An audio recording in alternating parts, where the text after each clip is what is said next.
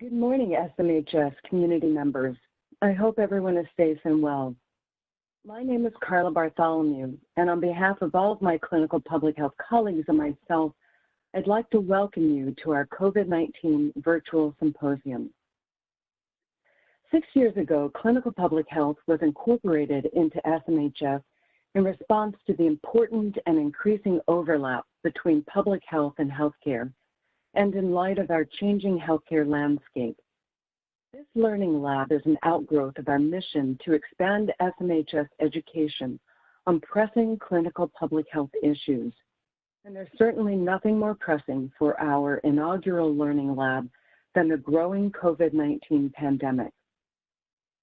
The Learning Lab will be an ongoing series that will continue to explore critical clinical public health issues. At the end of today's symposium, we will share information on how you can provide input on topics and direction for the series. The agenda is as was published on the announcement. The times listed are start times for each session. We will have an opportunity for moderated electronic Q&A after each session. You may type in a question at any point during the presentation. To submit a question, please use the Q&A section at the bottom right of your screen. Send your question to Carla Bartholomew using the drop-down arrow next to Ask. Type in your question and click Send. All attendees are in listen mode. Attendees may join any and all portions of the symposium. This symposium is being recorded. A link for the recording will be sent to the SMHS community members afterwards.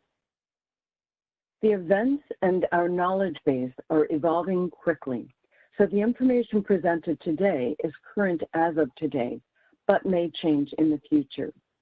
We encourage you to stay up to date via the Himmelfarb website. The link is included here. If you've not done so yet, please call in using the instructions listed here. Click on the section at the bottom of the center of the window. Click Call In rather than Use Computer for audio. When prompted, enter the meeting number and the attendee ID number shown on your screen. There have been some university-wide tech issues, so if you're disconnected at any point during the symposium, please call in again.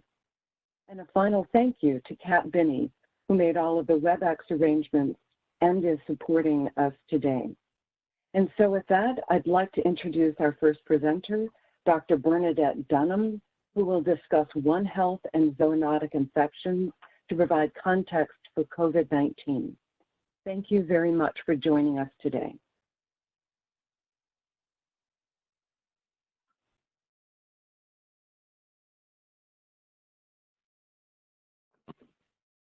Good morning, everybody. I hope the volume is okay, and I am delighted and honored to have been invited to join you. I want to thank Dr. Carla Bartholomew and Catherine Binney and Dr. Barbara Dayton for the invitation. So today, I'm going to give you a high-level overview of OneHealth and some of these zoonotic infections that are very important. So letting you know that I have two assistants today as well. And I hope you enjoy this presentation. It is a PDF file and will be made available to all of you so that you can access the various links that are provided in the presentation. The concept of OneHealth is not new, considering the fact that 2,500 years ago, it was Hippocrates who urged physicians to consider where their patients lived, the foods they ate, the waters they drank, and the lifestyles and seasons of the year. The American Veterinary Medical Association in 2008 started to bring this forward a little bit more focused, and the American Medical Association concurred in 2009. OneHealth defined is the collaborative effort of multiple disciplines working locally, nationally, and globally to attain optimal health, people, animals, and our environment.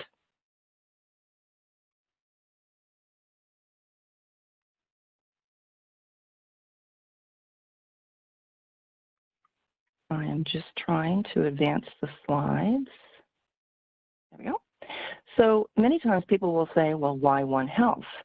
Worldwide, nearly 75% of all emerging human infectious diseases in the last 3 decades have come from animals.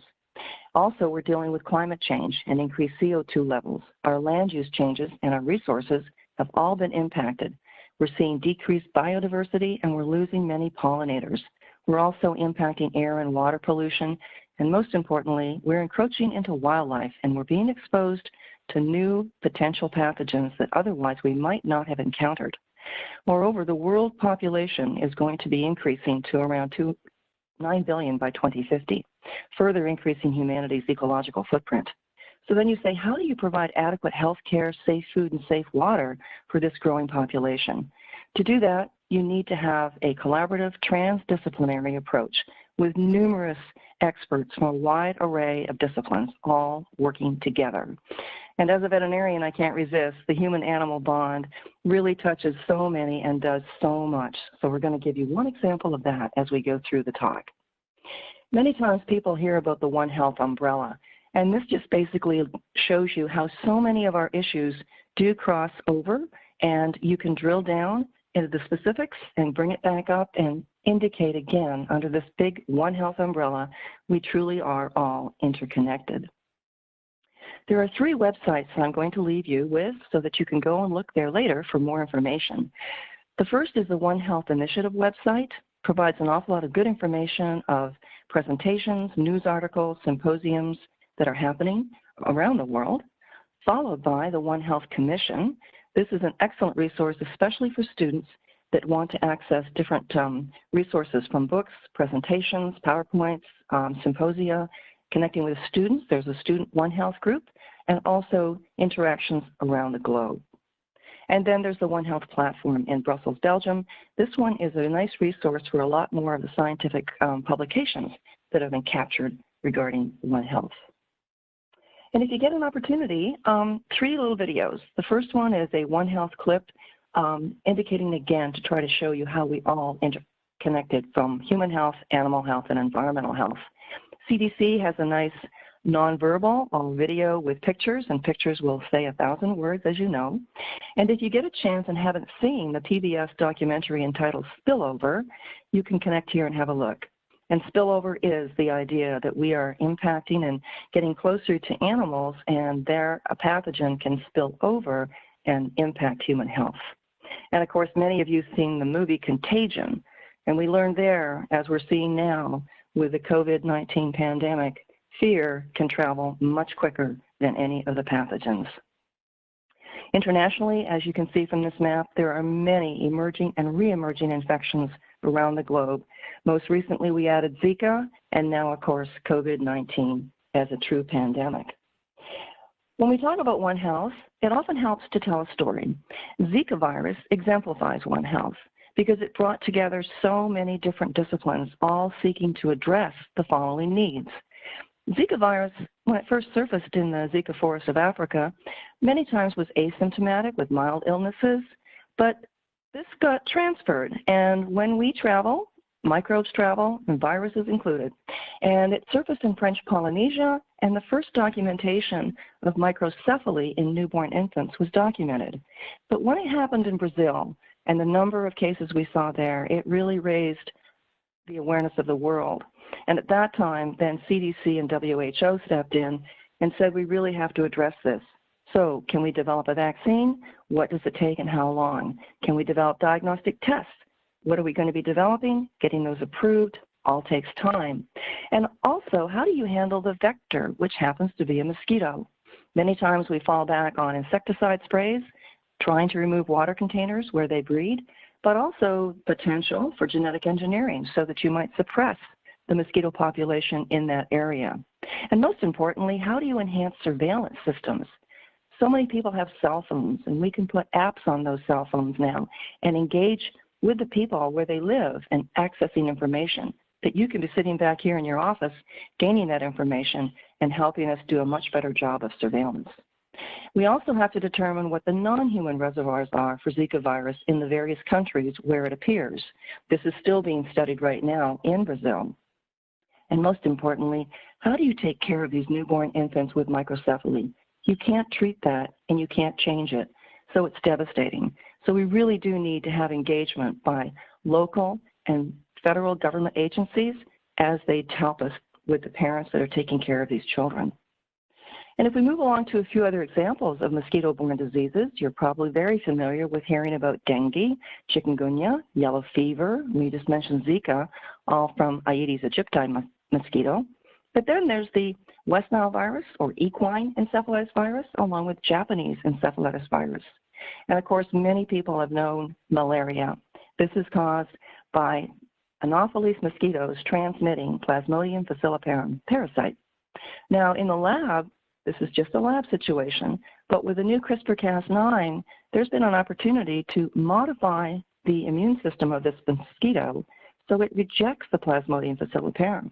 So you might get bit, but you won't have the mosquito transmitting malaria, and we haven't necessarily taken of the species. So as we look at this new technology, it's moving very quickly. It has a lot of good potential, but we have to be very cautious until we do a little bit more studying about any potential side effects that could be harmful. And of course, in the center, I'm sure many of you have pussycats or puppy dogs as your pets, but you certainly don't want their heart to look like this with heartworms. So your pets are often placed on heartworm preventative, again, another mosquito-transmitted pathogen. And then we can take a look at bats. Fruit bats happen to like date palm sap, but there's a situation, this happened in Bangladesh, where the Nipah virus was being transmitted, and the villagers there were getting sick, sometimes with a respiratory infection, sometimes encephalitis. The situation that was facing them was the bats happened to like the sap, and so do people. And they were collecting the sap, but at the time, it wasn't protected. And when children and villagers got sick, a team came in and they checked out through infrared cameras to say, well, while you were sleeping, the bats were flying around having fun, but they also tend to urinate, defecate, and it also contaminated the container. Ergo, in the morning, when the villagers drank this sap, because it's not pasteurized, they were getting sick. So they then put some covers on to make sure that they wouldn't have contamination of the container. And most importantly, they didn't kill the bats. We need bats at the same time to help with seed dispersion, taking care of insects, and pollination. Another incident for a zoonotic is Lyme disease. It's on the rise, and you say, why? Well, the Ixodes tick that transfers this Borrelia burgdorferi, which causes Lyme disease, is surviving longer because our winters are shorter. Increased temperatures now enable them to survive. When you do get Lyme disease, number one, it's a notifiable disease to the CDC, and it's one that can be very annoying. Sometimes it's mild, but it's chronic, and it can actually really impact people with flu-like illnesses. They're very, very achy and fatigued. They often miss work, and it can be chronic and sometimes can cause a Lyme carditis as well, which is much more serious. Now, animals get it, typically for dogs and horses, just like people, shifting lameness, swollen joints, lethargy, and a fever. We happen to have a vaccine available for dogs, but we're still working on one for people that doesn't have so many side effects. We had one a couple of years ago, but too many side effects, and people said, no, I don't think I want to take that vaccine. But now, because Lyme disease is increasing so much, people are saying, can we please have a vaccine to protect ourselves against this? We often want to go for walks in the woods and enjoy nature, but you do want to be careful with ticks and make sure you take them off as soon as you can. But also realize that if your dog, for example, has Lyme disease, that's a pretty good sentinel to tell you to be very careful with your family and make sure you're not being exposed. Lyme disease is reportable, so CDC is a great resource for information, and these two maps are showing you how it is continuing to spread. It's no longer just over here in the east, it's moving towards the center of the United States as well. So follow this with the CDC, it can give you an awful lot of good information. And now if we move back globally, this is a plethora of situations that have occurred in the past with diseases that have crossed over to man. We've had the West Nile virus back in 1999. We've also had bovine spongiform encephalitis back in 1986, which is a prion. And then we had E. coli 157H7 in 1998, where hamburgers that weren't properly cooked happened to contain this particular E. coli, and it turned out to be devastating for the health of so many people, specifically children, causing some renal pathology, and sometimes they died. Very, very, very serious.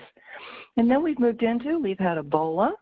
We've had an outbreak in 2014, again in 2018, and we've had a variety of influenzas, be they avian. We've had H7N9 2017, the big H1N1 in 2009, and at the same time from birds with swine flu, we can also have this move over to people.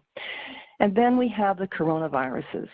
So we started off with severe acute respiratory syndrome, SARS, in 2003, followed by MERS, the Middle East Respiratory System, in 2012. Both of these had a link with bats capable of transferring a coronavirus that went into a mammalian host, which happened to be a civet cat for SARS and a camel for the MERS. And now we're facing COVID-19, which is called SARS-CoV-2, another acute respiratory syndrome that we are seeing. But this one now has been classified as a pandemic around the globe. And we're still trying to do the research to understand exactly the etiology of this one. And as we are experiencing with this pandemic, although in the past they hadn't been a pandemic, but look at the impact that we're seeing with any one of these diseases. And the dollar figures sometimes makes everybody sit up. When we had SARS, that was about $30 to $50 billion. Then we had H5N1, about $30 billion. H1N1, $45 to $55 billion. Ebola initially was $10 billion, and Zika between $7 and $18 billion. We in the United States have just put out a $2.7 trillion package to try to address the challenges that we're all facing as everything is slowing down. Agriculture, travel, tourism, everyday functions are being impacted now by this particular new pandemic. So let's take a look at understanding a little bit more about what happens through the chain of transmission. So pathogens have to be able to move if they're going to cause illnesses. So that means we need, first of all, the pathogen, and then what is that reservoir? Is it something that's in the water, in an animal, or even in a person, for example, that can then move through and cause infection in a host? So you have to have that causative agent, reservoir source, and it has to leave that particular reservoir source in order to transmit and cause disease, which says, what's the mode of transmission? Now, for some, it can be an aerosol. You can think about influenza and what we're facing right now with COVID-19. You might have direct contact. You might have a fomite, such as a doorknob. You can have oral, where you're ingesting something, or you can have a vector, such as a mosquito. And when that is then entered into the susceptible host, such as a person, then you have to say, what is their immune system like? Are they capable of potentially preventing major illness or not? And that's where you have to have an opportunity to develop your immune system. If there's any problem with your immune system, you're much more susceptible. So that chain of transmission is something that works with all pathogens. And that brings us to now our novel coronavirus, which has been called SARS-CoV-2, because it is another severe acute respiratory syndrome. And yes, most important of all, whenever an infection starts, you would like to control it at its source. If you can contain there, you can hopefully prevent spread. And in Wuhan, China, they tried very hard to immediately quarantine and try to contain that. But this particular virus, as it's moving and as we learn more, managed to continue to spread. And we've watched that happen, and that is why on March 11th, WHO did declare we had a pandemic. Now, there's two sources over here that I really hope you'll go back after the presentation today and listen to. They're not long, it's about 3 minutes, but they discuss the wild markets, which I'm going to mention in a minute to you, wildlife markets, as a very important pathogen vector resource for many of these viruses. And also a little bit more information about bats and what we know about them and where they're capable of carrying many viruses that don't impact them, but potentially can impact us. And of course, as you all know, WHO, along with CDC, has daily updates, which are very, very useful. So some people are still saying, where did the COVID-19 coronavirus come from? This takes us back to wildlife markets, and they are literally around the world, but there's something that we're realizing more and more, we have to make change. And the reason we want to change them is because, as I showed you earlier, a pathogen has to jump. It's called spillover from one species to another. And when you move into wildlife tracking or habitat destruction or climate change, you're setting up modalities for these particular pathogens to have an easier way of moving. And we've seen that happen with SARS, Ebola, influenza, as I just mentioned. What people often do is animals are hunted, they can be trapped or taken to markets where they're then times sold, often for different cultural aspects of traditional medicine, but also for food and for pet trade. Now, when you have the animals with a reservoir of disease, again, if you're not normally exposing yourself to them, you wouldn't be having the pathogen. But things are changing now, and we are gathering animals together in close proximity to people where this can happen, and we can have a spillover take place. Now, with the pathogen exchange, as I mentioned, it's only when we get very close to wildlife or we invade and live where they normally do, such as moving into their domain, that we can have pathogens jump. And we are exacerbating this as far as exposure, courtesy of this particular wildlife market that we were talking about. And this is an example. So you are bringing together wild animals, many alive, sometimes they're already dead, but they're usually killed at the market. And they never really interact with each other, and they certainly don't have close proximity to you. As you know, a wild animal will normally run away. So now you're changing the environment, and then you're having direct exposure, not only by people handling them, but you can see in this picture the amount of exchange of fluids, be they urine, feces, blood. This is mixing. This is an incredible petri dish for viruses and pathogens and bacteria to say, wow, look what we can do. And when people take home the meat, for example, that they're going to eat, they're still handling this. What is the further extension and transmission of that particular pathogen when it goes home? And then the family members are exposed, etc.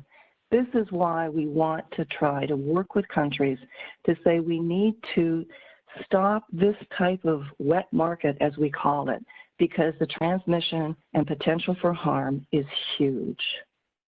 Now, the World Bank has stepped up, and not only with that graph I showed you earlier about putting a dollar figure to make people realize this is serious. We need to be preventive rather than always reactive where possible. And I know it takes time when we say, where's the vaccine? But we always have to be trying to be one step ahead if possible. Now, they have embraced OneHealth, and they have developed this OneHealth operational framework for strengthening human, animal, and environmental public health systems at their interface. This link will take you to their booklet, and it's an excellent way for countries when they're developing their projects and programs to lay out a design and the monitoring of literally working together.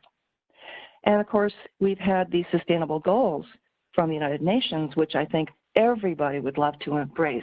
The world could be fantastic if all of this was true. And if we're going to develop this, it does mean working together and taking a One Health approach. You know, we only have one globe, and we really have to take good care of it and take care of each other and everything with it, which means animals and our environment. There's another excellent book for you if you'd like to have more information.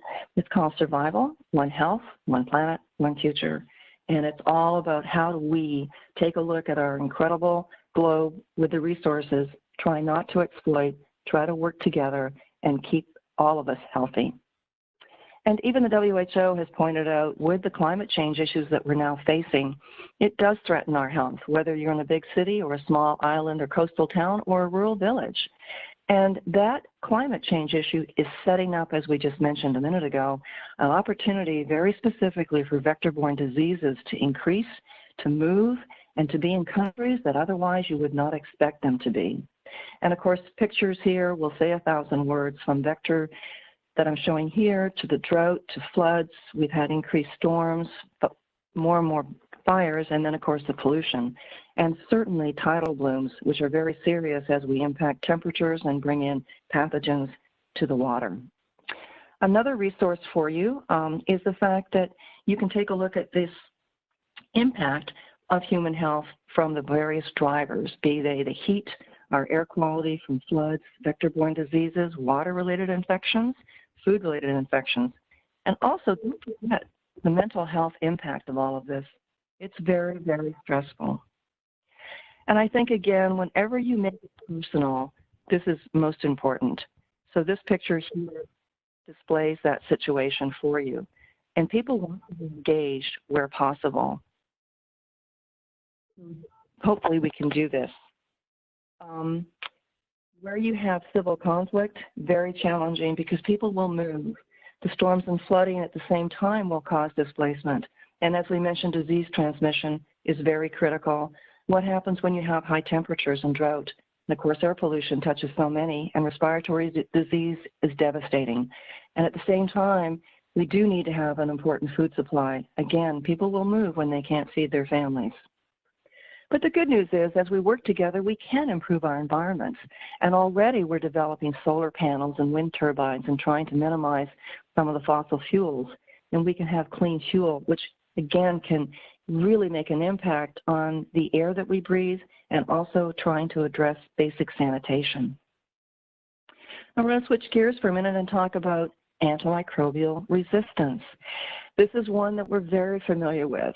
And I think what you're seeing on this slide is so important. Even though Sir Alexander Fleming developed and discovered, I should say, penicillin, and received the Nobel Prize for it, and was knighted, he said, be careful. Resistance is a natural counterpart to antibiotics. And as we know, antimicrobial resistance is the ability of a microorganism to stop an antimicrobial from working against it. And when that happens, it's very serious because then our particular and few antibiotics, in this case for bacteria, we may not have enough in our armamentarium to treat patients when we bump up against resistance. And that's critical. Followed by Louis Pasteur, who said at the time, gentlemen, gentlewomen, it's the microbes who will have the last word. And we're seeing again how powerful the microbes are. Now, we had a national strategy on developing ways to try to combat antibiotic resistance. And here we had 5 goals where we wanted to try to slow the resistant bacteria and prevent the spread. We wanted to engage a national OneHealth surveillance system and try to improve our rapid diagnostics, so we're characterizing these bacteria quicker, and also accelerating and applied research for developing new antibiotics or another therapy or a vaccine. That is so important. And most all, improve our international collaboration with our surveillance programs and understanding what other countries are seeing. So the WHO embraced this, and back in 2015, asked all countries to develop a global action plan to see how we could work together with these 5 objectives of improving awareness, strengthening knowledge, and getting data sets, reducing the incidence of infection, optimizing the use and being very judicious in how we use our antimicrobial medicines, and again, developing an economic case for sustainable investment that is so important if we're going to develop new interventions. And then at CDC, they launched, working with the United Nations, a year-long challenge around the world to collect ideas, suggestions as to how do we fight antimicrobial resistance. You can go to this link and read an amazing amount of information and ideas that people are putting out, which is fantastic. Again, how do we work together? We're going to have to do that if we're going to address this successfully. And the challenge commitment areas that people addressed were tracking and data. How do you share that? How do you have apples to apples, not apples to oranges in our surveillance systems, which makes sharing data much better? Infection and prevention control, trying to reduce the spread, understanding how these germs pass. And of course, how we use these very valuable tools that we have. We don't have a lot of antibiotics. We've got to be very careful how we use them, how we select which ones when a patient has an infection. And most importantly, improving our environment and our sanitation. That can go a long way to preventing a lot of transmission of these bacteria. And overall, investing in development for vaccines, therapeutics, and diagnostics. So where are we today with antimicrobial drug resistance? Well, actually, WHO, just in January, is concerned again about the declining private investment and lack of innovation in the development of new antibiotics. It's undermining our efforts as we try to combat drug-resistant infections. This is really, really a challenge because it takes time to do this. It also has to be approved for safety and effectiveness. And then we have WHO pointing out also that our global issue with tuberculosis and also rifampicin-resistant tuberculosis is still a challenge because we have too many people that have TB, even here in the States. So it's not just around the globe and other areas, it's here as well in the United States. And now they're developing a new molecular diagnostic system to try to help diagnose pulmonary TB quicker and more effectively, at the same time also identifying patients with resistant rifampicin TB. And then CDC has just released in December their 2019 antibiotic resistant threats, where they go through all the various bacteria to showcase just what that level of resistance is to the various antibiotics that are currently being used. An excellent resource for you. And then NIH with NIAID has also released their antibiotic resistance research framework, their current status and future directions. Again, trying to say what new modalities do we have, what new potential innovative technologies can possibly help us as we deal with antibiotic resistance. And then we have NIAMRI. It's the National Institute of Antimicrobial Resistance Research and Education, where again pulling together medical schools, schools of veterinary medicine, all working together to share information about antimicrobial resistance and being a resource to bring people together with a OneHealth approach on this very challenging and important issue. Now, I'm sorry to say everything's closed, but if you haven't, I do hope you'll have a chance to still visit the Smithsonian's exhibit, which looks at emerging infectious diseases. It's called Outbreak, Epidemics in a Connected World, and it will be there through 2021. Now we are living and breathing and experiencing a pandemic right now, understanding the origins of zoonotic diseases, how, as I just mentioned, our interactions with animals and how they changed put us at a situation of higher exposure. What's our role in how we transfer some of these animal-borne viruses, for example? How can we intervene and prevent further transmission? And how do you handle the outbreaks? This is the most incredible lesson for public health right now around the globe. And you know, it's kind of nice to see hygiene becoming front and center with so many people. I think if we all continue this, because we know this is going to pass, it'll be better for all of us. But it's an excellent exhibit, and I certainly hope that you'll go and visit it. And then we have Johns Hopkins Center for Health. They put out a characteristics of pandemic pathogens. Who would have thought? Here we are, living and breathing one right now. But it's another good resource for you to understand further, what pathogens do surface that can become pandemics. And I highly recommend, if you have not had an opportunity, to listen to this TED Talk by Dr. Tracy McNamara. It's called Canaries in the Coal Mine. Dr. McNamara is a veterinarian pathologist, and she was the lead veterinarian at the Bronx Zoo in New York. She was the one who said, we have some crows that are dying. This shouldn't happen. And when she worked this up, she was the one who discovered West Nile virus. And she also encountered at that time the challenges when she would then knock on the door of CDC to say, I think we have a situation and a potential that could impact public health. And at that time, the pillars were up. And CDC said, well, that's a bird, that's a flamingo issue, that's an animal issue. You guys can take care of that. And we look after people over here. Fortunately, that changed. And I'm so pleased that we're seeing more and more of the walls of the various agencies go down so people can reach across and work together. And that's exactly what happened. And I think together then, with CDC's input, we did manage to save many lives at that time with West Nile virus. But she does a very good talk, and I think you'll enjoy it. So WHO has put out the world 10 threats, and as you can see, we've talked about air pollution and climate change. They also address non-communicable diseases, global influenza, fragile and vulnerable settings, antimicrobial resistance, Ebola, and other high-threat pathogens like we have with COVID-19, our weak primary healthcare system, and also vaccine hesitancy, dengue, and HIV.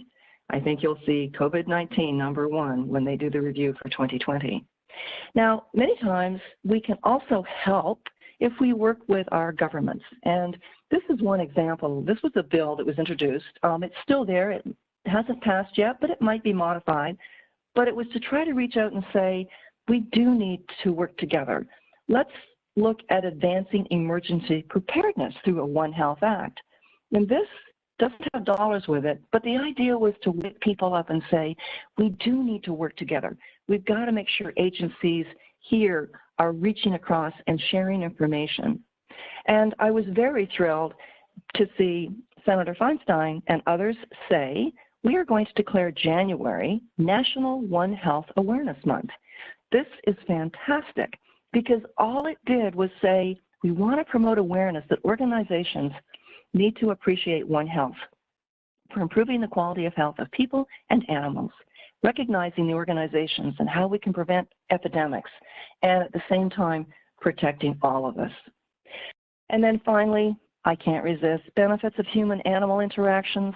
You know, right now with stress, our animals, our pets give us so much unbelievable and unconditional love, and it really helps lower the stress that we're all going through right now. And as this shows, many times for elderly people, the only animal they have in their life for love is their pet. They may have lost their spouse or their children aren't with them. We've seen animals bring children out in ways that you and I can't do. Many times there are eyes with the seeing eye dogs that we have. That compassion, that reassurance that we get, and also the military, the combination there of serving and helping each other and helping disability. But this close proximity and all that we've just talked about with zoonotic diseases, we want to make sure we keep our pets as healthy as possible and that we also handle them in a safe manner to avoid transmission. And that's why we want to have them on, for example, drugs that prevent them from having parasites that they could pass to us, or even viruses. So that brings me to a question. If you have your pets, are you worried about COVID-19? Well, at the moment, there has been no documented reports at all of our pets having or spreading COVID-19. Yes, coronaviruses do exist in animals, and many of them are more so a gastro problem. They cause diarrhea, and we do have some vaccines for them. But as far as this particular respiratory coronavirus, no, there hasn't been any evidence. But as I mentioned earlier, our pets do pick up germs and they can transmit those to people. So you want to make sure that you're practicing healthy habits, and you always want to make sure that you're handling your pets carefully and cleaning up after them, and also washing your hands and keeping them healthy. You know, I passed by one slide and the word rabies was there. And rabies is a very important zoonotic, of which a vaccine will prevent you from getting rabies. We force by mandate that pets be vaccinated against rabies. So here in the States, it's not as much of an issue, but you know that wildlife can still have it, and you want to be very careful. That's another example of a zoonotic disease because it's fatal. So we do want to make sure that we keep our pets from having rabies that could be transmitted to people. So once again, One Health is always a way of bringing so many different groups together to work and share information in a way that we often don't do. We can glean so much more innovation and creative solutions when we reach across to other disciplines than trying to work alone. And I think we're seeing that right now with COVID-19. And again, there's a lot more of One Health that we could talk about, but I wanted to give you a high level today because food security, food safety, nutrition come into play, as well as various diseases, even with type 2 diabetes or obesity, certainly mental health, and of course occupational health is critical. And with all of that, it's how we need to work together. So when I wrap up as engaging in a multidisciplinary One Health approach, my focus is on you.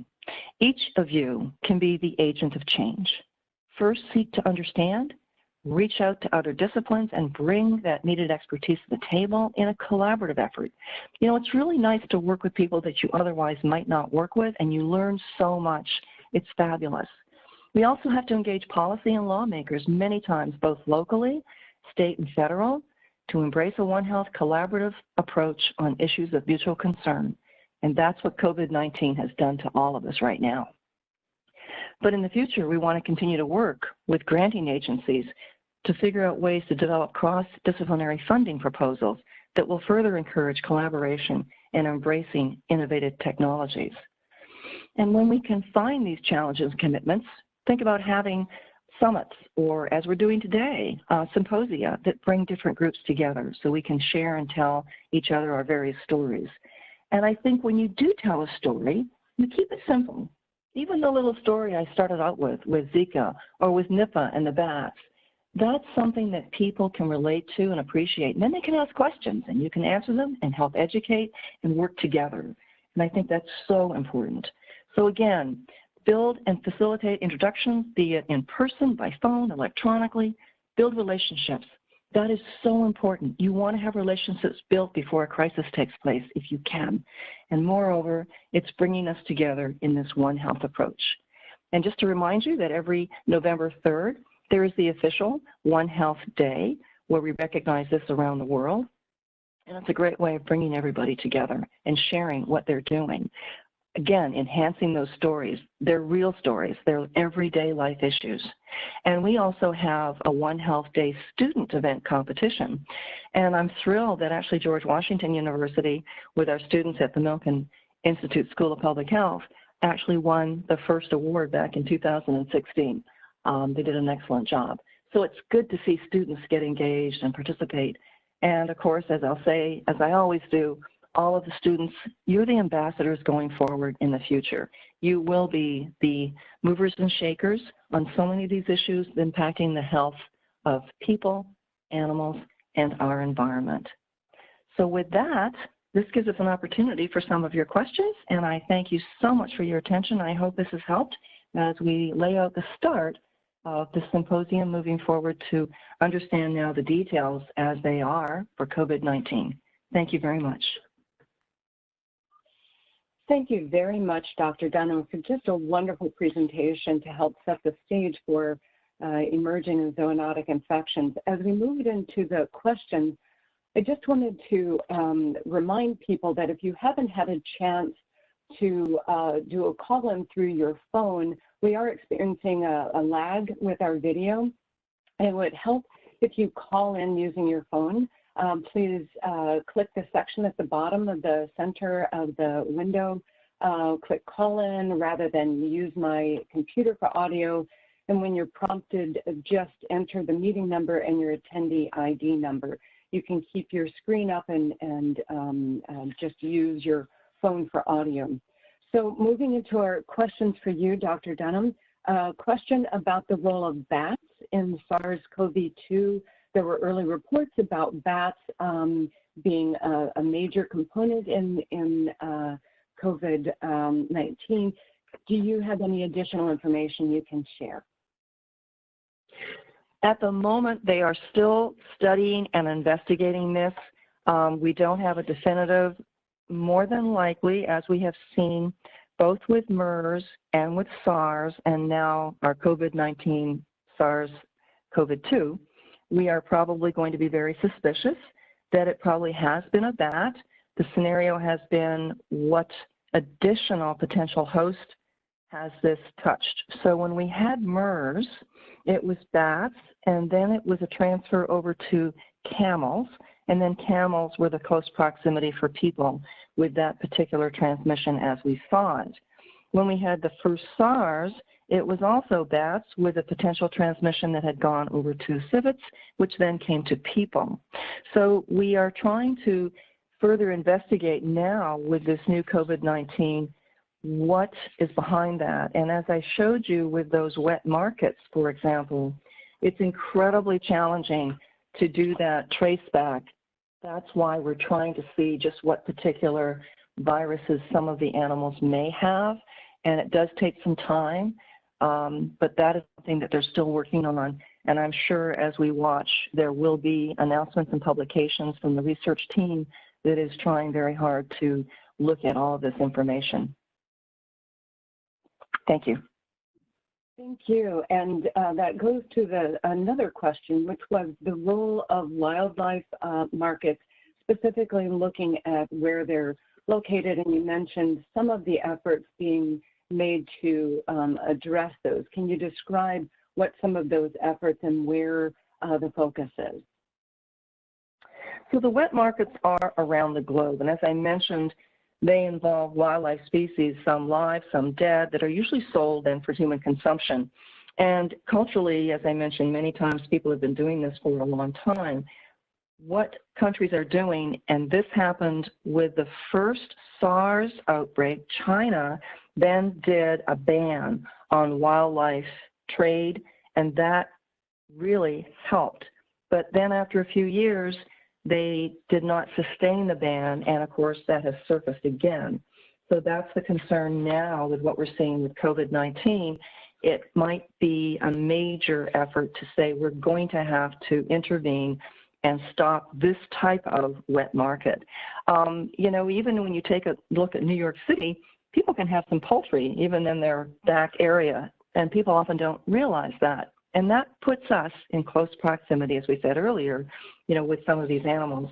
But for the wildlife trade, that has been big, and that is the only way we're going to help change that is through education and many times potential legislation or countries then banning this. It is becoming a real issue with pet trades, and people oftentimes, some will breed some of these wild animals to be able to sell them for consumption or go to a commercial market, or as I said, some for the pet trade. That again places us in close proximity with wildlife. It's not natural, and they often have different species of wildlife in close proximity, which further enhances a spillover that otherwise would not happen. So through education, we, all of us now around the globe, have to take a closer look at this. And I think with that education, hopefully people will be willing to help say, this is not a safe behavior and we need to make changes. Does that help? I think that's great. Thank you. Another question about distinguishing and perhaps defining emerging and re-emerging infections, if you wouldn't mind. So emerging infections, if they're going to be new, that's where you're seeing that today with this new novel coronavirus of our COVID-19. We hadn't seen that particular virus before. Yes, it's a coronavirus, but not this particular entity. And so that's when it becomes an emerging new virus in this case. When it's re-emerging, an example for that one, to let you know, is yellow fever. We had a vaccine, and if you have a vaccination against yellow fever, you're good for life. So it turned out that we really thought we had most of that under control. And so a lot of the companies were not making as much vaccine because there wasn't a need for it. But as we stopped, sure enough, just even a few years ago, yellow fever has resurfaced. This happened over in Asia. And at that time, for physicians, they were literally trying to see how can I dilute the few vaccines against yellow fever that I have to protect as many people as possible, while the pharmaceutical companies then started to remanufacture the vaccine against yellow fever. And now that has happened and people can be protected against. So many times we sort of wax and wane and we think we have eliminated a certain pathogen or we're not seeing it, but it then happens to come back. And moreover, when I say reemerging, because of climate change and many vectors can live in different areas, now where you say, but we've never had this before, and Zika virus is a good example, it is. So you're seeing that because we've enabled the mosquito to travel, and if the climate's right, it can survive. And so that becomes, again, a reemergence of something that we really did not expect to see. Does that help? Yes, that's very helpful and links with another question, which is about tropical diseases now being seen in areas they had not previously been. And are there specific previously known as tropical diseases that we should now anticipate seeing in the U.S. or at least further north in the U.S.? Excellent question, and yes. So this is the challenge du jour. People travel and get exposed to a variety of potential pathogens, be they parasites, thinking now, for example, of certain worms. There's a variety of not nice parasites that you don't want from the various tapeworms. I'm talking tapeworms, hookworms, that kind of scenario. We've also had malaria, which people can travel and come back with a form of malaria because they've been bitten. We try very hard for people traveling to protect themselves, going to countries where they might be exposed, but oftentimes they don't. And then when they come back, we're challenged over here to diagnose them and treat them. So that is another scenario of what we are seeing because we live in one globe and we and the microbes are all interacting more and traveling more. That's one way of bringing things back here that you wouldn't expect. And as I mentioned earlier, setting up the environment for survival. The Ixodes tick is moving across, as I mentioned, in certain areas that it normally didn't for transferring of Lyme disease. We're finding, as we said, the mosquitoes, certain species are also living and moving as well, so that sets you up. And then on top of all of that, if you do this mixture of enhancing further the spillover from animals to people with some of these pathogens, that is something that is really challenging, and that's again why we want to stop, for example, this intermingling when it's not a natural thing to have happen. Does that help? It does, and I think our final question addresses the antimicrobial resistance in your discussion. If you could discuss the role of antibiotics in animal feed and whether that is a contributing factor to antimicrobial resistance. Good question. Anytime any of us use an antibiotic against a bacteria, you have the propensity for resistance. So we have to be very judicious and be good stewards of how we use antibiotics in humans as well as in animals.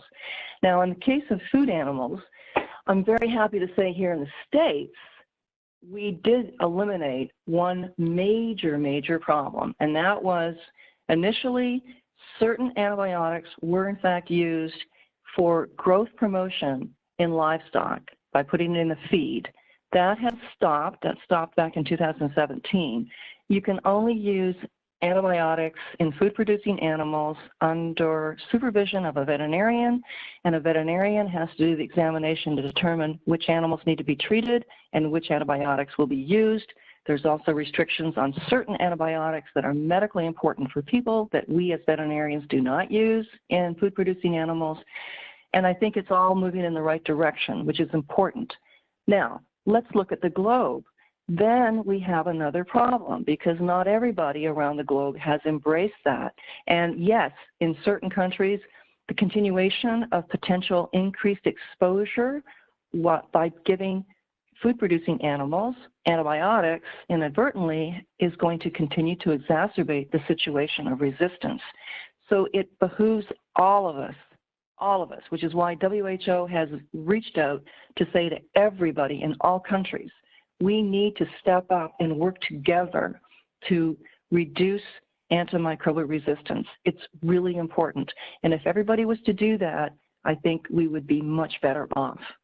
So does that help you there for that answer? It does, and it helps round out just an excellent presentation that helps us frame COVID-19 specifically as a zoonotic and emerging infection. And on behalf of all of us, thank you very much for your presentation today. We will now begin transitioning to our second presentation with Dr. Heather Young, who will help us as we hear in the news on an ongoing basis the various data, specifically epidemiologic data. So Dr. Young will help us as we, excuse me, to understand some of the measures used in COVID-19. And it'll take us just a few minutes to transition over.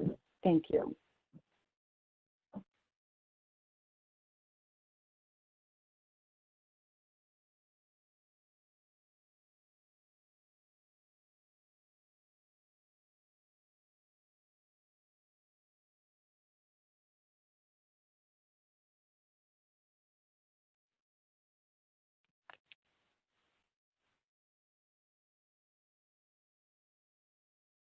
Am I live now?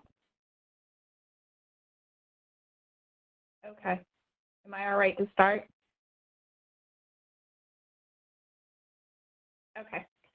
Good morning, everyone. I'm Heather Young. I'm in the Department of Epidemiology at the Milken Institute School of Public Health. One caveat I want to give you is that I am not an infectious disease epidemiologist. So we're not going to go into the depths of the transmission or ID dynamics. This is going to be superficial, looking at what the rates and measures that we're seeing in a lot of the media are today. Let's get started. So we're hearing a lot of the epidemiology. What we're going to be focused on is thinking about how the disease is distributed in the populations and some of the factors that are going to determine its distribution. And so one of the important things is we want to think about the progression from healthy to disease state.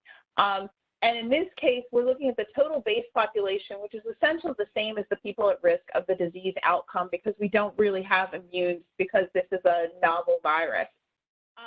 Then we have the affected individuals. This is what we would like to be able to measure. What we're actually measuring are the diagnosed individuals or these treated or counted individuals, so the people at the very top of the pyramid. This leads us to what we think of as the iceberg concept of disease, so that what we're measuring and what you're seeing in the counts are the clinical illnesses or the people who have tested positive. But there are a large number of asymptomatic infections or people who have not yet been tested who are below the surface. So it's important to remember when we see the counts or when we're looking at the rates that are being reported, these are probably only a small portion of the actual spread of the disease that we're seeing. Which leads us to think about the larger picture. Are those people at the top of the pyramid or at the tip of the iceberg representative of the entire population? And are they representative of the people that are affected? So where do we get this data from? The people who are being tested as positive for the disease, are they representative of everyone who may actually have COVID-19? And what we're finding is that this is going to be variable based on the testing strategies that are used in various areas, and it's going to be variable by region based on the characteristics of the population. This is one example, and this is for some older data, but this was looking at that idea of the continuum or the spectrum of diseases when we were looking at the COVID-19 cases very early in the outbreak in mainland China. So you can see we had the spectrum from mild cases to severe to critical to death. And then there was probably a much bigger rectangle around the outside of this, which were people who had COVID-19 but were not tested positive because of the limitations on testing. So there are four basic measures. The ones that we're going to be seeing most commonly are the counts. So these are absolute numbers, case counts, counts of deaths, counts of people hospitalized. The second type of number that we're going to see are proportions or percentages. And so these are going to be numerators relative to the denominator. These are going to be the measures that we really want to pay attention to. Case fatality rates, proportion of cases recovered, proportion of positive among those who were tested, proportion of cases hospitalized. The third type are rates. And again, rates are going to be very important because they're thinking about cases divided by the population at risk within a given time frame. And so we're going to be expressing a time period and also a unit of population in our denominator. So these will be when we're looking at incidence and mortality. Ratios, we haven't seen too many of those yet because that would be things where we were actually doing some observational studies and beginning to look at things like relative risk. So what we'll focus on will be the absolute counts, the proportions, and the rates. So this is an example. I'm sure by now everyone has been to this site at least once. These are the absolute counts. So we have the total confirmed cases, total deaths, total recovered, and so these are numbers, and you can see them by various regions of the world. Now, the important thing to think about is when we're looking at this, the case counts and the numbers of cases are important. But what we want to think about is what is the underlying population? Again, this is from yesterday on the CDC website. This was case counts by state in the United States. And what we're seeing here is there are certain regions of the country that are hotspots. But it's also important to think about, do those states have more cases because they have a higher population? Are there states where there may actually be hotspots because there are a high number of cases for a smaller population? That's where we get into the idea of thinking about rates and not just case counts as being important. So one of the rates that we would want to think about specifically would be the incidence rate. The incidence is going to measure the new cases in a specified time period among the people at risk. And right now, essentially, everyone is at risk. And so we're intrinsically describing a risk measurement, so the risk of people getting this disease. And so we'll talk here about cumulative incidence. So I did a few calculations based on what the Hopkins website had. So we see, for example, the cumulative incidence in China. We have about 5.8 new cases per 100,000 persons since the start of the outbreak, comparing this to about 17.9 new cases per 100,000 in South Korea and 25.2 new cases per 100,000 since the start of the outbreak in the U.S. Now, a couple of things to remember here is that the numerator, again, is only going to be as good as our testing or our diagnostic ability. So if a region isn't testing or isn't accurately reporting the numbers of cases, then our numerator could be underestimated. Okay, so we have to keep that in mind about the testing strategy, and are we underestimating the numerator, which would then be underestimating the actual incidence rate. The other thing that's very important to consider when we're comparing across populations is to consider the age in the population. We have seen a lot of reports about that the older ages were at highest risk, and we're still seeing that to be true. But when we had looked at the data from China, a lot of it was that there was very minimal risk in people who were under the age of 40, for example. What we're seeing is that as we look at data from other regions of the world, and this is an example of some data just this week from the US, looking at case counts by age, it's very important to understand, looking at the underlying ages of the population, that the risk might be lower, but it is not minimal in other age groups. So we can see, for example, the 45 to 54, their risk or the incidence in that particular age group is slightly lower, but it's not that much different from the people who are in the 65 to 74 age range, for example. This is where, again, we have to think about what is happening in the country in terms of testing strategies, because testing is where we're going to be identifying who is in the numerator. How many people are we counting? And so we can see here some data looking at, this was older data, it was looking at the testing strategy in the US. Everyone has known that that has lagged. South Korea tested very aggressively. One thing that we would want to pay attention to is the percentage of positives being identified out of the number of people tested. So we could look, for example, comparing the percentage of positives in South Korea to the percentage of positives in Italy. Again, we don't want to just look at the counts, we want to be paying attention to what was our denominator. Another piece of information that was just announced recently is that the US has done more actual tests than South Korea. And this piece of information is in fact true, that the United States has done more tests than South Korea. The important thing to remember, though, is that what we want to be thinking about is tests per population. So what proportion of our population have we actually tested? And so here we can see, this is a graph just yesterday from the CDC, and the area in the gray means that those estimates are incomplete because there's a lag in getting the data reported. But we can see the testing has ramped up in the United States since the start of the outbreak. But what we can see is that the U.S. does lag quite far behind in the proportion of people tested. Now, to be fair, the data that's represented in this particular graph is old, and so what we would see is that in the U.S. we're testing about 0.13% of the population, and so we're somewhere actually right around here. So we'd be up around about 1,200, close to 1,300 per 1 million people being tested. We still see that that doesn't compare closely at all to what's happening, for example, in South Korea, where they are testing very aggressively. And so when we're thinking about testing, it's important not to just look at the count, but the proportion of people being tested relative to our total population.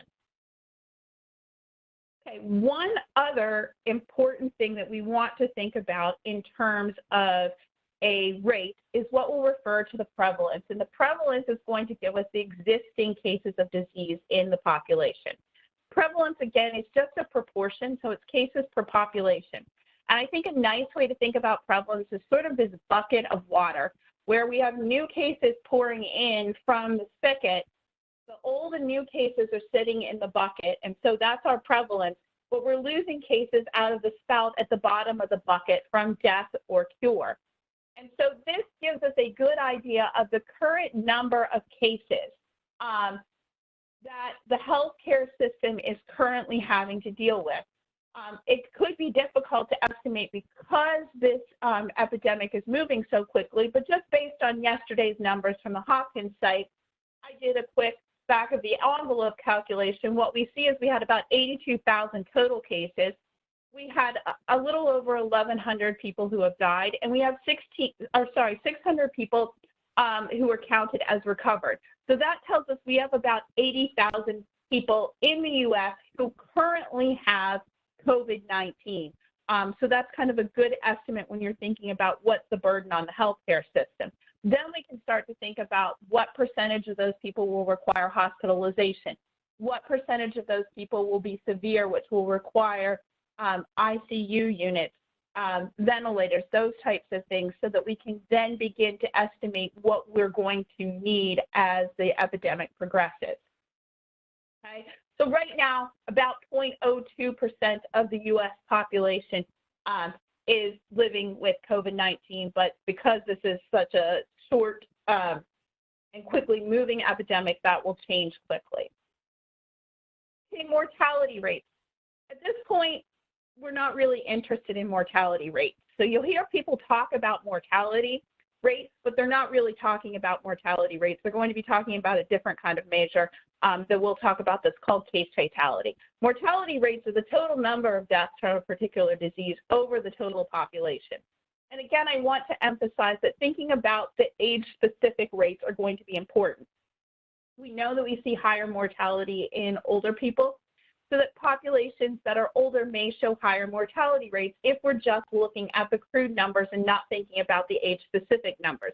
So we see Italy, for example, has a really high number of deaths as compared to some of the other areas. This is because the areas that are most affected in Italy are also areas with a lot of older people, and so a higher distribution of older ages.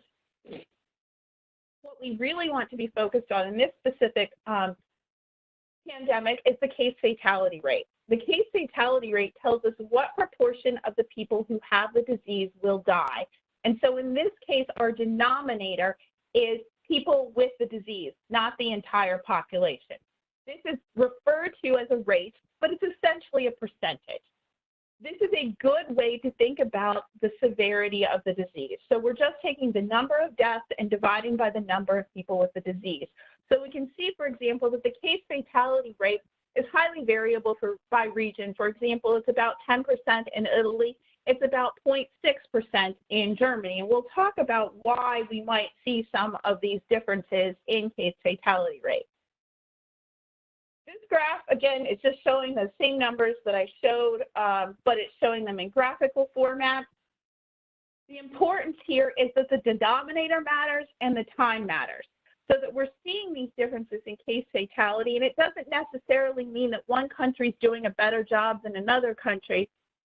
They may be, but the issue is what is our denominator? Our denominator is the number of people that have been identified with the disease.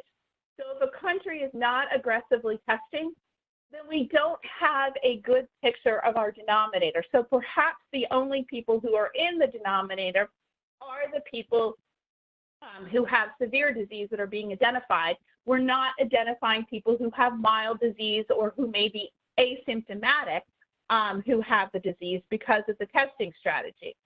This is one of the reasons that they believe that the case fatality rate in Germany is so low at the present time, because at the beginning of the epidemic in Germany, they were very aggressive in contact tracing and testing, so that they were identifying a lot of very mild cases, so that when the deaths started to accrue, the denominator was larger. Okay, so the other issue is that time will also matter. We have to have time for the actual disease to progress to see if deaths will actually accrue. So areas that are behind in the outbreak, so for example, Italy is thought to be about 2 to 3 weeks behind where the US is in the outbreak. So again, it's difficult to compare those rates across regions because of differences in testing strategies, which lead to differences in denominators, differences in timing of the outbreak, and also differences in age structures of the population. So we'll need to follow these numbers closely to determine what's happening as the outbreak progresses. Okay, so here again, we want to think about the distinction between thinking about counts and proportions where we're taking into account denominators. Again, if we had just looked at, and these are from the same exact time period, these are deaths in counts from China. We can see that the picture looks slightly different if we look at the case fatality, where we're actually taking into account the denominator. If we had only looked at the counts, we would say, oh, well, the 60 to 79 age group, they have more deaths. Yes, they have more deaths, but the case fatality, or the proportion of people with the disease that are dying, is still highest in that 80+ age group. And so thinking about the denominator and not just the numbers is going to be important. Low numbers could be misleading if there is a smaller number of people with the disease in those particular age groups. So paying attention to the denominator and not just the counts is going to be critical. What we see here is the latest data that the CDC had posted, looking at, again, counts, hospitalizations, ICU admissions, and deaths. And again, they've broken it out so that it is age specific. Okay, if we then look at those as percentages, that gives us a much better idea of what is happening. So counts help us think about how many people are coming into the healthcare system. So those are important. But when we're thinking about what groups are being impacted the most, we want to be thinking about the percentages, because the percentages, again, are taking into account the denominator, who has been identified. Okay, so clearly thinking about differences in hospitalizations, ICU admissions, and case fatality. Next, I want to look at some of the issues with comparing between regions. And again, this graph is labeled mortality rate. We'll see this happen a lot. These are case fatalities. So again, understanding the distinction, what is being measured. This is helpful for comparing across regions. Again, what we can see is the case fatality rate, so deaths over those people who were identified with disease, comparing various regions. So we're comparing the Wuhan region in China to Italy to South Korea. Again, it would look like the case fatality rate is much lower in South Korea, but this is reflective of the fact that South Korea was very aggressive in testing. So they have a much bigger denominator, and a denominator that is representative of a much broader spectrum of disease severity. So as a wrap-up and a reminder of the differences between these, the mortality rate is looking at the entire population, and we haven't even begun to look at that yet. What we're seeing now is the case fatality rate, and this is going to be a measure of the severity of the disease and the denominator is limited to the persons who have the disease. Just want to go over a few essential concepts in infectious disease epi really quickly. So right now we are in this global epidemic stage of a pandemic. There are three essential terms we have to think about. Infectivity, that's the ability of the agent to invade and multiply in the host. We can measure this by two quantities, the R0 and the serial interval. The pathogenicity, the ability of the agent to produce clinically apparent illness, and virulence, which is the ability of the agent to produce severe disease. Virulence can be measured by what we already saw, case fatality and hospitalization rates. So this is an example of some common pathogens that we already know about. So for example, smallpox has very high infectivity, very high pathogenicity, and very high virulence. We look at something like the common cold, intermediate infectivity, high pathogenicity, so people have symptoms, but it's not very severe symptoms. And then lastly, something like leprosy, which doesn't transmit very well, low pathogenicity, but high virulence. So one of the ways that we'll measure reproduction number, or the R0, you've probably seen a lot of this, is the number of cases that are generated from a single infective case. If that number is greater than 1, then it has the potential to become an epidemic. If we can reduce it to less than 1, then we have potential for eradication. So what we see here are some examples. This represents COVID-19 on the scale. We think that the R0 for COVID-19 is somewhere between 2.5 to 4. So somewhere between influenza and SARS at the moment. And so this changes again based on the population and the estimates they have. We can see that the most contagious infectious disease is measles. Some of the least are things like hepatitis and Ebola. Okay, the other thing we want to think about is serial interval and incubation period. Serial interval is the time that it takes for symptoms to appear into people with the virus. So how long does it take from the time those people have contact to the time we see the symptoms show up in the second person? And the incubation period, and this is the time from infection to the onset of symptoms. What we see here is that the serial interval for COVID-19 is estimated to be approximately 4.5 days. The dotted line here represents what they thought the serial interval was for SARS. And so the peak serial interval for SARS was somewhere closer to about 7 to 8 days. So the serial interval for COVID-19 is much shorter. We also know that the incubation period for COVID-19 is somewhere around 5 to 11.5 days.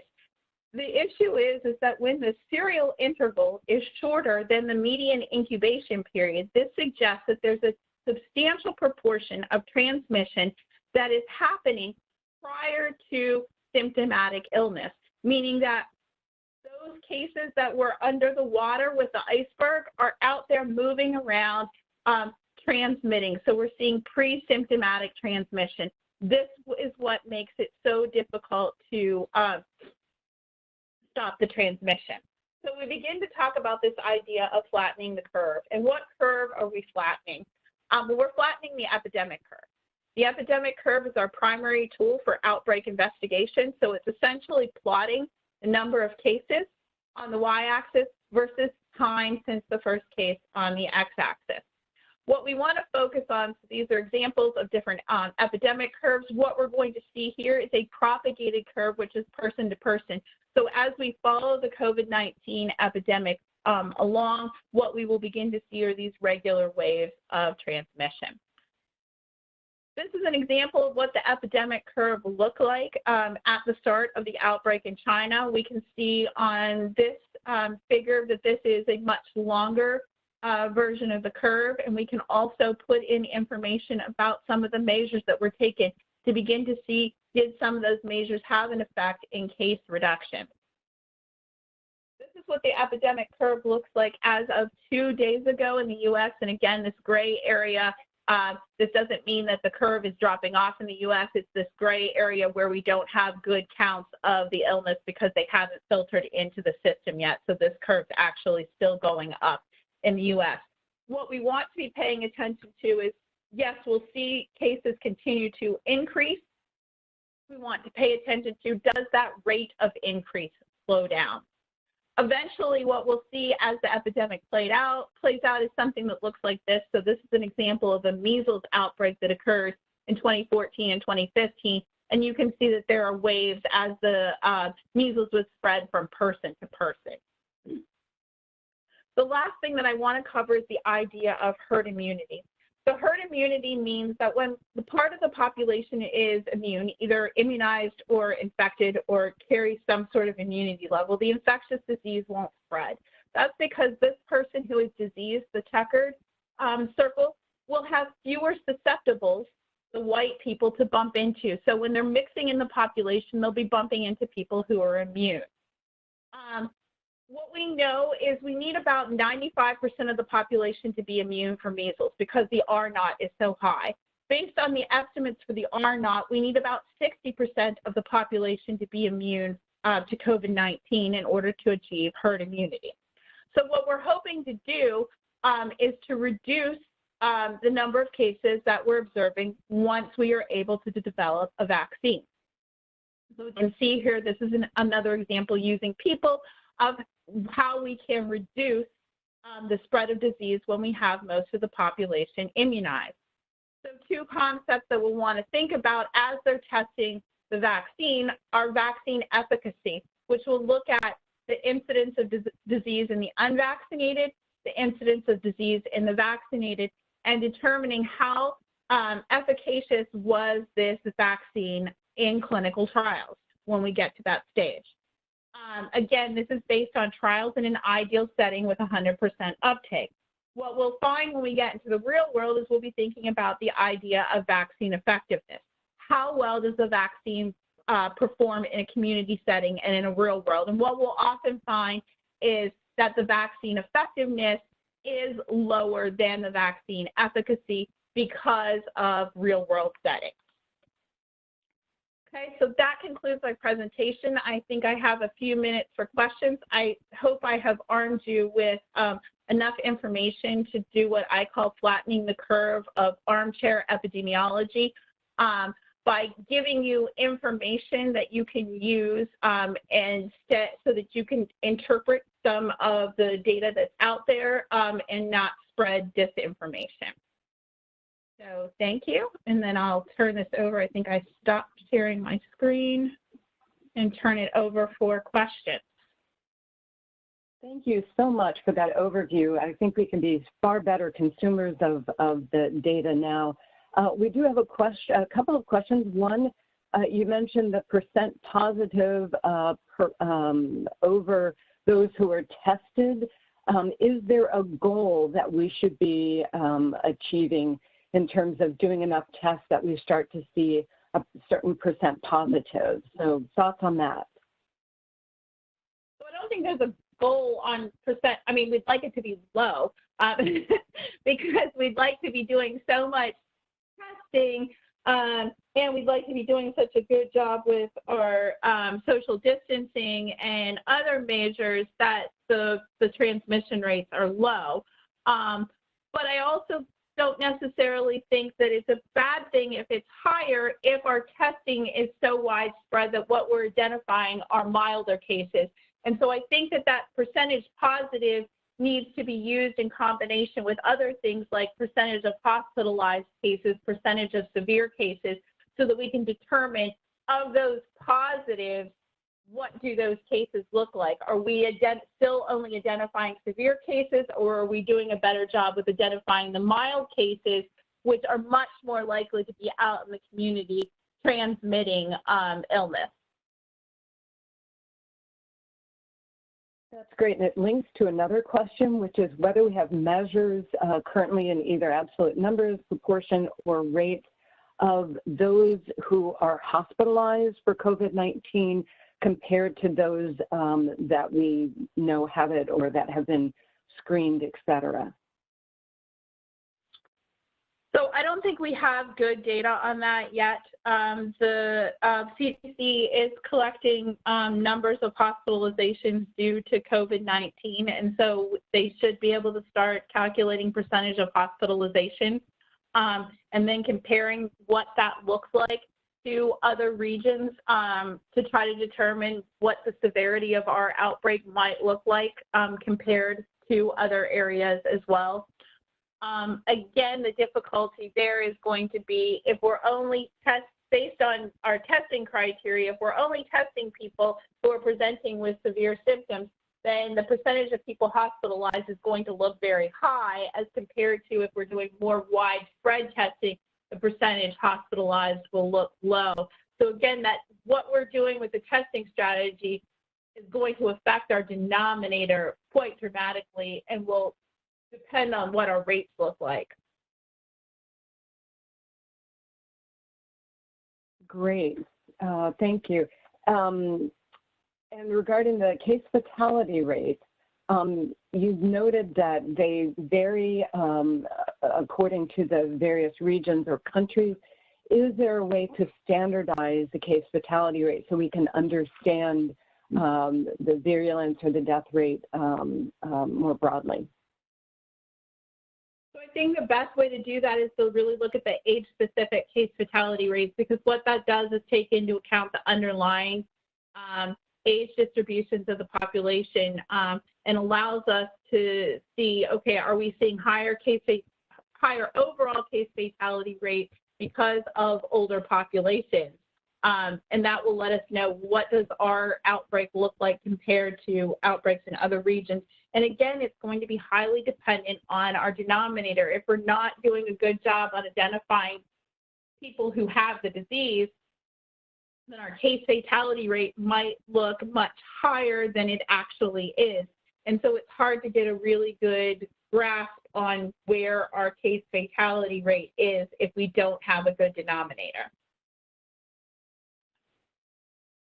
And another question about case fatality rate is, it sounds like epidemiologists believe that the case fatality rate is way lower than what is being published. For example, do you think that the case fatality rate is actually closer to the flu versus the 2 to 4% currently being publicized and discussed? I don't think it's closer to the flu. I think it's probably lower than the 2 to 4% that we're seeing. I think it might be closer to somewhere around maybe 1%, which would still put it around 10 times higher than the flu. But again, it's hard to tell without testing. I think some good examples are what we see, what we'll see in the next couple of weeks in Germany, because they did such a good job with testing at the beginning, and also what we see in South Korea as we begin to break down their case fatality rates because they tested so extensively. I think that could be quite reflective of what the real case fatality rate might look like. Great. And you mentioned prevalence. Can you discuss whether incidence is part of prevalence and whether it is the same as cumulative incidence? Yeah, so prevalence is slightly different than incidence. Incidence is only going to be our new cases, and in an infectious disease like this, where the time period is quite short, it's really hard to sort out. But prevalence is essentially going to be pulling out from those new cases the people who have either recovered, so we're not going to need to deal with them in the healthcare system, or the people who have died, because again, we're not dealing with them in the healthcare system. So the main benefit of a measure like prevalence is to allow us to think about what is the burden on the healthcare system today. Because then we know, okay, these are the cases that are currently active at this time period, removing people who have recovered. That will get much more important as the epidemic progresses, because the case numbers are going to continue to stack up. But what we want to know is how many people are we still dealing with in the healthcare system.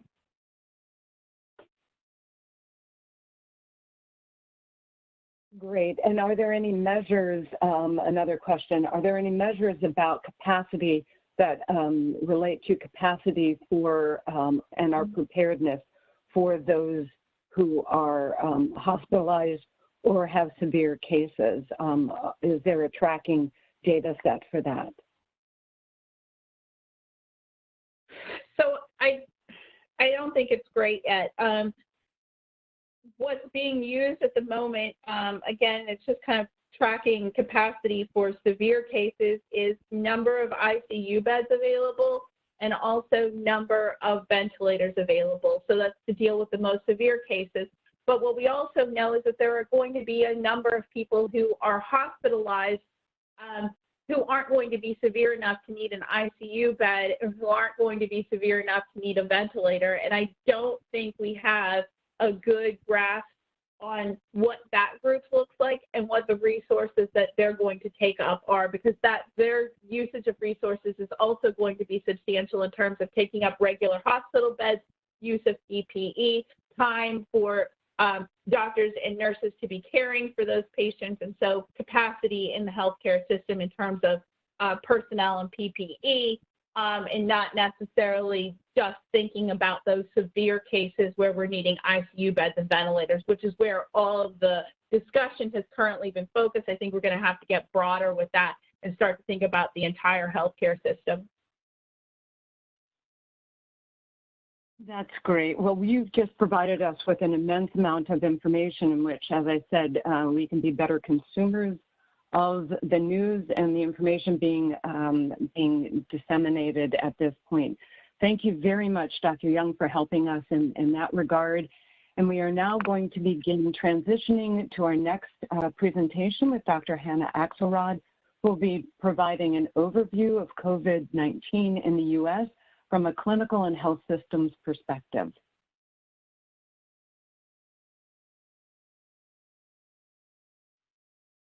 Hello, this is Hannah. I just unmuted myself. I hope you can hear me.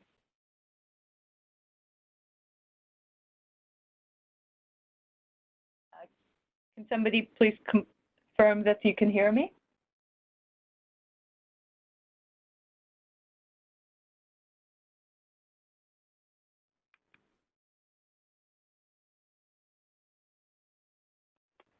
Hi, Hannah. Yes, we can hear you. Thank you. Wonderful. Thank you. Let me continue the momentum from the previous conversation to dive right into this. And I apologize if some of the definitions we go over will be a repetition. I hope to save time in the end for more discussion as we revisit themes from before and connect them to what is happening in the U.S. health system and the U.S. public today. So the disease known as COVID-19 has been with us in the human population since, we believe, November of last year. And in that time, it has gone through different phases of its presence in the world and in how we're responding to it. Some of the areas I'd like to highlight and discuss today include both the overview of where it's been in the world and in the US, as well as the pathophysiologic and clinical features that really define how much of an impact it makes in the world, and then what we have done, what resources are at our disposal in fighting it and responding to it.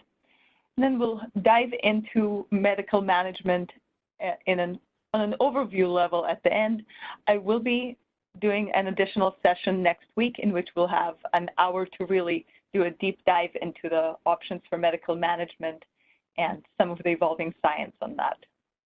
And then in the end, I'd like to save some time to talk about where physicians and physicians in training fit into all this. So I don't have any financial conflicts or personal profit stakes in anything I'm going to talk about. I am part of a high-risk group for this disease in that I am a physician working in clinical medicine. And on the right, I have a picture of my cat settling into a pile of boxes that are part of my own household preparation for the weeks ahead. I highly recommend cats as pandemic companions.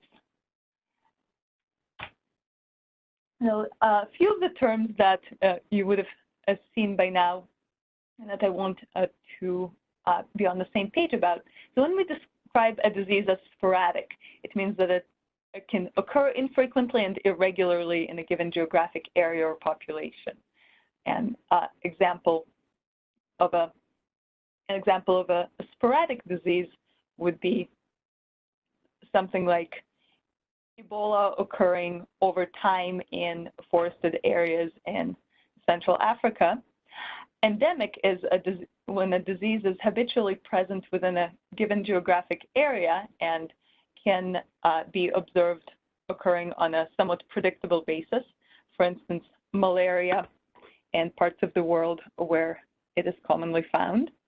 When we talk about outbreaks, that is an unusual increase or unusual presence of a disease, either in a geographic area where it's not supposed to be, based on its known endemic patterns, or a sharp increase in how much of that disease we are observing.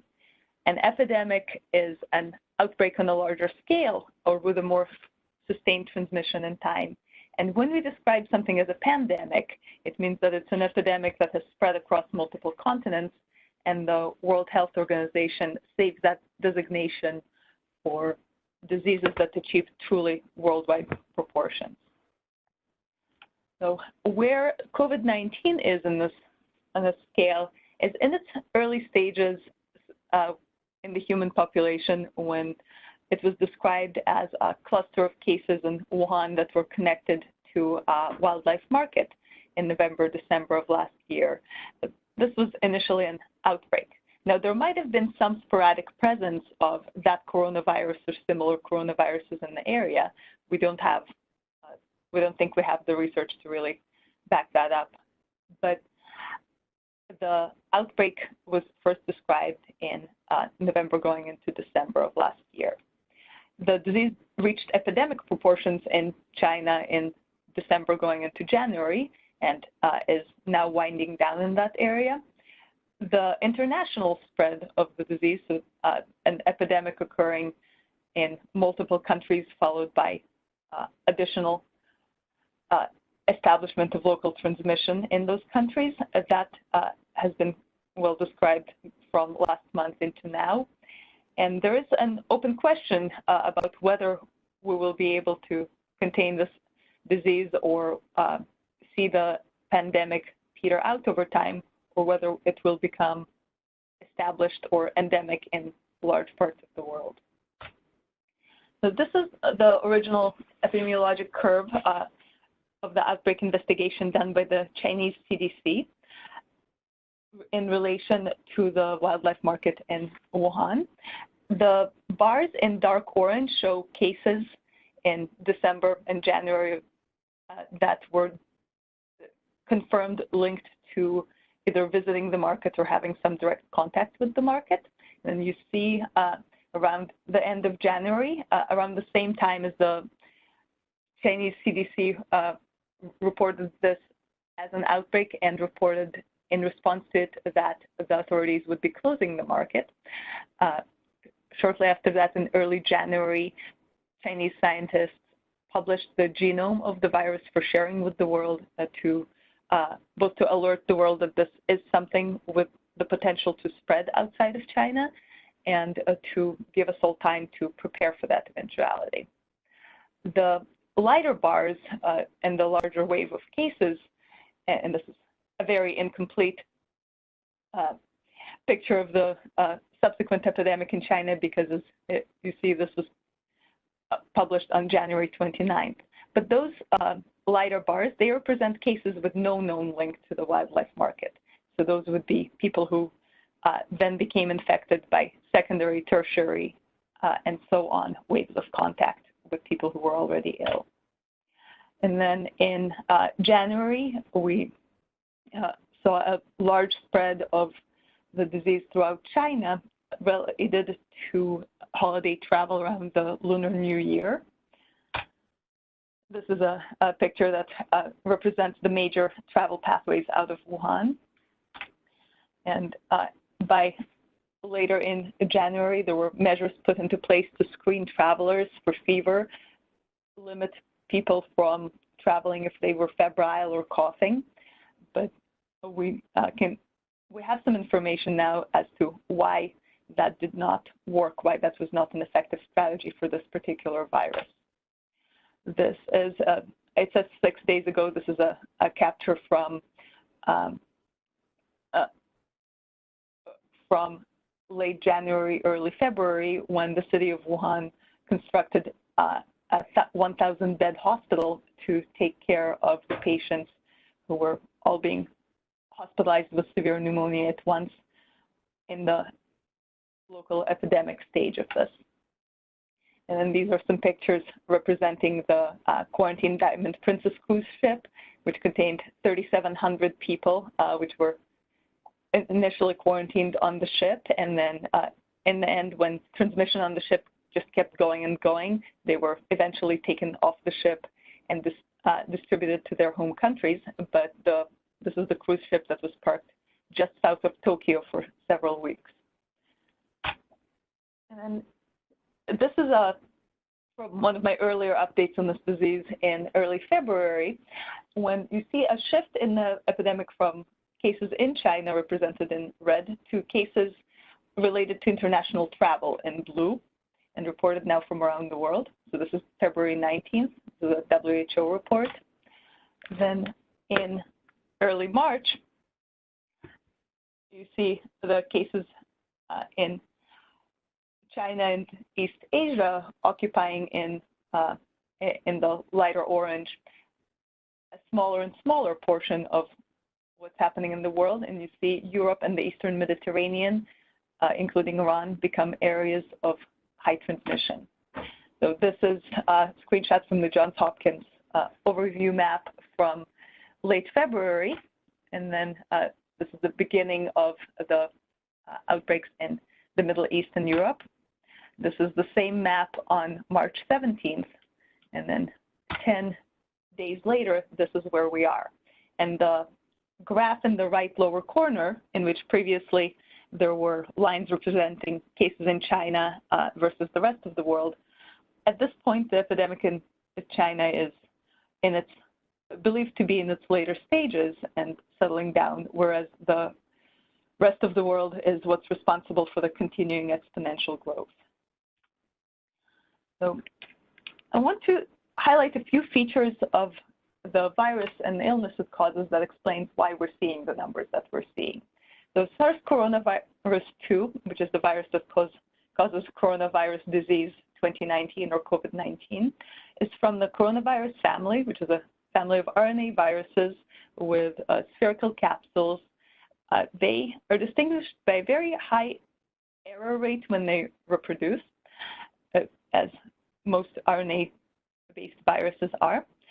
They are rather simple viruses as far as structure goes. They're essentially RNA wrapped in a protein shell with glycoprotein spikes called S spikes, which bind to receptors in human and animal epithelial cells. The S spike of SARS-CoV-2 is different enough from its predecessors or close relatives in the coronavirus family that there is very little antibody cross-reactivity, meaning very little to no prior protection from having been infected with other endemic coronaviruses. So essentially, this is a completely new virus to the human population. Prior infection with other coronaviruses like 229E, OC43, and others that are commonly found and routinely tested for in the US, all of those don't seem to offer protection against SARS-CoV-2. On the right, this is one of the earlier reports based on data from China as to the case fatality rate and the reproductive number of the virus. You know, when those numbers were first reported, they were believed to be an overestimate, and this probably gave the world outside of China a false sense of security in January, February, when the going theory was that the case fatality rate of 3% might have overrepresented what's happening on the population level, and that the margins of uncertainty around the reproductive number, or how many new infections result from one contagious person if no isolation measures are taken. There was a hope that in reality these numbers would be lower. They have now been borne out in the publication of much larger cohorts from China and supported by data from around the world. So the average number of people that one contagious SARS-CoV-2 infected patient will infect is 3. And the death rate varies country by country, depending on what's in the denominator, how many total people with mild or no symptoms are tested. However, in most countries using most available testing approaches, that fatality rate does hover between 1% and 3%. And in that table, you see how this compares to SARS-CoV, or the original SARS from 2012 to 2014, in which the case fatality rate was higher and the R0 was comparable. The original SARS was distinct from this new virus in that there was not believed to be much potential for transmission from people who were not symptomatic with the original SARS. And that enabled the World Health Organization and the health authorities of countries and health systems to be very effective in isolating cases. So we'll get back to that. Here's the required virology and viral structure slide. I won't get too much into the molecular biology of it. We can save it for a testing talk later. And this is an image showing some of the sequence homology between SARS-CoV-2 and related viruses from bats, which showed about 96% homology, and pangolins, which showed 97 to 99% homology. So some of the clinical features. On the population level, we believe that out of people infected with this virus, about 80% have mild to moderate illness. So that doesn't mean they don't feel sick. It means they are able to support themselves at home and sit out the illness without requiring hospital care. 15 to 20% are severely enough ill that they may not be able to stay hydrated, may need supplemental oxygen, and may have other requirements for hospital care. And 5% of people who test positive and are infected and symptomatic, about 5% end up in critical care. About half of those, so that's the 2 to 3% mortality rate, that's the people who die. And the cause of death is usually acute respiratory distress syndrome and respiratory failure. The average duration from exposure to the onset of symptoms is about 5 days, although it ranges from 2 to 14, and that explains where the 14-day isolation or quarantine number comes from. The illness lasts 1 to 2 weeks if it's mild, but people who are severely ill enough to be on a ventilator, some of them have been hospitalized for a month or more. The highest virus shedding occurs in the early days of symptoms, when people are symptomatic with fever and cough. And viral shedding can begin and can be effective enough to transmit the infection up to 48 hours before symptoms happen. Among close contacts, the attack rate is about 10%. That's defined as people who are within 2 meters or 6.5 feet of the person who is contagious, who spend some significant duration of time within that radius. So different health systems define it as 15 minutes, 30 minutes, an hour. Close contacts also covers household contacts, so people who may be sharing food preparation, kitchen and bathroom surfaces, and close physical proximity, and skin-to-skin contact. And we don't truly know right now what the denominator is for what proportion of the population has had some exposure to the virus in the countries where it's circulating. We won't know that until there is a widely available and accurate serologic test, which will be able to show IgM and IgG levels following infection, which we anticipate would then persist for at least months, both providing an indication of what percentage of the population is truly exposed and also giving an indication of what amount of protective immunity or herd immunity we might expect in the future. Right now, serologic assays are being developed by research and commercial laboratories worldwide. Availability and use remain fairly limited, but we hope to see that change in the coming weeks. So this is very briefly the original report that came out of the hospital in Wuhan, and I think the world owes a debt to the physicians and scientists who were astute enough to notice that they were seeing too many severe pneumonia cases that didn't appear to have a bacterial cause and didn't test positive for any known viruses like the flu. They used the resources of the Wuhan Institute of Technology to sequence and identify a new virus. And they published this report on January 24th, but the data was released even sometime earlier. This initial report covered 41 patients, and they initially were reporting death rate of 15%. Now, we know that's not representative of the death rate out of everyone who becomes ill with this virus, but it was accurate in their group of patients with disease severe enough to both require hospitalization and ICU support and to raise their suspicion that something epidemiologically abnormal was going on.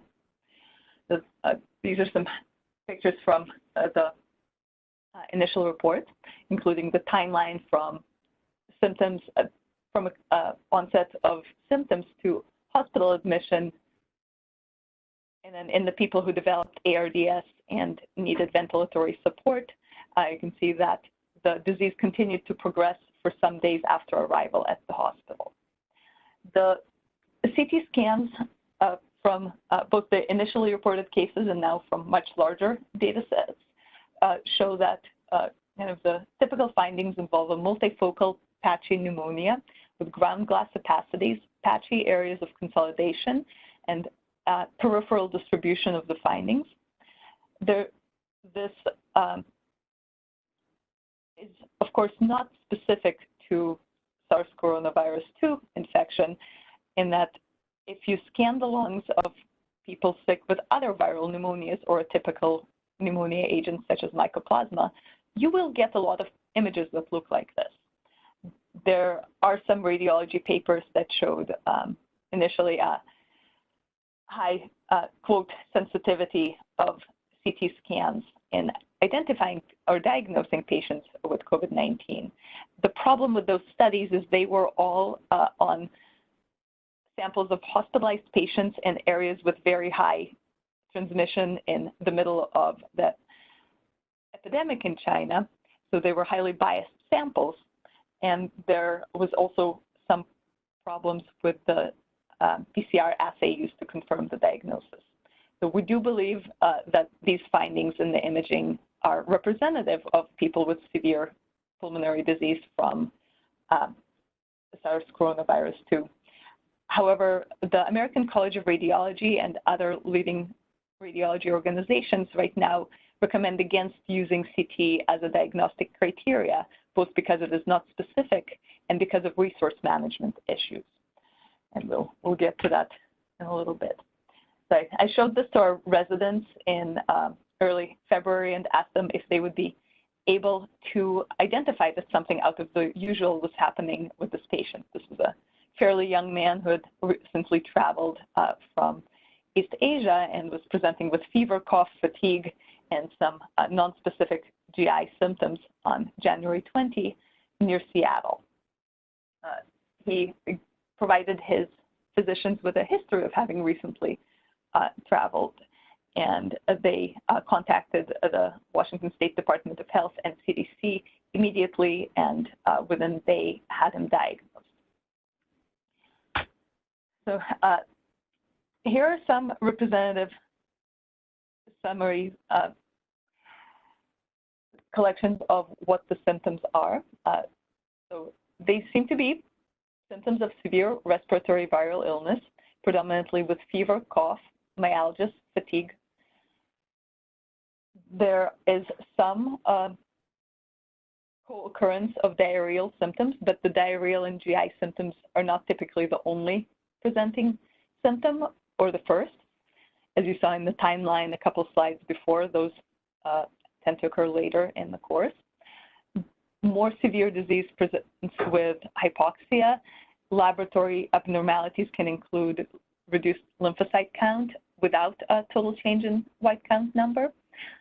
And transaminitis, those are observed with other viral illnesses as well, so they're not terribly specific. With more severe disease progressing to ARDS or a sepsis-like picture, we see elevated inflammatory markers, and those are now being studied as potential indicators of when in the course of the disease patients take a turn for the worse.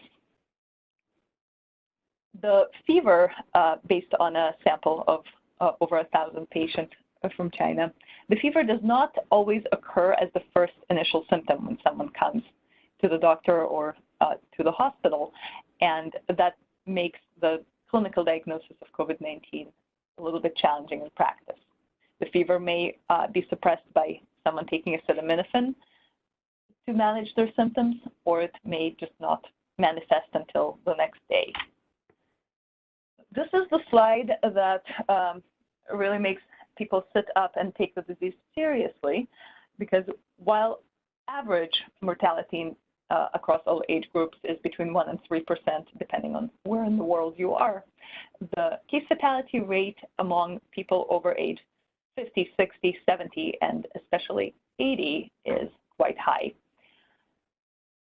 The average age of people diagnosed with COVID-19 in the Chinese cohort was in the mid-50s.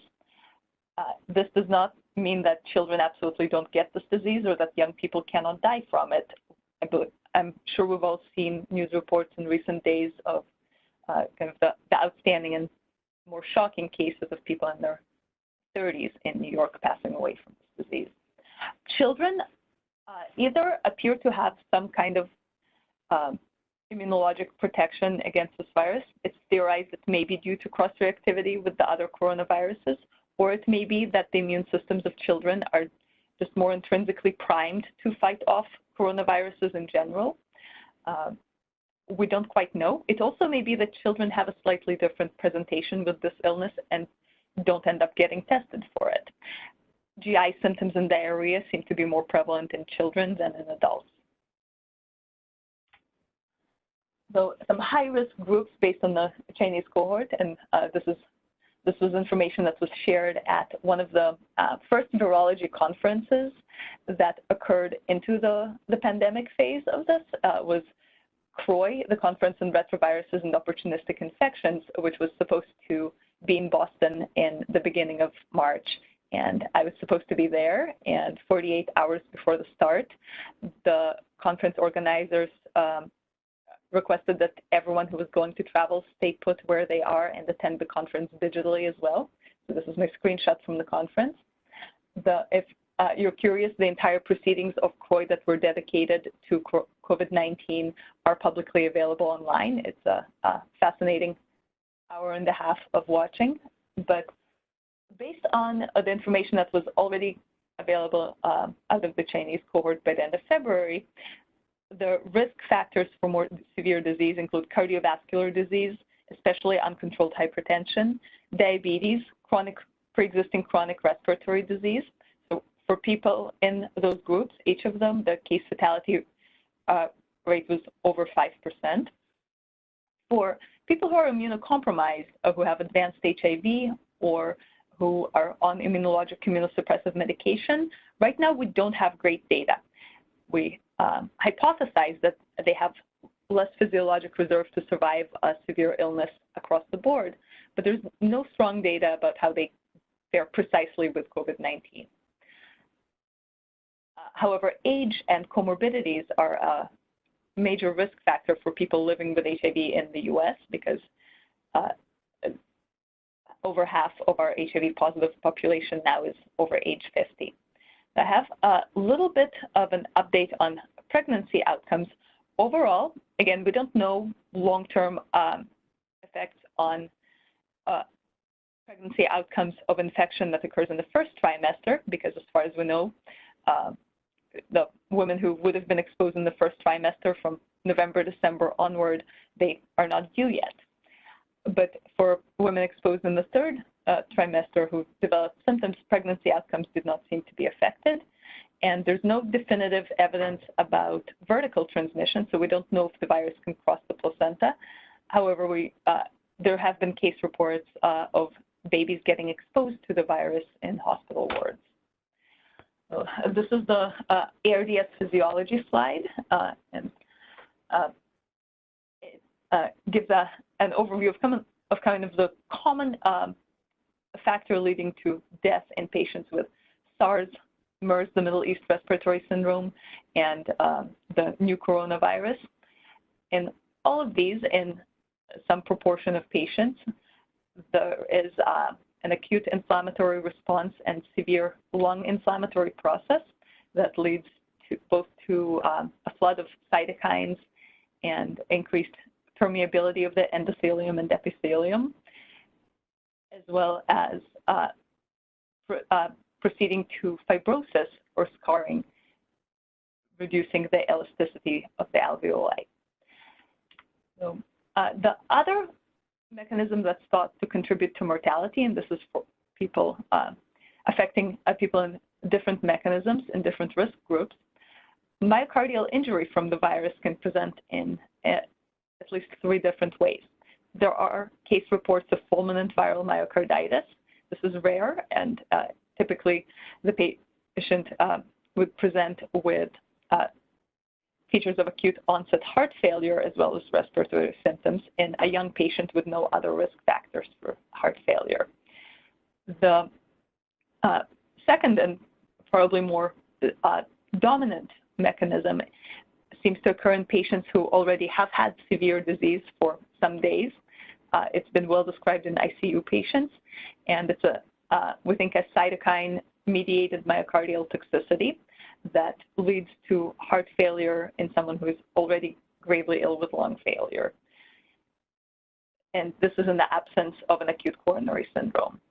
And then probably affecting a larger group of people across the board is just the added myocardial strain in patients who have pre-existing coronary artery disease or risk factors for it. And then you put their entire body under strain from disease that makes their heart try to increase its cardiac output acutely in order to deal with increased respiratory demands. And that leads to type 2 NSTEMIs and might precipitate a type 1 NSTEMI. And that might account for some of the increased mortality among older patients as well. So among pregnant women, good report in the Lancet just this week showing in a limited cohort of 7 patients exposed in their third trimester, good pregnancy outcomes, no fatalities, and no neonatal complications. Again, very limited cohort right now. We all need more data on this. The American College of Obstetricians and Gynecologists still recommends that extra precautions be taken to protect pregnant women from becoming infected. So this is kind of a compilation of key studies regarding transmission, and this includes both contact tracing studies and mathematical modeling studies coupled with molecular and serologic investigation that suggest that asymptomatic transmission plays a major role in the spread of the virus, and that airport screening or travel screening measures would have missed half of all the infected travelers or contagious travelers. So this brings us to the US. So if I showed you this New York Times map of where outbreaks are happening in the US 1 week ago, it would look like this. And this is where we are today. The features that really draw the eye are, compared to 1 week ago, there is a slowdown in the cases in Washington State around Seattle, at least a slowdown in the rate of growth of the epidemic locally. However, New York City and New York State are in great trouble. The other part of this that draws my eye is the kind of the rash of smaller outbreaks in smaller cities, which have smaller health systems and which might have had limited access to testing in the earlier stages, but are now catching on. So I recommend the New York Times interactive maps that track the growth of the epidemic in different countries in real time. The trajectory of the US right now is that we're doubling our number of deaths from COVID-19 every 2 to 3 days. The death rate seems to be a more reliable indicator of where we are as a country compared to total number of positive cases, because there is more certainty in the establishment of the diagnosis. These are people who have died, who have been diagnosed and confirmed with COVID-19. It doesn't take into account screening of asymptomatic contacts or how many total tests are available in the population. So, and you see countries including China, South Korea, and Japan kind of flatten their rise and still with some ongoing rise in South Korea and Japan, but on a much flatter trajectory compared to us. And then this is on a state-by-state level. So New York is continuing to rise quite steeply. And this is the DC, Maryland, and Virginia local picture. So you will see that in the bar graph on the right, we seem to be doubling our cases every 3 to 4 days in parallel with what we're observing nationwide. Our total numbers are nowhere near New York City, but we are in geographic proximity to New York and have great numbers of people who would have traveled between the two cities before more strict travel restrictions were imposed. So to go into who's responsible for detecting and response to epidemics in the U.S., it is somewhat overlapping area of responsibility, with the Department of Health and Human Services and the CDC playing key roles and responsibility for surveillance and epidemiology. The CDC includes the Epidemic Intelligence Service, which is composed of medical officers, physicians, and veterinarians with training in epidemiology, who are trained to do outbreak investigation, contact tracing, to establish risk factors, and to advise local authorities on taking measures to counteract them. The Council of State and Territorial Epidemiologists works with the CDC. And it's the professional organization for epidemiologists working in the public sphere in the U.S. FEMA, the Federal Emergency Management Agency under the Department of Homeland Security, has both expertise, resources, and authority to bring in additional resources in response to any public disaster, including infectious disease. Under the National Security Council, there have been in the past positions dedicated to pandemic preparedness. If you were on the call with Dr. Chrétien last night, he commented that some of these have been reassigned and maybe falling under different people than they were before. And then under DHHS, there was also a position called the Assistant Secretary for Preparedness and Response. On the local and state and non-government agency side, so this is where the bubble in the middle fits, and we all have a part to play in epidemic detection and response. Ultimately, the local, state, and the federal government have overlapping responsibilities and must work together for The Strategic National Stockpile is positioned under CDC and DHHS control. It is a resource of life-saving pharmaceutical and critical medical supplies, including protective equipment, including physical supplies such as IV bags, tubing, etc., and including essential medications that can be distributed in public health emergencies and activated. Its use has already been requested by the authorities in Seattle and in New York and a rising number of locations. The Strategic National Stockpile contains branches that are responsible both for planning and preparation for medical disaster, but also for science and innovation. However, the greatest source of innovation in the U.S. Is outside of this little branch.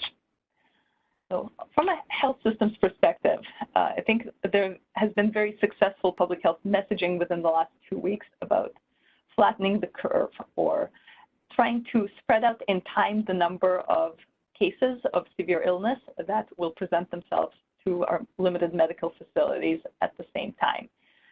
We, the medical community, have been asking the public for their cooperation and help to help us take care of patients by spreading them out in time. On the right is a picture from Elmhurst, Queens. This is a hospital where I spent about half my clinical rotations as a medical student. It has unfortunately been in the news this week as being quite overwhelmed by a surge of patients. And this is a picture of a screening tent outside.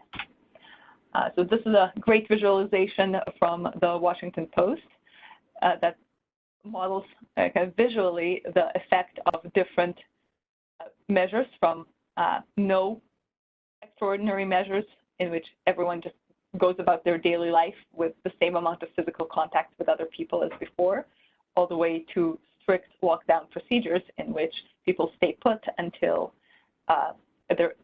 the limited spread of the infectious disease in a susceptible population can be spread out over time. So here's a historic kind of experiment with flattening the curve. So this is in 1918. There's a great book by John Barry called The Great Influenza that will possibly convince you to become an infectious disease doctor if you haven't considered that before. But it goes into great detail about how different locations in the U.S. and the world responded to the flu of 1918. And the picture is from Walter Reed Hospital, essentially under surge conditions, housing its sick patients on a balcony in order to offer them the medical support of the time with oral hydration, sunlight, and fresh air, which were thought to be beneficial. In the graph on the right, you see a comparison between cases of flu in Philadelphia, which didn't take any public safety measures in spite of having troops returning home already sick with influenza, and held a parade, and then there was a great spike in death rates right after the parade, whereas St. Louis was a city that took social distancing measures early and was able to both spread out its cases in time and prevent a larger number of mortality. So this is my favorite picture on social distancing right now. This is what we're asking the public to do, which is not be within 6 feet of anyone who might be asymptomatically shedding the virus or might be susceptible to become infected with your virus if you're asymptomatically shedding it. And people have been coming together in very inspiring ways around the world in spite of being physically apart right now. I want to spend a few minutes on transmission modes in a way that's specific to healthcare personnel. So the airborne precautions and the N95 mask on the left refers to the prevention of spread by aerosols. So these are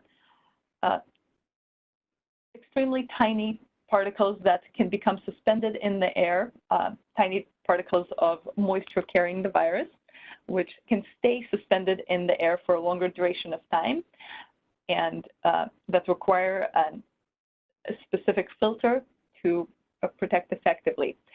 The current understanding of how SARS-CoV-2 is spread is that airborne is not believed to be a major mode of transmission for it, but healthcare workers who are performing aerosolizing procedures, such as suctioning airways or performing intubation or pharyngeal surgery, dental procedures, or doing the nasopharyngeal swab for the diagnostic test, all of those procedures risk aerosolizing the virus and require N95 protection. For more distant proximity to cases of COVID-19, droplet precautions are advised. So this includes protective garment, and that spreads over into contact precautions, a protective garment to protect droplets that are coughed up by the patient from settling onto her clothes, face shield, or at the very minimum goggles to protect her eyes, and some external protection for the nose and mouth.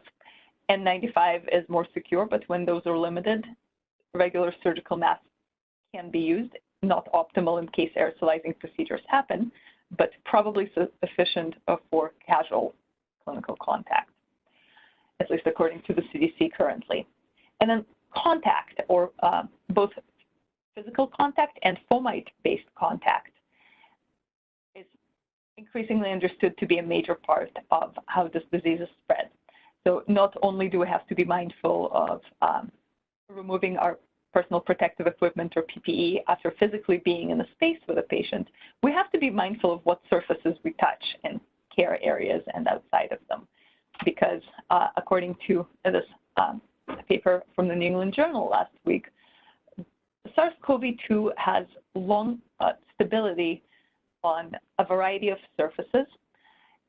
Its stability in aerosols can extend for 2 to 3 hours, but its stability on copper, steel, and plastic, which are commonly found in healthcare settings, extend to the tens of hours. Here's a sample clinical protocol. This is from MGH in Boston. This has been released for circulation online, so I feel comfortable sharing it.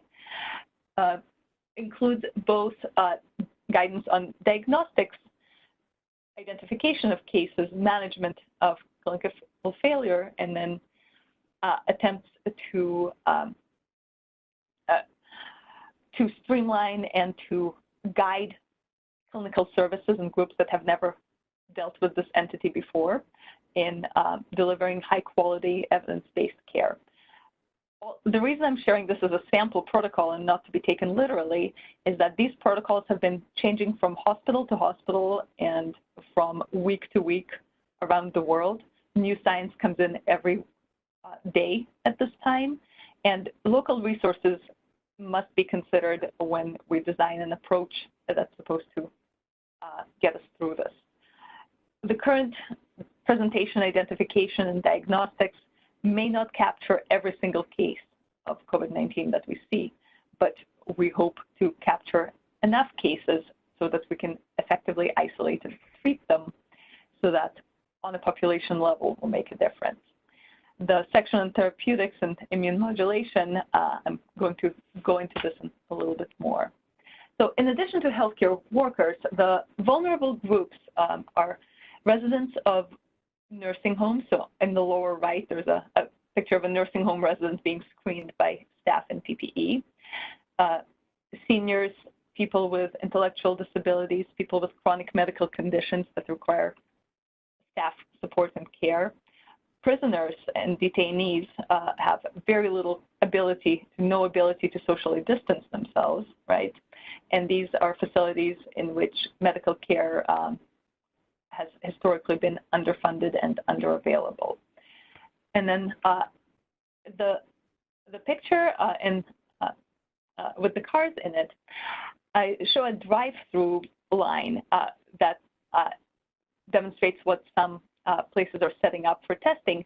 Now, drive-through lines minimize physical contact and exposure between people waiting to be tested and healthcare personnel and each other. However, this makes a few assumptions, right? To be tested in this line, you have to be able to afford the test. Many places right now require a referral from your physician. Therefore, you must have a physician. Therefore, you must be insured. You must have a car if you're going to a drive-through. You must be comfortable coming to something that's run by local authorities. And due to changes in immigration law in recent years, a large sectors of the immigrant communities are not comfortable with that. So we are in a situation where we know there are groups of people in the U.S. that are in a tinderbox, essentially in a very vulnerable position should the virus be introduced into a facility or into a community.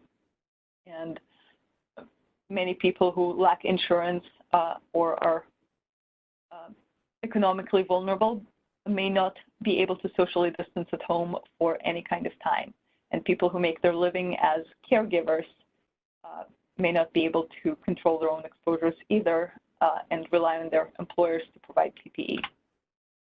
So a few words on the medical approaches, and again, this is an overview, and I'd love to talk about all of these options in more detail later, but there is some evidence that, or at least some in vitro evidence that hydroxychloroquine and or azithromycin may interfere with endocytosis, which is the mechanism by which the virus attaches to the receptor, is internalized by respiratory epithelial cells, and then proceeds to enter its replicative phase and cause further disease. There are direct inhibitors of RNA-dependent RNases or of viral replication. One of the earlier drugs tested was lopinavir, ritonavir, or Kaletra, which is an old HIV drug. Remdesivir was a drug developed originally for Ebola as a broad-spectrum antiviral agent. There are points in the inflammatory cascade that are involved in the procession from pneumonia to ARDS, and the theory with IL-6 inhibitors such as tocilizumab and some other inhibitors, IL-2, IL-1 inhibitors have been considered even. The thought there is that if you can block that cascade, then people will get pneumonia, but not ARDS and not complete lung failure and not florid sepsis. And then in mechanical ventilation support in the critical care world, there's ongoing investigation of what ventilation strategies are best and whether ECMO, extracorporeal membrane oxygenation, has a role to play. These are, of course, quite limited by ventilator supply and the availability of trained staff to manage these. Dialysis machines are also in a short supply. And then vaccine development, if we're looking at the same timeline as the NIH, then we know this is months into the future. There are phase 1 trials of an mRNA vaccine ongoing now, I believe with recruitment happening in Seattle and in China. But these are phase 1 studies in which only safety is established. Phase 2 trials for efficacy and phase 3 for optimization are still far in the future. And there are what all of these approaches have in common is that we're not developing anything from scratch. We're trying to take shortcuts using approaches that have already been developed, whether for SARS-1 or for other viral illnesses. We're trying to repurpose them to save time. So this was a study on hydroxychloroquine that was widely reported, made its way into a White House press briefing last Thursday, and has caused a rush on hydroxychloroquine and chloroquine worldwide. It seemed to show very promising results in faster viral clearance from nasopharyngeal swabs in patients who received hydroxychloroquine. This was done in a large hospital for infectious diseases in Marseille in France, and they had other collaborating sites that provided comparison group patients. I'm not saying control patients because this was not a controlled study. This was not randomized. This was a comparison of 26 patients who received hydroxychloroquine, including 6 who also received azithromycin in addition, versus 16 patients drawn from an available pool for comparison. And the study was small, therefore we can't comment based on its statistical power, we can't comment on clinical outcomes. A second study, somewhat less publicized, has come out a few days ago from Shanghai, and the abstract is available in English. It was an RCT of 30 patients in which half were randomized to receive hydroxychloroquine and half only usual care. And viral clearance was in fact faster in the control arm in this one. Again, 30 patients not powered for clinical outcomes. We simply don't know how effective hydroxychloroquine is, which has not stopped people tragically from hoarding it, causing a rush on available pharmacy supplies, skyrocketing of prices, and lack of availability of this drug for patients with lupus or rheumatoid arthritis who rely on it for disease suppression. And at least one person in the U.S. has died. The same article reported his wife was in critical condition and prompted the FDA commissioner to say that chloroquine is absolutely not to be taken unless prescribed by a physician. Chloroquine can cause CNS toxicity, cardiac toxicity, heart arrhythmias, and other symptoms. And this was a larger study of Kaletra, one of the earlier high-quality studies to come out of the Chinese experience, which did not show clinically meaningful outcomes, outcome differences with Kaletra. The limitation of this study is it might have been biased towards patients who already had severe or advanced disease. So this probably does not close the book on protease inhibitors totally, but it was quite discouraging because that was a drug available in ready supply with known manufacturing scale-up abilities with good quality control, and we could have made more of it.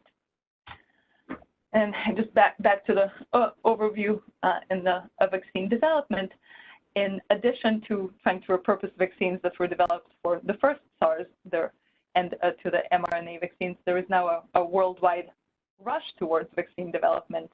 What we have to keep in mind is coronaviruses mutate quite fast. And as we know from our experience with seasonal influenza, the vaccine you are trying to produce is not just the vaccine that will be effective against the virus you're seeing today. It's the vaccine that will be effective against the virus you'll be seeing when your vaccine hits the market and is widely distributed with good quality control and safety. So you're trying to predict the future while developing a vaccine that prompts a durable immune response. And that is what makes vaccine development so challenging. That said, there are absolutely enormous resources redirected towards it right now. And if there are trials available locally, I know some of us will be volunteering to get the shot. So I want to end with this slide because as I was preparing this, it really struck me in what variety of roles, certainly myself and my four close colleagues have found ourselves in the last few weeks, and then more broadly, what physicians beyond infectious disease specialists have to contribute right now. We've been on every level of this, from telling people to wash their darn hands the way their mom should have told them, to Anthony Fauci being kind of the voice of science and reason and high quality information for the U.S. public right now. This constant tension between population level panic and desperation with people facing the unknown in terms of a new disease, some of it with high mortality in specific groups, as well as now the added confounding economic aspects of it, as well as the fact that most families in the U.S. have a relative or know someone who works in healthcare. Healthcare is one of our largest employment sectors, right? So everybody is worried about themselves or someone they care about. And if your experience is anything like mine, then a lot of people in your life right now are trying to get in touch with you for your opinion on COVID-19 and is the social response appropriate, and what should we be doing, and what should they personally be doing, and it can be quite overwhelming. So we want to acknowledge that you can't have all the answers all the time, and you're not under obligation to produce them immediately. In fact, we're trying to put resources together that will make that information sourcing a little bit easier. And you can always take a break and just be a human being and then return to your physician trainee and physician role later on. You want to keep yourself safe and well, and Dr. Baban will be speaking to that later today. And I want to end on this by saying we've all stepped up already to some aspects of our work and role as physicians that we didn't think we would be performing, or in my case, certainly didn't think would be performing 2 years out of fellowship. We're all learning about this viral entity and the disease together. And we thank you guys listening for the contributions you're already making and will make. Welcome to medicine. I hope some of you consider infectious disease.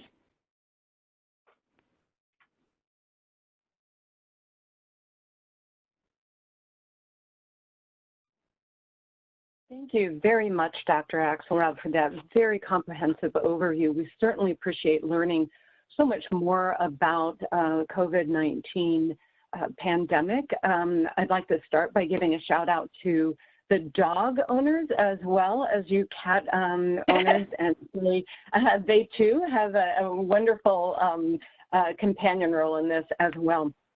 So we have questions. One, to begin with, you mentioned immunity in the vaccine development process. So the question is, does the disease confer immunity? That is, once you've had it, are you immune in the future? Great and absolutely key question. This is an extrapolation from what we know about coronaviruses. There is immunity that may last at least a few months. There are some questions about long-term protection, and not all people may be able to mount a long-term protective response effectively. There's somewhat different data on natural immunity from exposure versus vaccine-mediated immunity. Vaccines can be created with adjuvants or ways to boost the immune response to strengthen durable protection. There's also a key piece for molecular epidemiology to play in all of this, because the virus may mutate in different directions in different parts of the world, and that's where predicting what it will look like a year from now plays a part. So while we optimistically and based on extrapolated data, we hope that herd immunity can occur over time, we can't take it for granted. Mathematical modeling around this question played into the decision by at least the UK and the US governments within the last 2 weeks to shift from a perspective where we're just going to go through it and we'll all become herd immune to it, to, well, not so fast, this will take time, and there are some scientific questions we need to answer before we rely on that strategy alone. Thank you. Another question deals with the discussions about containment versus mitigation, where we are in that process, what the steps are in transitioning, what it means, and specifically, are we engaging in contact tracing, wide screening and testing when available, et cetera? There are a couple of pieces by prominent epidemiologists that I've liked in recent days that give us that to me give us a good sense of where we might find ourselves in a few months, and how this shift from containment, which has failed, we can all say it, to mitigation back to containment might occur. So containment presumes that we'll be able to trace contacts, isolate contagious people, and do the traditional public health intervention measures. The spread of this virus through asymptomatic transmitters inhibited the efficacy of these approaches. So what has resulted in the shrinking of the epidemic, as far as we can tell, in China and Hong Kong and Singapore and South Korea, has been a combination of those traditional containment measures with mass-scale public distancing and lockdowns or quarantines. And I won't get into whether we're talking about voluntary versus strictly imposed measures, but the combination should be the interruption of chains of transmission to kind of bring the epidemic back into containable, smaller outbreaks. In the long run, when we kind of flatten the curve, we are stretching out in time how long it will take to achieve some degree of herd immunity, and in that time, secondary, tertiary, and repeat waves of infection or outbreaks can occur. So for those, like once we've controlled it on the population level, we'll need to then continue to control individual outbreaks, and that will be back to containment methods using public health and epidemiological approaches. The two pieces I've liked in recent times are an article by Tom Frieden, the former director of the CDC, and an interview with Larry Brilliant, who's an epidemiologist who was key in ending smallpox transmission around the world. And what they both highlight is that our job in public health is not over when the major wave of infections is over. It transitions from mitigation of an uncontrolled pandemic back to this containment-based approach to prevent the repeat waves. And that seems to be what China is doing right now with limiting external visitors who might bring the virus back in. Well, that leads into the next question, which is about China. And in the recent weeks, of course, they've relaxed many of the restrictions they had. Are they seeing, or do you anticipate they might see a rebound or second wave? Yes, but hopefully on a much smaller scale, because they've put in place or amplified a public health response. So to use the immune system as an analogy, the initial eruption of this disease in the world is not unlike a first infection with a virus. And then our public health systems are stepping up, learning as we go, and developing additional capabilities in dealing with this disease to kind of provide us as a society with more ability to respond to it in the future when it reoccurs.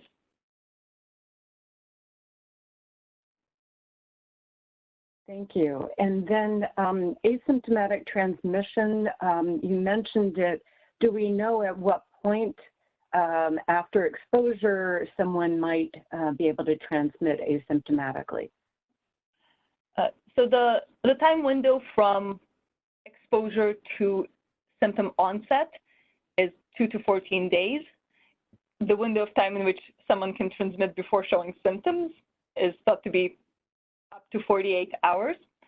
So, putting those together, we consider that even 1 day after an exposure, if someone is incubating the disease and about to become symptomatic with it, they might be contagious already.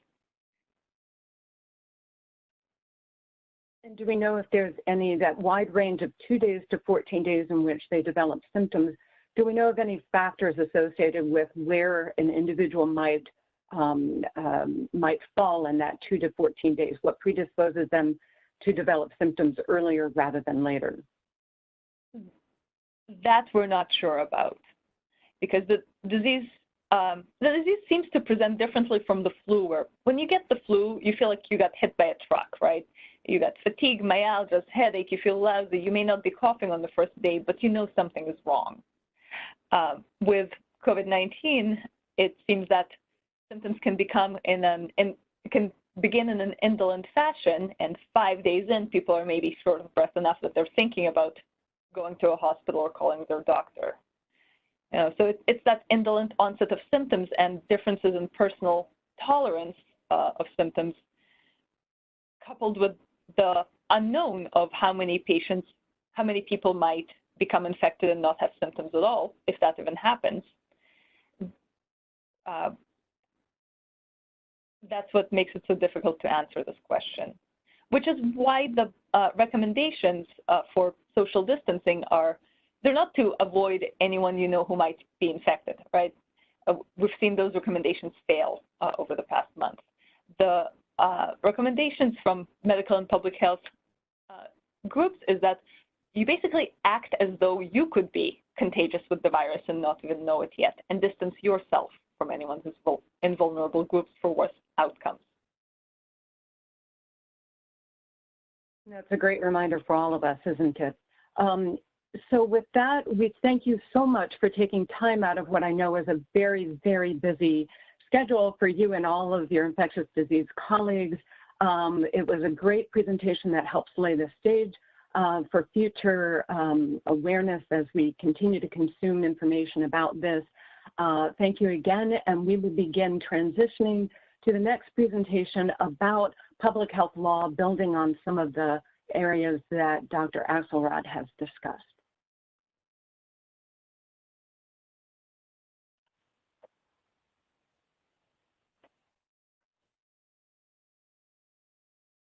All right, we'll do a quick sound check.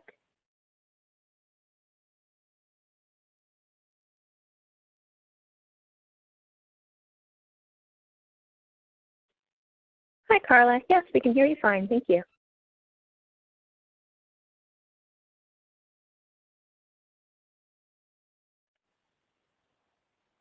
All right, so we'll continue our discussion about public health law, building on so much of what Dr. Axelrod and our other colleagues this morning have discussed.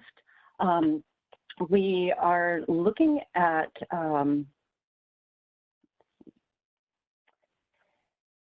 one of the major three areas of intersection between law and health. Again, public health law being the area of law that really governs the public health system, as well as encompasses the laws that are passed to directly improve the health and safety of populations. Another major area of law and health is in healthcare law. And this again governs the healthcare system and of course its operations, financing, services, workforce, quality, etc.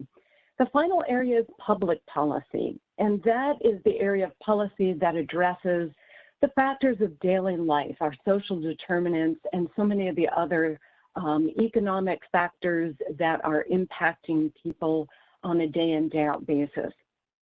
We had hoped to have one of our colleagues from the healthcare law side from one of our GW institutions discuss some of the very thorny issues that are being raised on an ongoing basis. But as Dr. Axelrod pointed out, the evolving almost hourly hospital protocols and the needs for that meant that they are simply tied up. So we are going to incorporate many of the ideas and concepts and topics behind healthcare law where appropriate. So this is where we stand today. You see the COVID-19 doubling time over the last couple of weeks, where in the US we are certainly exceeding the curve on a faster duplication or doubling time. This slide was shared very generously by Dr. Schwarak, and it poses the issue of what you are going to do. What we collectively, and then what you as a prospective policymaker or someone who's actually engaging with policymakers are going to do in terms of what policies you would recommend to reduce this doubling time. As we think about that, who should enact those policies? When should they begin or enact those policies? And then, frankly, can they enact those policies? And so we're going to provide a discussion about that in the context of COVID-19 in two very broad areas of law. The first is infectious disease prevention and control. Obviously, the goals there are policies and laws to prevent or at least reduce transmission, promote early detection where feasible, and then foster rapid and effective response. And very similarly, the emergency preparedness and management in terms of preventing emergency incidents themselves, helping prepare for emergency response, and then facilitating response when emergencies do occur. Both areas of law require ongoing monitoring and assessment and effective risk communication. And so we're going to begin by talking about our legal options In legal parlance, we're talking about legal tools, but really it's what policy options do we have at our disposal. You will obviously see some of these that are being discussed in the news and or have been implemented by states and national government. And we'll talk about some of those later. This begins with the very broadest and most frequent area of policy in COVID-19 and all in infectious disease emergencies, and that is non-pharmaceutical interventions, or NPIs. And these should look very similar and very familiar. The first encompasses our discussion about social distancing that Dr. Axelrod brought up. And in legal parlance, again, it is referred to as restrictions on the movement of persons undertaken during public health emergencies.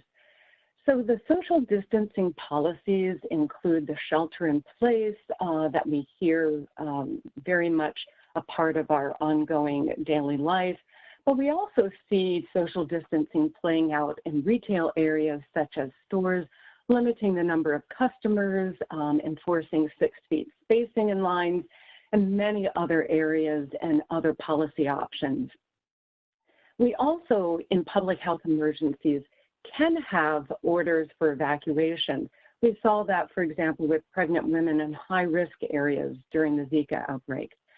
The question, and again alluded to by Dr. Axelrod, is whether these restrictions or policies are mandatory, that is, they're an absolute order, in which case it requires enforcement by our public safety colleagues, or whether these are voluntary and put forward as guidelines or recommendations. So those play a large role in our policy response. We also have seen and will continue to see closure of public places. There's a wide array of what constitutes a non-essential venue or area of transit. We have also seen, in lieu of closures, various public places, specifically work sites, converting to virtual format. We also see closures of schools. And again, whether schools and universities close or whether they change, as we have, to a virtual teaching format. Another major component or policy option under NPIs is canceling of mass gatherings, recognizing that mass gathering is not a self-defined term and has been instituted in various states across the country at various levels, ranging from 10 in some jurisdictions to 1,000 in others. Now, this has been challenged, at least in the press, on grounds of religious freedom, that it interferes with religious freedom. There have not been legal challenges that have been extended very far yet, but that is something that has been raised. Now, you'll see from all of these various NPI options that the actions often require interagencies and or interjurisdictional cooperation. It takes a lot of people to make these various policies take place and enforce them. And that often requires another legal instrument, and that is the interjurisdictional agreement. Another set of NPIs deals more with the public health and healthcare system. And this, again, we hear quite a bit in the news and in our daily lives. The first being isolation. And that is separating people who have either tested positive for, in this case, COVID-19, or actually have a communicable disease, COVID-19 now, separating them from those who are otherwise, quote unquote, healthy. This was the primary method of containment for 2003 SARS outbreak.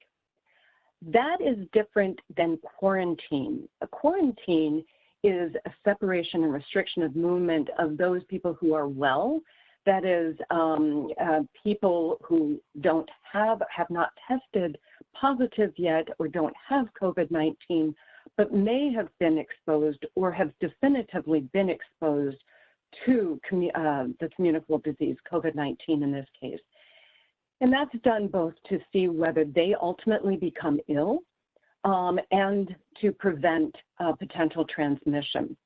And this has been done, for example, with individuals returning from travel to a certain country, high-risk, high-incidence country, in which they're quarantined for 14 days.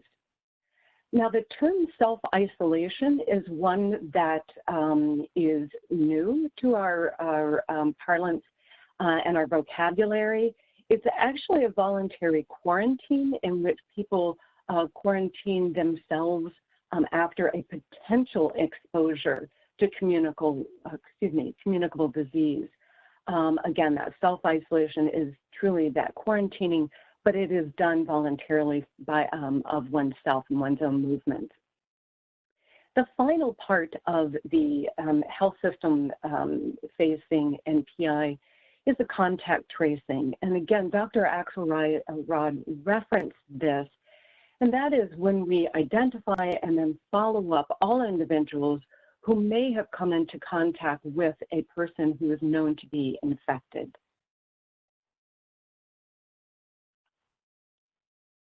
So the question for all of us is to put on a policymaker or a health system worker who is in charge of policy or can influence policy and start to think how we can use these various policies for community mitigation.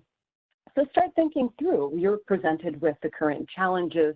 What strategy or set of strategies would you adopt? And think, are they mandatory or voluntary? And if they are indeed mandatory, can you enforce them? Who will enforce them? What penalties are there? How are you going to implement those? How long should they be in place? As we think of venues, how do we decide what's essential and what's not essential? And how do we define a mass gathering? Should we exempt religious institutions, et cetera? These are the types of questions that policymakers at the state and local levels in public health and in public policy are making on a daily basis. And it's very challenging for them. We also see those types of questions being asked specific to the healthcare setting. So how do we implement NPIs in the healthcare setting? How do you implement or devise a policy for quote-unquote non-patients? Do we let friends and family into hospitals to visit patients or to join their friend or family member in outpatient visits? Does it make a difference if a visitor has decision-making power for the patient's care? What if the patient is unlikely to ultimately leave the hospital, that is, being treated with end-of-life care? How do we populate the hospital rooms? Do we have more than one patient, whether they have known exposure or not, in a given room? How do we start to triage our healthcare utilization? How do we define non-urgent versus not urgent? Can you, as a hospital or health system employer, limit an employee's attendance at mass gatherings or public places when they are not at work? And this has become an issue based on the experience in Western Canada, in which several doctors attended a curling event and were exposed and ultimately infected with COVID-19. In the course of their duties, they were in contact with quite a few patients and then other health professionals. And so this is something that is also having to be addressed and at least thought through. Beyond NPIs as legal tools, we also think of policies related to medical countermeasures. MCMs are some of the pharmaceutical medicine and supplies that Dr. Axelrod referenced. They are supplies and medicines used to diagnose, prevent, protect from, and or treat, in this case, COVID-19. And the legal tools and policies that we see implemented related to MCAs include mandatory vaccination, such as mandatory vaccines for school requirements. perhaps an employer in a healthcare setting requiring flu vaccine for their employees. It can also encompass mandatory screening and testing, and we see that with TB screening of immigrants coming into the U.S. There's also an opportunity to implement policies when needed for mandatory treatment, and that is included with directly observed treatment for TB. We also see mandatory healthcare infection and control, and that's universal precautions and use of PPE in the healthcare setting. And again, Dr. Axelrod referred to that. She also mentioned the national stockpile and policies related to maintaining and distributing the strategic national stockpile. And again, these have potentially life-saving and treating pharmaceuticals and medical supplies that can be needed or are needed in the event of a public health emergency, and that defined as severe enough to cause local supplies to run out. And this has been tapped into not just, of course, now with some jurisdictions during the COVID-19 pandemic, but it's been used since post 9/11 with Hurricane Katrina, so natural disasters, but also public health emergencies with H1N1, Ebola, and again with Zika. We also have legal tools related to health information. And we know that monitoring through public health surveillance, which is this ongoing systematic collection and analysis of health-related data, is essential for understanding public health needs, emergencies, and guiding the public health practice. And so this helps particularly with detecting initial and early cases of infectious diseases, trauma, and toxicity that might signal a larger public health emergency, outbreak, et cetera. This surveillance also helps us monitor specific preventable diseases and deaths.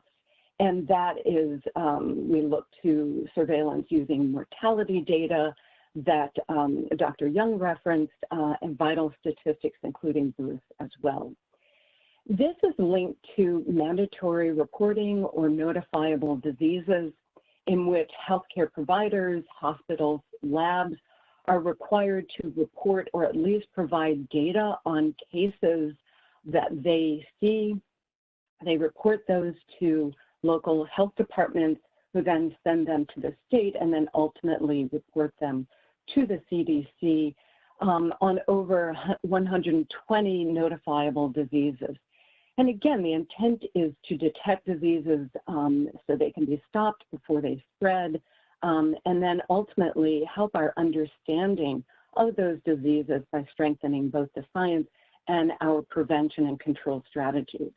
Some of the notifiable diseases include things such as Zika, and then food poisoning culprits such as E. coli and lead poisoning, not just infectious diseases. With health information, we also see HIPAA requirements that exist in the current law in emergencies being waived, as in the case back on the 15th, in which Secretary Azar waived the requirement for informed consent to be obtained by a patient prior to a provider sharing health information with family members. So that is in recognition that COVID-19 patients may not be able to provide informed consent, and information that is essential to their care needs to be shared and obtained from friends and family members. We also see, not unsurprisingly, legal tools that are in the emergency response area. The first of which is the emergency declaration. And emergency declarations are done to basically expedite the response to the emergency efforts by first expanding available resources, that is resources, financing, specifically monetary, but also equipment. We also have emergency declarations providing additional legal powers for the jurisdictions and entities. It essentially allows the jurisdiction and others to modify existing laws, as I just described with the HIPAA privacy area of law, but it also can allow jurisdictions and policymakers to actually implement regulations such as prohibitions on price gouging for essential materials, equipment, and supplies. An emergency declaration also allows us to streamline actions. It, for example, allows the national government to act without necessarily, in certain areas, proceeding with congressional oversight and or getting court approval. Now, there are technical differences between a state of emergency, a public health emergency, and disaster, but for our purposes, we are going to call all of those an emergency. At this point, every state has declared an emergency or disaster, all of them between February 29th and March 15th. And of course, there was a national declaration of emergency back on March 13th. As part of the emergency response, there can be legal immunity, and for our audience being in healthcare, we have to distinguish that that is legal immunity from liability rather than biological immunity. And that occurred under the Health and Human Services back on the 12th, where they essentially waived liability for drug and device manufacturers who were working on diagnostics, therapies, and vaccines related to COVID-19. And the idea is to remove any potential barriers from manufacturers and others to begin undertaking the work that we need for those various diagnostics and therapies. Another power under emergency response is to commandeer or seize or use private property, essentially to address a critical need.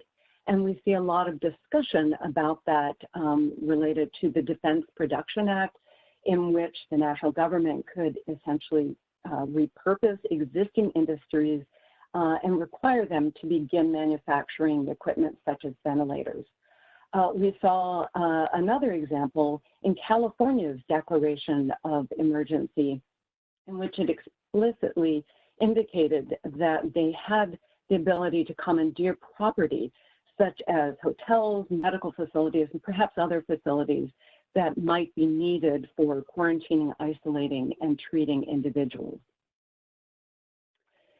We also have another set of additional options that have possibly been discussed a little bit less in the news. We see options to change our built environment, and we see that with stores, grocery stores in particular, beginning to install plexiglass around the checkout area to protect the clerk and the customers. We know there are policy options associated with incentive structures, that is to create incentives to do things that we would like people to do, such as providing tax credits for places of work that implement remote work options. We also see that CMS has incentivized telehealth across state lines by allowing Medicare reimbursement. Now, there are some licensure issues that I'll talk about in a minute, but as far as the reimbursement, that has not previously been allowed, but it is now. Policy options that change an information environment, that is requiring that we provide certain information or that we limit certain information. We can require that people display infection prevention strategies, that they provide social distancing protocols. For example, some pharmacies have done this in their drug or prescription pickup calls. We also know that there are legal tools associated with socioeconomic burden, specifically attempting to reduce that, again, to remove any barriers for people to do things that are in their best interest and the interest of the health of our communities. and that would be include free testing at this point, health insurance companies waiving any cost sharing for telehealth, and then more broadly, paid sick leave.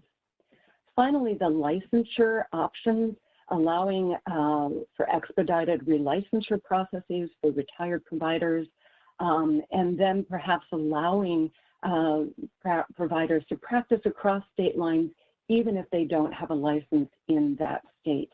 That facilitates telehealth. It could also allow sharing of providers.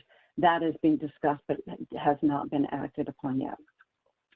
And so what we've been talking about is public health action. That is the what we do.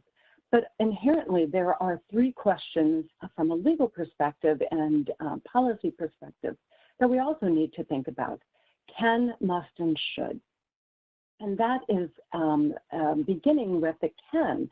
Can we? Do we have the legal authority to do an action? Must we? Do we have to? Are we obligated or have a duty to do or to not do an action? And then ultimately, the thing that most discussion centers on is should we?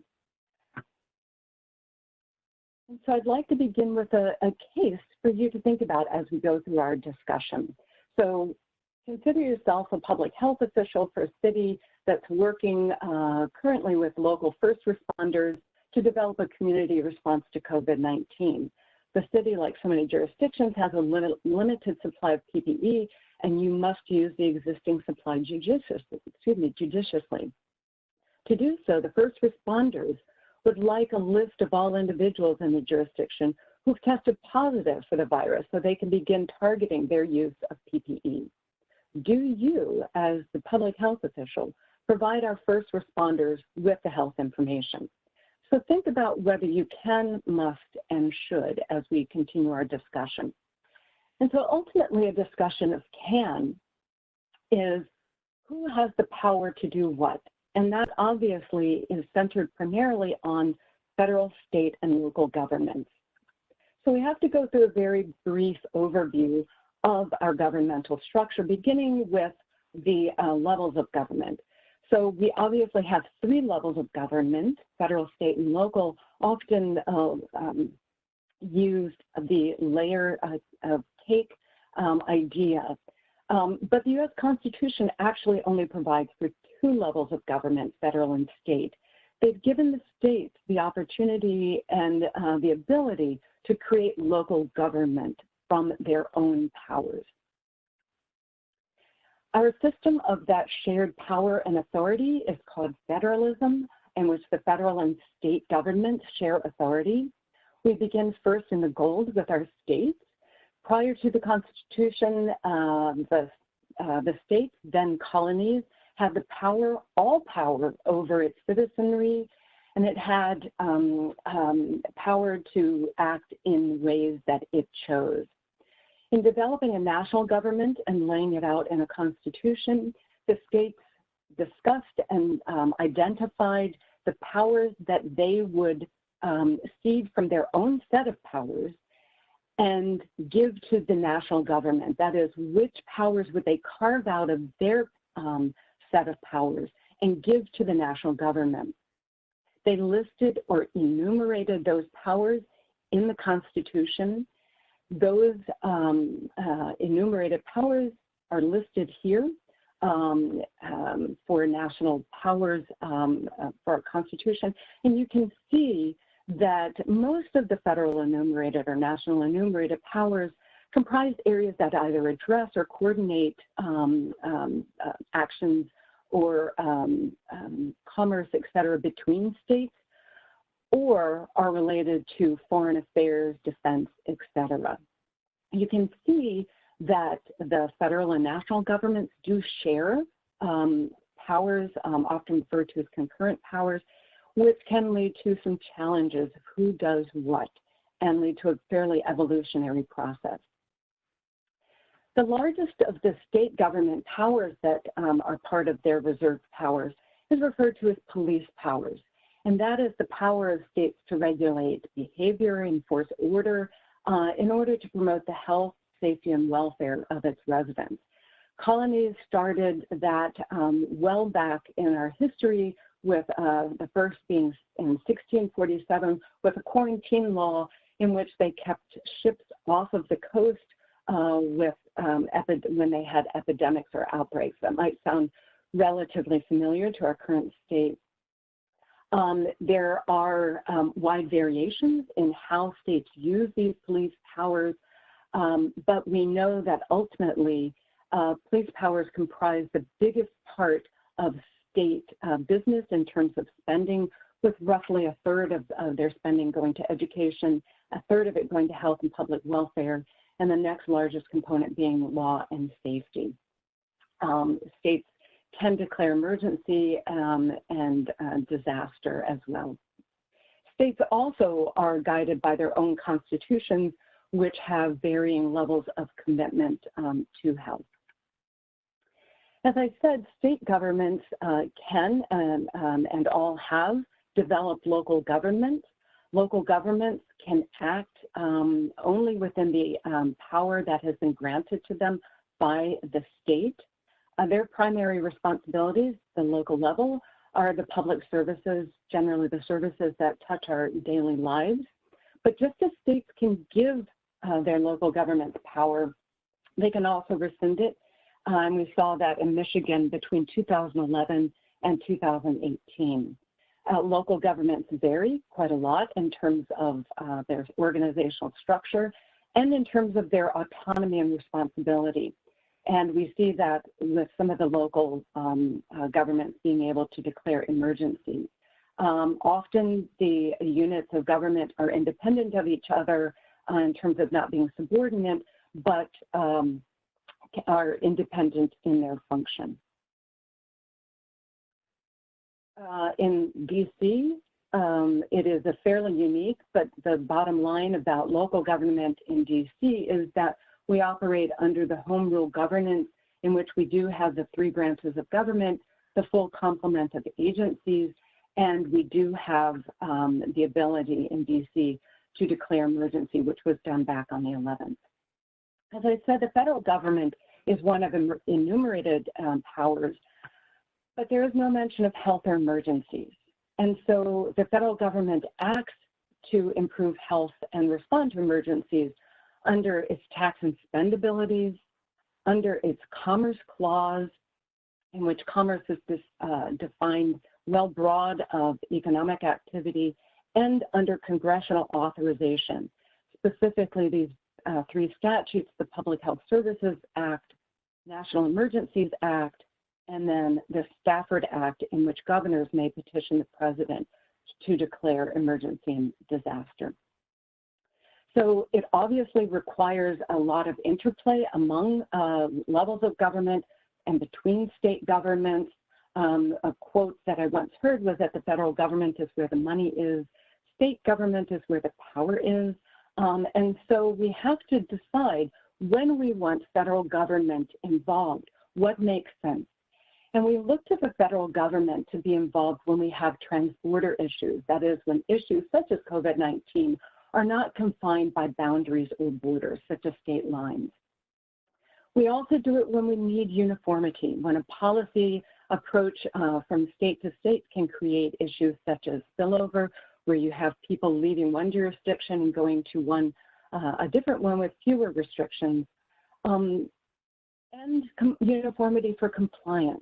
We think of health systems that have facilities perhaps in multiple states.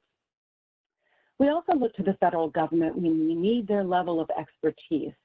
We know that the federal bureaucracy contains an immense amount of subject matter expertise, and they also have access to national data. And so we see expertise in the CDC, FEMA, and beyond. We also know that there's coordination needed between states. And if you look to the right, we see just the sheer number of public health entities at the various levels of government. And the final reason we can look to state capacity, to federal involvement is when the state capacity is simply overwhelmed. When you've been talking about the big P policy, or policy enacted by governmental agents and governmental bodies, But Little P policy is and will continue to play a policy. This organizational Little P policy is policies that are individual organizations or group of organizations, such as hospital policies, such as university school policies. And so that brings us to the must of whether we have a duty. This really is in the hands of general counsel to understand whether that duty exists.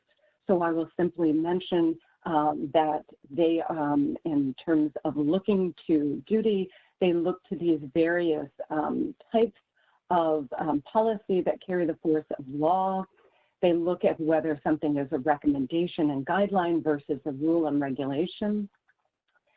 And we also have to recognize that our own agency that guides much of what we're doing is the Health and Human Services, which has, among others, these 8 agencies, including CDC, NIH, FDA, and beyond. So we get to the brief discussion of what should we do now that we know. What would you consider to do about the doubling time? And for that, we look to our goal in public health policy, to protect and promote the health and safety of communities without unduly infringing on individual freedoms and rights. But those are not self-defining terms, and it also doesn't allow us to know how to best appropriately balance the various trade-offs, et cetera. And so we can look as we continue to make policy for COVID-19, we can look to the 1918 influenza pandemic. And we can look specifically to local government action. And again, you've seen this in the news. Dr. Axelrod also referenced the quite divergent experience between both Philadelphia and St. Louis. And as Dr. Axelrod mentioned, in Philadelphia, they had their first case in September 17th, but did not take immediate action. Instead, allowed a massive city parade to take place the next week. And we see an immediate increase in the cases, and social distancing policies were not implemented until October 3rd. St. Louis, on the other hand, saw their first case on October 5th, immediately canceled a large event scheduled for the next day, and the very next day on the 7th began broad social distancing policies. And we see a very different epidemic curve here. But it's not the complete story. All of those jurisdictions knew that Boston had faced an epidemic, an outbreak at that time.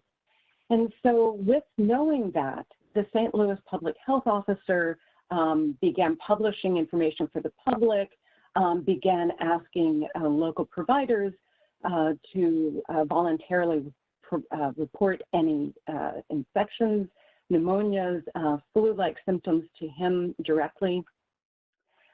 But faced, as we know is ongoing now, challenges to keep up the broad distancing policies that he had initiated.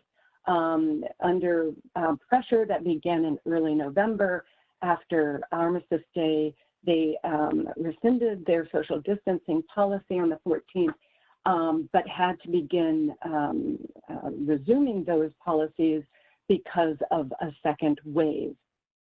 So people have looked to the 17 cities that took action and tried to figure out what best practices were. They identified several components of best practices. That is, the earlier the NPIs were introduced, the greater the decrease seen in mortality. Implementing 4 or more, that is, the greater the number of NPIs introduced, was significantly associated with massive reductions in peak mortality and reductions in overall mortality. That lifting the restrictions just after peak, that is, having it when you start to see rates declining, is contributed to a second wave. that no city that had ongoing NPIs in place that essentially continued their NPIs long after the peak as the cases continued to decline, none of them experienced a second wave. And that case fatality varied among populations, likely based on underlying general public health, and so key attention to overall public health needed to be maintained. But looking specifically at what we can consider additional best practices in St. Louis with Dr. Starkloff as their health officer, the parent of social distancing, if you will.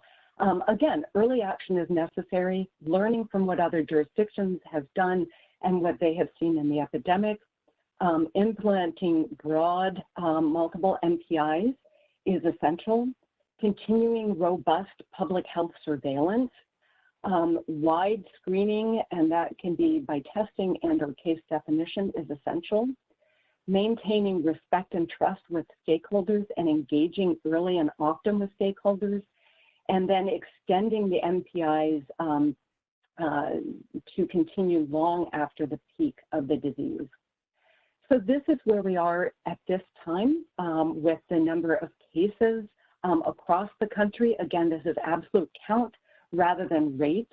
And this is what we see in terms of the NPI policies that have been undertaken in addition to the paid sick leave policies. You can see that there's quite a wide variation in terms of which policies or how many policies have been adopted.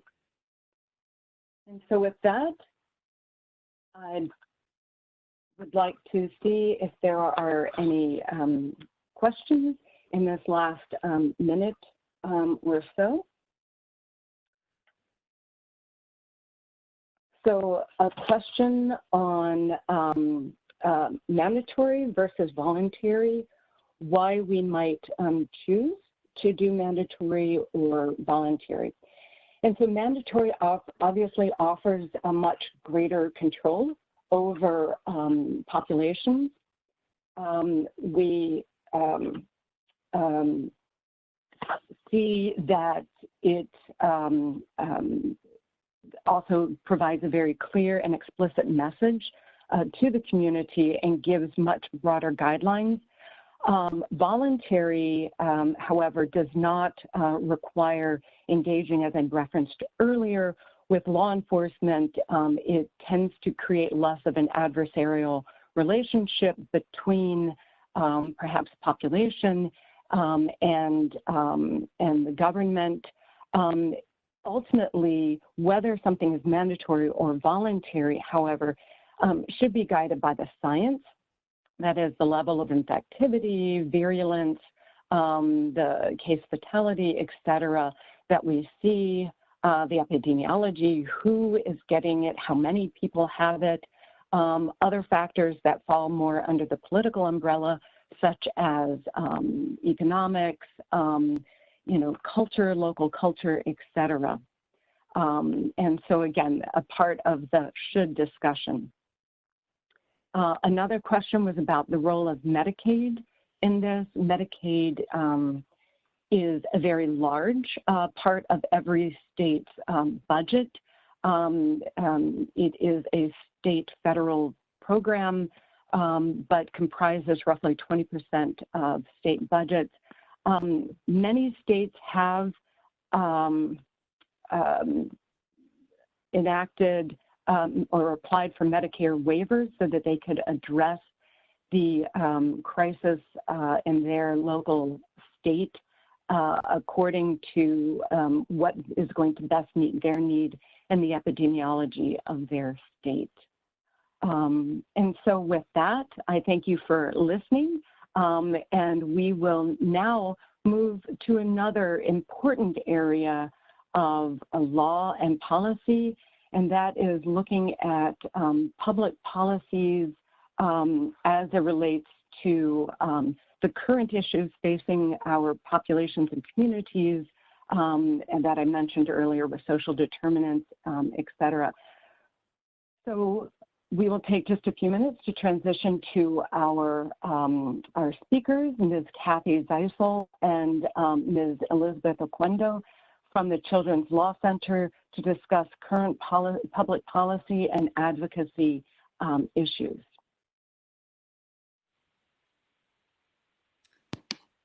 Thanks, everyone. Hello. I got into real close today for you guys, so I'm going to turn on my camera and everything. Thank you for letting us join your gathering. Elizabeth has the official presentation thing, so she's sharing her content. Here we go. We're delighted to be here. We are both lawyers, so not doctors, but we work at the Children's Law Center, and we're going to talk a little bit about what we do and then about the current public policy and advocacy issues that we are seeing facing us. To introduce ourselves briefly, I'll introduce myself and then let Elizabeth introduce herself. But my name is Kathy Zeisel. I am a lawyer at Children's Law Center. I'm a senior supervising attorney in our medical legal partnership. So I work with our team who's on site at pediatric primary health care centers throughout the city. We partner with Children's National, Mary Center, and Unity Healthcare. I've been on site at the Anacostia Children's location for about 11 years now. And so we do a lot of work integrated in with the families, and I'm really excited to be here. I'll turn it over to Elizabeth to introduce herself, and then we'll start talking about CLC. Hi, everyone. My name is Elizabeth Oquendo. Can you guys hear me okay? Yeah, okay. So I am a policy attorney, and my role here at CLC is really to elevate the concerns of our staff attorneys and turn them into policies that create large-scale impact for the low-income clients and students that we serve. So we're excited to be here, and we're going to be sharing with you information about the local public policy response to the COVID. Okay, so just so you know a little bit about Children's Law Center, where we're coming from, in addition to the medical legal partnership, do you want to do the next slide, Elizabeth? In addition to the medical legal partnership, Children's Law Center is actually the largest civil legal services organization in DC. We reach about 1 out of every 9 of the lowest income kids in DC. And we not only work with our in-house staff on cases where something is, I don't know what that is.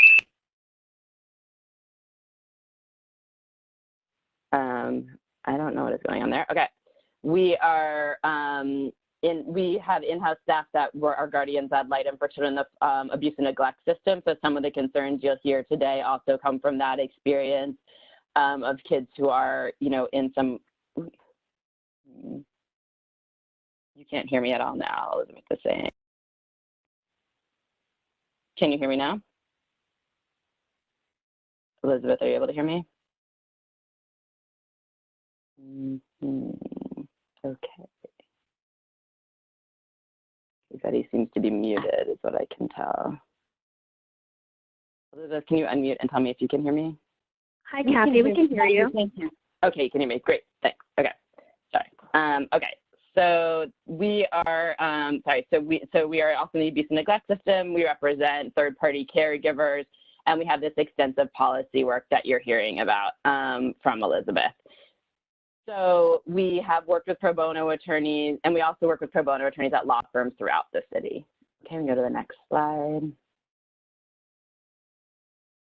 Today, like Elizabeth said, we're going to talk about the impact of COVID-19 on local policy work. We'll talk a little bit about federal, though it's not really our areas of expertise, some of the budget considerations that are coming out of it, how DC policymakers have responded, and where we see some of the big gaps that are still unaddressed in the emergency response so far. Okay.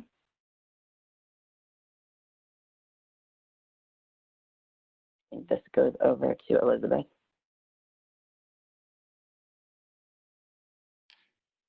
Okay, so I just want to check in. If you guys were here live, I would be asking you whether or not you were local to DC or DC residents.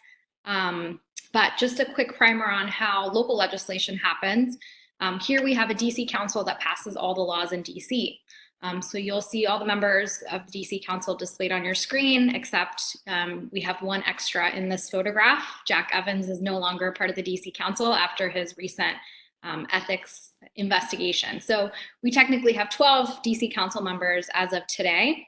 And it's really up to them to pass all of the pieces of legislation that impact us. So DC has sort of an interesting or different way of passing legislation. So we just are going to run through that really quickly. I know those of you who are lawyers or into things like some of these more political TV thrillers might be interested, but I'll try to go quickly so that it doesn't bore you guys too much. So when we have a typical piece of legislation, it goes through a full cycle before it receives actual congressional approval and becomes a law in the district. And as you can imagine, when a piece of legislation goes through this cycle, it can take months or even more than a year to get a piece of legislation introduced and then finally approved. So I've highlighted for you all of the different steps that a bill has to travel through in order to become law. So first, it's introduced at a legislative session. And then depending on the contents of the bill, the legislator decides exactly what committee it's going to sit in. And we have all types of committees. We have a committee on health. We have a committee on housing and urban development. We have a committee on education. And so once the bill goes to the specific committee, the committee gets to decide, is this a piece of legislation that's important to us? And we actually think that it's going to be helpful for the community and we want to move it forward, or are we just kind of going to let it die in the committee? For those pieces of legislation that are determined to be important, and that they actually think they want to pass as a law, they'll go ahead and schedule it for the second step, which is a public hearing. And this is usually where advocates like Kathy and I, but also community members and other organizations get the chance to provide in-person oral testimony about how the bill will impact them, their clients, their community, and people have a chance to dissent as well and explain why they don't think that this bill should become law. Once the public hearing is complete, then the committee can either refer it for a vote by all the council members, or they can decide just to kind of let it die after the public hearing. Once it moves out of the committee into the committee of the whole, which is where all 13 council members meet, then they get to take 2 votes on it, a first and a second reading. And if it moves with the majority of council members voting to approve the legislation, then it hits the mayor's desk, which is similar in a state legislature how a bill would hit the governor's desk. The mayor has 10 days to sign or veto the bill, and she does have veto power, so she can send it back to the council, and they can pass it out with 2/3 majority vote. If the bill passes the mayor's desk, then it's actually transmitted to Congress. So Congress has to approve all the laws passed in the District of Columbia, and they have 30 days or 60 days if it's a criminal law to actually pass the law. Now, they can pass it by simply not acting on it. They can take a joint resolution to formally pass it, but it can also be vetoed. And to veto it would actually take a joint resolution signed by the president. So it's sort of a different legislative process than what we see in many state legislatures. So we just wanted to go over it with you guys briefly. So where are we today? So, before COVID-19, we actually were really enjoying a very busy council period. There was a lot of legislation that had been introduced, many hearings, a lot of great pieces of legislation that for the clients that Kathy and I serve were very critical. So for example, some of the work we do, as Kathy mentioned, is providing legal services in healthcare centers. Many of the kids and families that we represent have asthma. So, bills that help to promote healthy housing and good housing conditions for low-income renters and tenants is one of our big priorities. And before COVID-19, we were having really great success. We had about 6 bills that were moving through the council that were addressing all kinds of things that would have forced landlords to make low-income housing healthier for the tenants to live in. But as of right now, because of COVID-19, all public hearings have been canceled. So that means that advocates like myself were not able to go to the council and give our in-person testimony and do that lobbying that we had been doing in the past. And really, you know, all of that great work that we had done during the council period at this point has kind of stalled. The focus of the council is now really on passing emergency legislation to address the impact of the pandemic. And so as advocates, you know, the public policy response that we are undertaking now is really coming from a defensive position to try to figure out how is it that we can preserve the programs that are important to us, and how can we you know, advance the priorities of our client population to make sure that they are that they're provided for during this pandemic.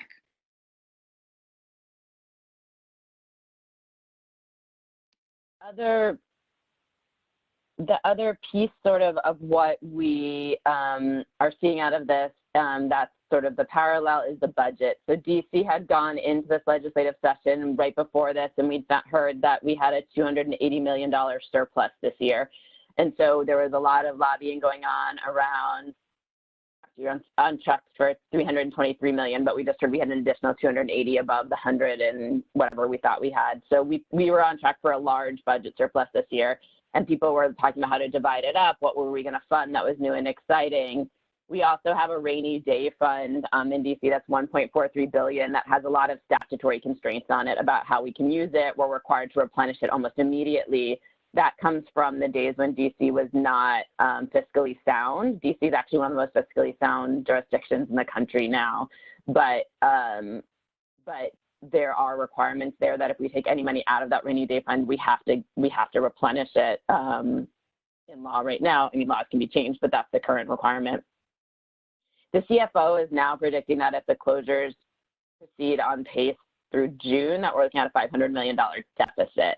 So that's not just we've lost $500 million, but we've also lost a $323 million surplus. So that's almost over an $800 million hit just to the DC economy.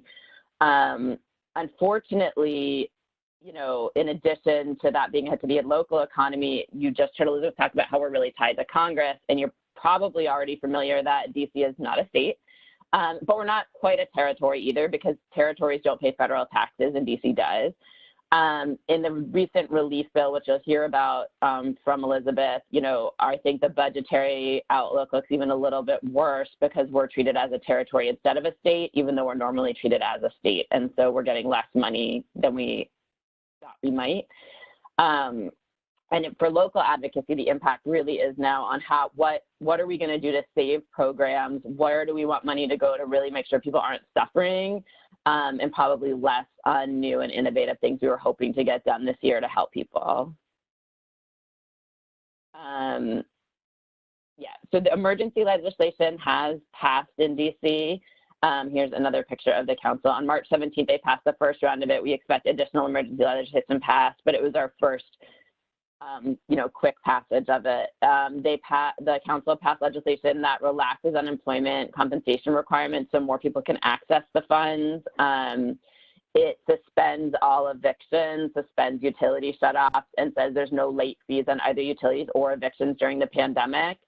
In addition, some utility companies, I know both Pepco and DC Water, are voluntarily restoring people who have been shut off prior to the pandemic, so that is a good thing. And then public benefits have been extended. People don't need to recertify. They're automatically being recertified through the pandemic for most public benefits. Schools are getting, you know, sort of sorting out what's going on. They're being given flexibility under this law to figure out what's going on with attendance and learning and credits. And certain kinds of licenses have been extended, including driver's licenses. Elizabeth? So we're certainly not experts on what's happening on the federal level. What Children's Law Center does is very much just for DC specific policy, but we just wanted to share with you, I pulled some of this information from an article released by Politico last night that went through what they were expecting to see in the $2 trillion congressional response bill. So I was kind of shocked at some of these categories, so I wanted to pull out a few that I thought might be interesting. So hospitals will be receiving $100 billion and will also be receiving a 20% bump in Medicare payments for positive COVID-19 patients. There's been additional investment in telemedicine. And then for everyday folks, I know you've been hearing probably on the news, what are we going to get? So they're saying it's going to be $1,200 per person and $500 per child as a one-time payment. And that's up to families that earn up to $75,000 as single or $150,000 as joint filers. Some other additional investments that are important for the low-income clients that Kathy and I serve, there's going to be an additional $25 billion put into the food stamp program, which is now known as SNAP, and child nutrition programs, such as the Federal Breakfast and Lunch Program and CACFP. And I think on that note, that is important, and it ties back to the local response, because as of right now, all children in DC are eligible to receive lunch at their schools. And so the district government has released a list of places where kids can go and receive meals throughout the pandemic, because we know so many of our students rely on the federal food programs. So that's going to help to continue to bolster that response. Another $50 billion is going towards education, and that's going to be divvied up between states to figure out how to use for their, K through 12 programming, but also some of that is going to go to universities. So before my work here at Children's Law Center, I actually worked in research compliance for Temple University School of Medicine, and I know that they are estimating that just Temple University has lost $100 million because of the COVID-19 pandemic. So universities are going to hopefully be receiving some funding through the congressional response. For businesses that are retaining workers at a loss, they're offering tax credits of $5,000 per worker. And then, like Kathy mentioned, state and local governments are getting $150 billion, with DC getting less and kind of being treated as a territory rather than a state. And some of the hot topics that were receiving attention, will they or will they not get big bailouts, like health insurance companies, cruise ships, and the oil industry, as of last night, were receiving nothing in the legislation. So I thought that just would be interesting to point out. One thing I just wanted to add to this, yesterday the USDA released updated guidance around school lunches, because under the prior guidance, they've been giving out grab and go lunches at a lot of school meal sites, but kids under 18 had been required to go with the parents to pick up, which had really increased everybody's risk. And a lot of our clients have been saying they didn't want to go pick up the lunches because they didn't want to expose their, compromised kids or their kids with asthma to people going to get the food. Yesterday, the USDA released guidance saying that the child does not have to be there and the parent can go pick up the food without the child. So we think that's a really positive thing. And just to highlight, what we say today might be changing tomorrow. Even locally, Department of Human Services has new guidance 3 times this week. A colleague of mine is on a call right now about new guidance that they're releasing for next week, because I think people are all trying to figure out what's going to work in this new time that we're in. The other federal response that I'm sure you guys are better educated and more aware of than we are is just the changes in HIPAA that have allowed some of the telemedicine that we've already taken advantage of. I've already done a telemedicine speech therapy appointment for my son and a primary care visit with my son. So I know that it's out there and happening already. Okay. So what are some of the gaps that, sorry, go ahead. Oh no, I was just going to transition the section, so go ahead. So what are some of the gaps that we see? I think education is a big gap that we're really, really worried about. There's been a lot of guidance, a lot of stuff written down that I think is a little bit confusing in terms of the guidance around what's going to happen. And I think that's because people just don't know. It seems like a lot of school districts are already closing for the remainder of the school year. Virginia's already closed for the remainder of the school year. DC and Maryland are closed through the end of April, but seem likely to close longer than that and possibly through the end of the school year. We know that other states are already closing through the end of the school year. So kids who are typically developing were already concerned about their education. I know at the health clinic I work at, the psychologist has been doing telemedicine visits and mentioned she's very concerned that some families seem to have no structure for the kids, and that, that can have a real impact on their mental health. And so just thinking about how we can provide any level of education and structure. I will say people are trying to be innovative. They're doing online stuff, Facebook Live, Microsoft Teams is what DCPS has rolled out. The Washington Teachers Union is actually pairing with Fox 5 News to do starting next week, every day, they're going to be doing pre-recorded like TV programs by teachers by grade level each day, so that kids that don't have internet access can get some instruction. There's written packets out there, but as a working parent with 2 young children at home, it is hard to work and homeschool your child. And so I think we are all concerned about what that's going to look like going forward. And we're concerned about what promotion requirements are going to look like. Most likely kids won't be in summer school all summer, but what does that mean for graduation? What does that mean for the preparation for next year? Are we going to see a bunch of kids who are behind? Probably, but how do we make up for that sort of in our education? We're even additionally concerned about special education, which is an area in which we do practice. The guidance around special education is that if you're offering school, it's supposed to accommodate children with special education or disabilities, so 504 plans and special education, and it's supposed to, you're supposed to make sure that students have access to services, but if you can't make sure they have access to services, you're supposed to give what's called compensatory education, which is essentially if you don't provide it when they get back, you can figure out how you can make it up to them somehow, and that looks a little different in every state. But it might be tutoring, it might be something else. We have concerns about whether that's like a meaningful thing for kids if you're out of school, just like the regression we could see. But also, there's not enough providers in the city, so giving parents a bunch of tutoring that they may not be able to use could be a problem. There's just a lot of logistical pieces of it. And kids with really high levels of behavioral needs or mental health needs or really high levels of disability at home right now really could be just not learning anything for a few months. And we're pretty concerned about how we're going to be able to accommodate the highest needs kids that we serve. Families in shelters and individuals experiencing homelessness, I think, are the third category of kids a third gap that we're seeing. One area is that, and you guys are probably well aware of this, the congregate living settings, we have individuals in shelters and certainly, and some kinds of other family shelters, though families tend to be more in apartment style living. We're pretty concerned that could be a really significant setting if there's COVID outbreaks there, and people often have a lot of comorbidity of health issues in individuals, especially individuals experiencing homelessness. Families in shelter are having, a lot of trouble accessing education. They have a lot of trouble accessing services in general and can be very isolated anyway. So we're concerned about what that looks like for them. A lot of families are in hotels that the DC rents, so just sitting in a hotel room with the whole family without any real recreation space or, green space to play in because those hotels are up on New York Avenue without any parks or anything around them. And just being able to ensure that those families get adequate services.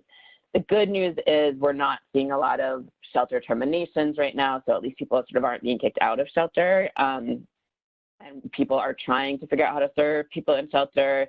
Shelters are figuring out how to expand capacity and overflow, because I think there is some thought that we may be seeing people needing to enter shelter in spite of the eviction moratorium. And one thing that isn't on here that I'm actually just going to say really quickly related to the eviction piece of it is we're really glad that there's no evictions happening, but we're really concerned that evictions could just pick up as soon as the public emergency is over, because there's right now no rent relief being given in any of the legislation. So the $1,200 isn't going to go far to people's rent. And if eviction cases are still being filed, we're hearing that just landlords are still continuing to file them. They're just not being heard until after the pandemic is over.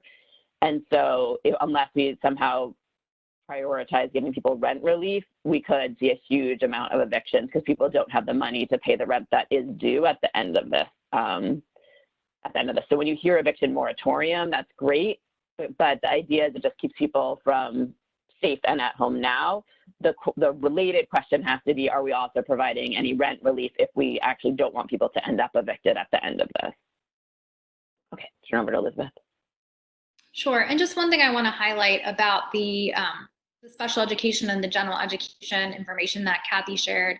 It's really great that many teachers are getting so creative and kind of creating these online resources for kids and parents to access. But I think it's important to set the context that in DC, over 30% of students don't have access to high-speed internet or devices that could support this type of online learning. And so we're really concerned about, equity issues in education and making sure that all students, regardless of family income, can access these supports and continue to receive education in the home. So I'll highlight that in order to kind of ameliorate this issue, the DC mayor has announced that she's created the Equity Fund, the DC Equity Fund, which is accepting donations now, but is funded by some private partners. And the hope is that they'll use the money from the fund to put laptops or devices in hands of students who need it, and also to provide Wi-Fi hotspots to families who don't have access to high-speed internet. The other program that you might want to share with your families, if you have patient families that need internet and don't have internet right now, is the Comcast Cares program. So they're able to visit Comcast's website using their phone, or give Comcast a call through their 1-800 number, and they're actually able to sign up for some free or reduced cost internet access in their home, some basics. I think it's called the Comcast Basics program. So we're trying to spread the word about that program because we know that in the coming days and weeks, a lot of families will need to access these educational resources online. Yeah, it's called the Internet Essentials Program, and if you need materials, we can definitely send you materials on any of these issues. And so another big group of children that Children's Law Center represents are actually kids in foster care. And we're really concerned about a few issues. Before even the pandemic happened, we were already having what's called a placement crisis. So in essence, we have more children entering the abuse and neglect system than we have foster care homes to place them in. And because of that, many of our foster care students are actually placed outside of the jurisdiction. So they reside in mostly in Maryland and some in Virginia. Because of the placement crisis, we're looking out for the foster kids and making sure that placements remain available. And we also want to make sure that the agency continues to work on their prevention efforts, right? So part of their charge is also making sure that children remain safe when they're in their homes. They operate a hotline, which I'm sure as mandated reporters you are likely to be familiar with, but also, just keeping the community and keeping the agency kind of in mind and thinking about, when families are now facing these really extreme economic pressures, when they're cooped up in the house all day together, it could lead to higher instances of child abuse and child neglect. So just keeping in mind, this pandemic may impact the number of child abuse cases or referrals that are made to the agency. And so we just, we're keeping an eye on that as an organization and trying to provide creative solutions to the agency as we move forward. Another place where we're doing a lot of advocacy is working with families in substandard housing conditions. So whereas before we would have had our asthmatic patients only staying in their homes about 8 hours a day, now they're in these homes covered in mold and mildew and dust for 24 hours a day. So Children's Law Center is working with other groups like the DC Asthma Coalition and the Healthy Housing Collaborative to try to think of some creative ways in which we can provide some technical assistance to families who are currently kind of stuck in these substandard housing conditions to make any kinds of small repairs or changes that might help them while we're all kind of sheltering in our homes. And lastly, just one thing to think about are food deserts, right? So we know that our neighbors east of the rivers, and especially in Ward 8, there's a real lack of access to fresh and affordable food, and a lack of access to grocery stores. And so this pandemic really highlights the food deserts in our community. So whereas most of us, I live in the suburbs, I can drive 5 minutes and make it to Whole Foods and stock up, a lot of our neighbors just don't have the ability to do that. And so during this pandemic, it really highlights the disparity and the ability to access this fresh and affordable, healthy food. So there are gaps that remain there that are being mostly filled now by the nonprofit sector. So groups like Martha's Table and the Food Bank and others are actually doing grocery delivery to all these families, but it really just highlights the importance of the federal food programs like food stamps and the school meals program, which are helping these families access food during the pandemic. And, basically, in order to fill these remaining gaps, the answer is public policy. So in order to address all these issues that we're just bringing up with you guys in this presentation, it's going to take the work of community members, of healthcare providers, of lawyers, of professional advocates to team together and, issue spot these things and bring them up to the policymakers and the decision makers to help inform, the laws that we pass going forward. I think we have a real opportunity here to collaborate and work together to make sure that your patients and our clients are having their needs met and really start to lay down some foundational legislation that can help us not just get through the pandemic, but help us to start thinking about how are we going to kind of get back to normal once this is all over. Kathy, I don't know if in the last couple minutes if you want to add anything. No, I think that was I think I agree with what you said. I think we all are going to be in this together. And I think that the last thing I would say is, I think those on this call are associated with the medical school and are in the medical profession and public health. And you guys see different things than we do and have different ideas. And we really want to be collaborating broadly. So if you see things or, things come up and you want to reach out to us that are, cross collaboration areas, we'd love to hear from you. We are all in this trying to figure out right now what is going on and, what we can be doing together. So I think that's the challenge and the opportunity right now, and the situation's constantly changing and in flux. So we hope that, we'll all be able to come with creative solutions for everybody at the end of this. Yeah, and although we're working from home, as most people are, I just want to stress, in case you do have any patient families that might need a referral to legal services, almost all legal services, I'd say all of us, are open, although we're working remotely. And so we are able to talk to clients that might have any concerns about utility shutoffs.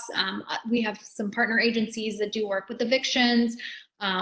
So please don't hesitate to reach out to us. We're happy to make those connections and make sure that members of the community are still engaging with the services that they're entitled to.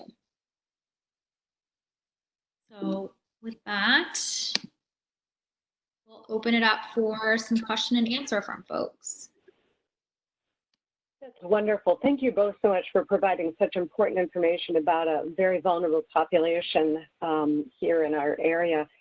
So one question that has come up is how the work you do and or that of others in the district engage with people in the broader DMV areas. That is, we can all imagine that populations in this whole region are affected by some of the very important issues you raise. Does your work or does the work of others kind of interface with our local counterparts?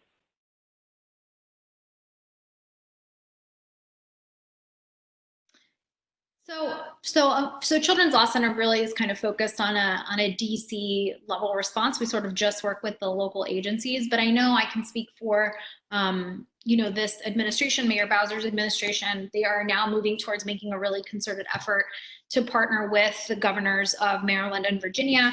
They've been holding, releasing joint statements and kind of trying to hold their press conferences at the same time to try to harmonize the information that's coming out. We do have very porous borders. I live in Virginia and come into DC every day for work and vice versa. And so I think that moving forward, we're going to see this mayor's administration, try to partner with the two other governors in the area to try to harmonize some of this response as we move forward. Unfortunately, when we're talking about legislation and public policy on a local level, the laws that we create through the DC Council only apply to the residents of DC. And so that's why we kind of take a more narrow, more singular focus. We do have some children, though, as I mentioned, who are in foster care, who do live in Maryland and Virginia. And so as an organization, we are also tasked with kind of following up on what's happening with those jurisdictions so that we can advise foster parents who are who may be residents of the other jurisdictions about what's happening and how they can access resources there. So I hope that sort of answers the question. Yeah, and even though we're not directly advocating in other jurisdictions, we're starting to look at other best practices and what they are and aren't doing, because we're trying to figure out that path forward and nobody knows the right answer. So we're definitely keeping tabs on how other school districts are delivering education. You know, PG County is actually taking the position that they're not delivering education to anybody, so they're not attempting to provide special education, while DC is trying to provide some related services, like they're doing OT and speech by Zoom. So I think we're trying to see what other places are doing, at least to have a base level understanding, even though we're not doing that advocacy. That's great. Thank you very much for that. You mentioned the relaxation of the USDA requirement that a child be with a parent to pick up their food. Are there other barriers or gaps that, that might need to be relooked at in terms of this as food security, but it could be broader, that we should be thinking of in terms of addressing some of the key areas that are impacting this population? I can start, and Elizabeth might have other ideas also. I think, one of the things, even in talking about that I've been talking, I had a client who lost her food stamp card, her EBT card, and they haven't yet gotten the authorization to mail the card. So she actually has to physically go to the EBT center to get it. So that's being worked out, right? But figuring out how to change the rules and regulations that haven't permitted telemeetings, like how they had to change HIPAA, make HIPAA adjustments so people could do telehealth. That's all, there's a lot of little stuff like that. In housing, there's stuff like that. How do people recertify? How long can we actually waive recertifications? Can people do self-certifications for housing inspections? Do we want that? What are the long-term public health consequences of, or, public policy consequences of doing some of these short-term changes? I think the other place that we've been seeing a lot of stuff that people are trying to figure out is the child care subsidy piece of it, because people, to make sure that our families don't lose their spots in child care with the child care subsidy, they've definitely done some rule adapting there. And I know people are keeping a close eye to make sure that people don't lose their child care subsidy. But we've had to adapt. I know that they've had to adapt quite a few regulations, rules associated with that program as well. I don't know, Elizabeth, if you have other ideas of where it still needs to be adapted. I mean, I think the real challenge is that, federal law is federal law. So a lot of things like deadlines, especially for the education work we do, there are mandated deadlines where things need to happen, litigation deadlines, things need to happen. But local rules and local regulations, I think the DC Council and the mayor are really working hard to have advocates kind of point out the places and where we can perhaps relax some of these local rules to really help families kind of get through this time. So public benefits has been one where they've been doing a really amazing job. Relaxing the rules for unemployment insurance in the district, I think, has been incredibly helpful. So just thinking about, how can we get folks assistance as fast as possible?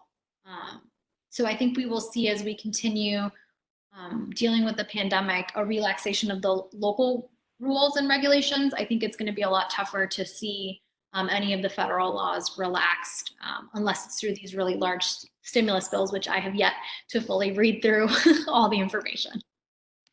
I think the other area that we are hoping that hadn't even occurred to me till we started having clients that have this problem, but we have clients where landlords are demanding to show their properties or come in to do stuff, and they don't want them to come in because they don't want to be exposed. And so we're, it's not us, but other organizations in DC are trying to get legal clarification now that unless it's a true emergency, you don't have to let people into your unit.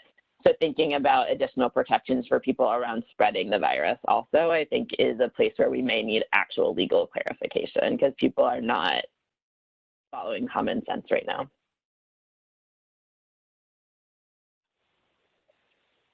That's very helpful, and certainly goes through the list and array of areas that you address. And you've mentioned several times about not just the current issues, but thinking after, when some of these have been relaxed. So there's a question about what the biggest need is among your clients, and I assume this is both currently, but also, in general, what you tend to spend most of your time and effort on.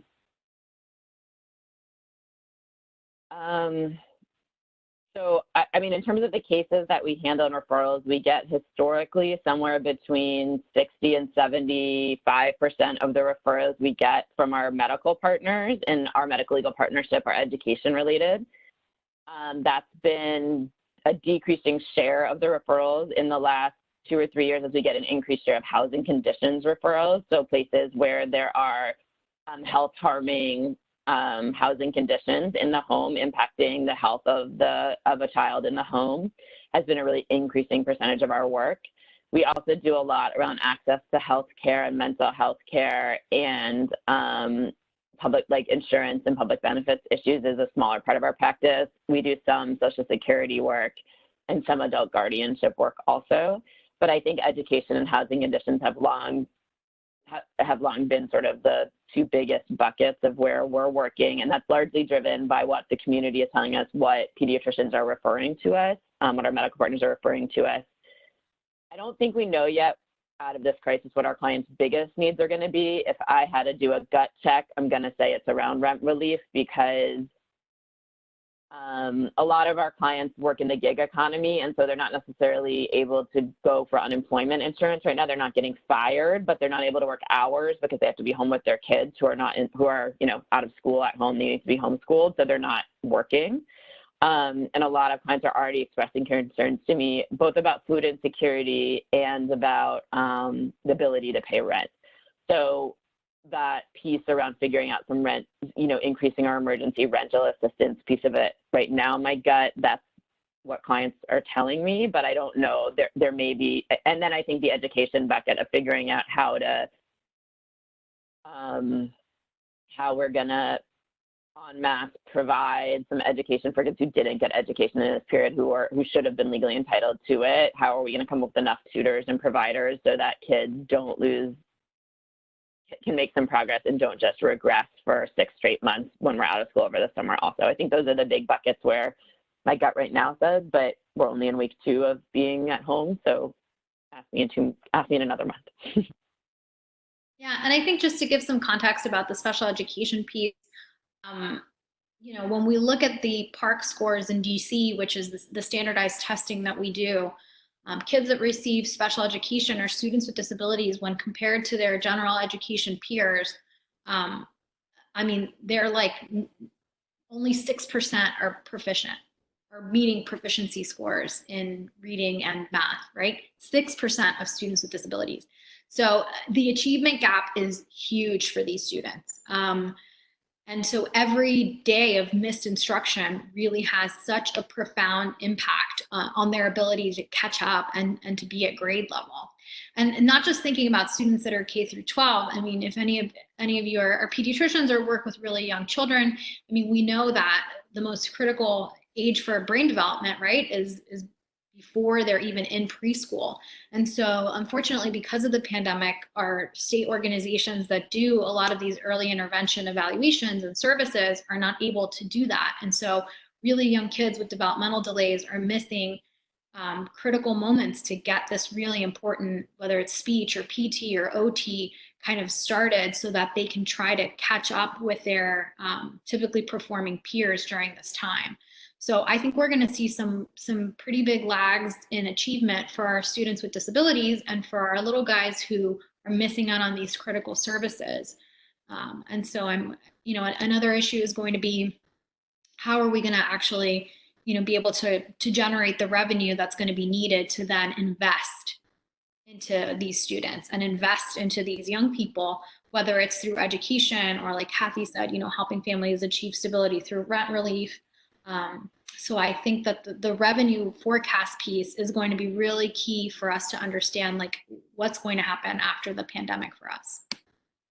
And I think there's going to be a workforce issue, because a lot of the people that do these early intervention services are small businesses, and I hope that they can survive not being paid for this entire time, but they're not allowed to give services and be paid through early intervention right now. And a lot of them, their whole business is early intervention. So,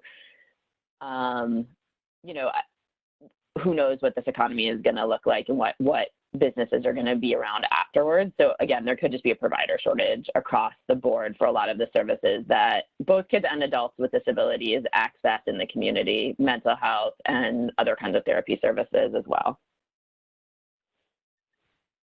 So for the final question, to follow up on that, has there been movement toward providing those services virtually? What are the barriers and what are the options as we look forward to that?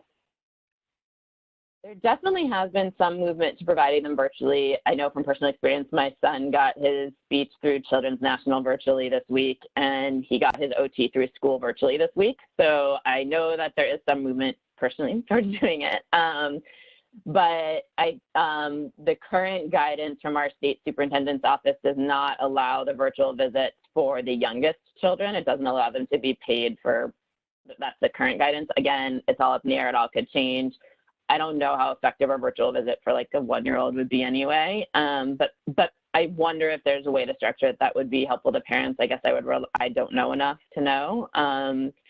But there's not, right now we're not looking at providing early intervention services at this point, but maybe there's a space for advocacy around thinking about how to make that effective.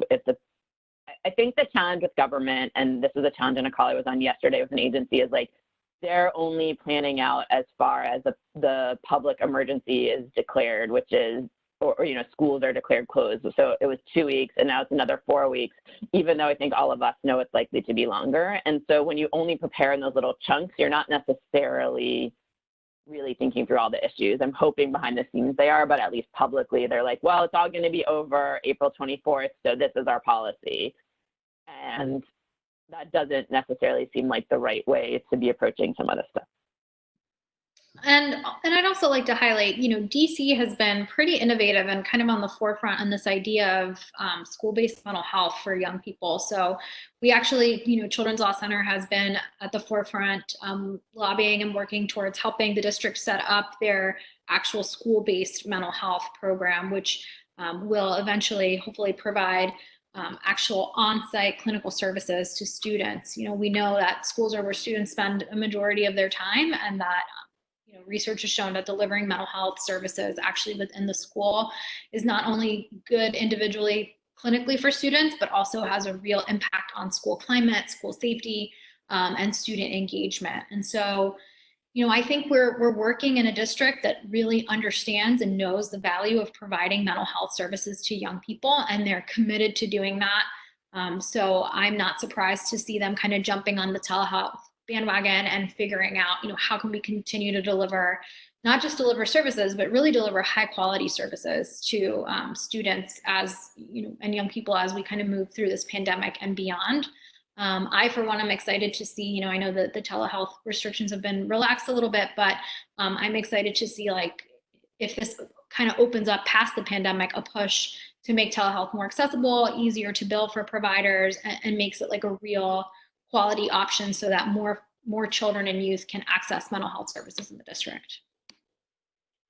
Yeah, and I just want to end by saying, like, I think there's a lot of gaps, a lot of stuff to think about, but I think the district has actually been really innovative and thoughtful as much as we can be so far. Like, I'm not necessarily, I'm often one to criticize agencies, but I do think agencies have really been trying to change their processes as quickly as they can. It's not easy to shift a government bureaucracy from an office to remote, to think about new technology, to get new technology online as quickly as possible. There's a lot to be done, a lot to think about, stuff that is not our area of expertise that everybody's trying to think about, but hopefully we'll be able to put more pieces in place as, we churn through some of this. And I think hopefully we'll figure out the money piece of it a little bit also. That's great. Thank you both so much for helping us understand some of the needs of our most vulnerable here in the DC area, but also some of the current policies and areas for advocacy as we move forward. We really appreciate it and wish you best of luck as you continue your work. And we're now going to transition to our final presentation. We have Dr. Kailan Baban that is going to present on wellness and resilience during the time of COVID-19, and so I will turn it over to her.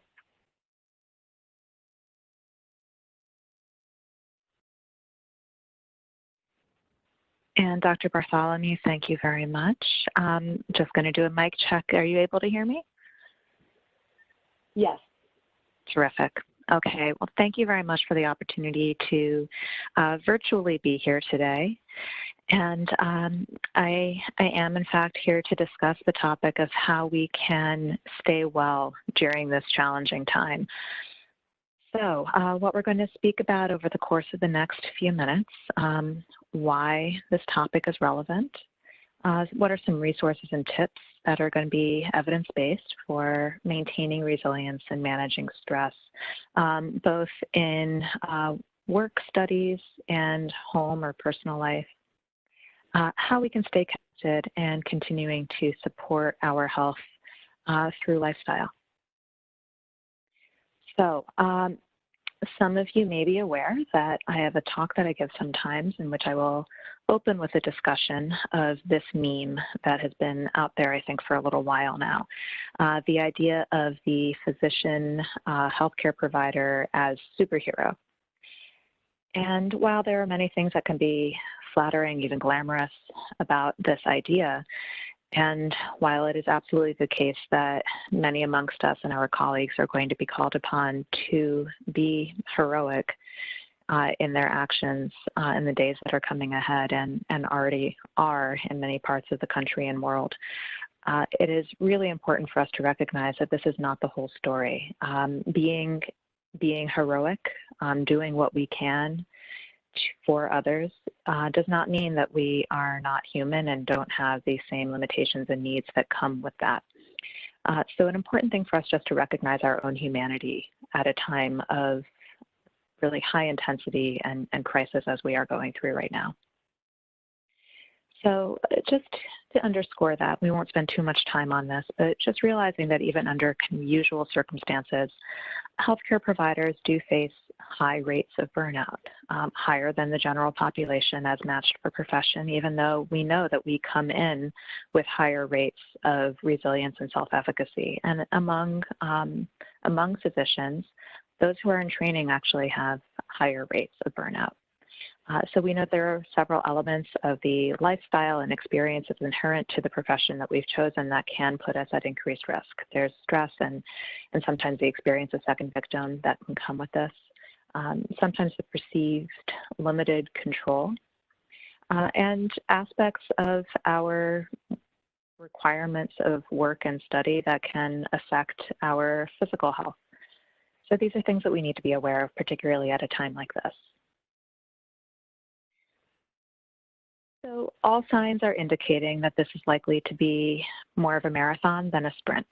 And this makes it particularly important for us to be aware of our own needs and self-care. So we're all experiencing disruption in our usual roles and routines. We're needing to adjust to new workflows, maybe new flows in what's being required of us as students, new responsibilities, a lot of uncertainty from day to day, which is hopefully starting to settle down a bit within the school. A limited understanding of the virus, even though we know that that's evolving quickly with each day, and concern for the health of our families, our communities, and ourselves. So with this in mind, the idea of the marathon, I thought it would be helpful to really take a moment to better understand what is it the marathon runners do? How do they train that's different from how sprinters train?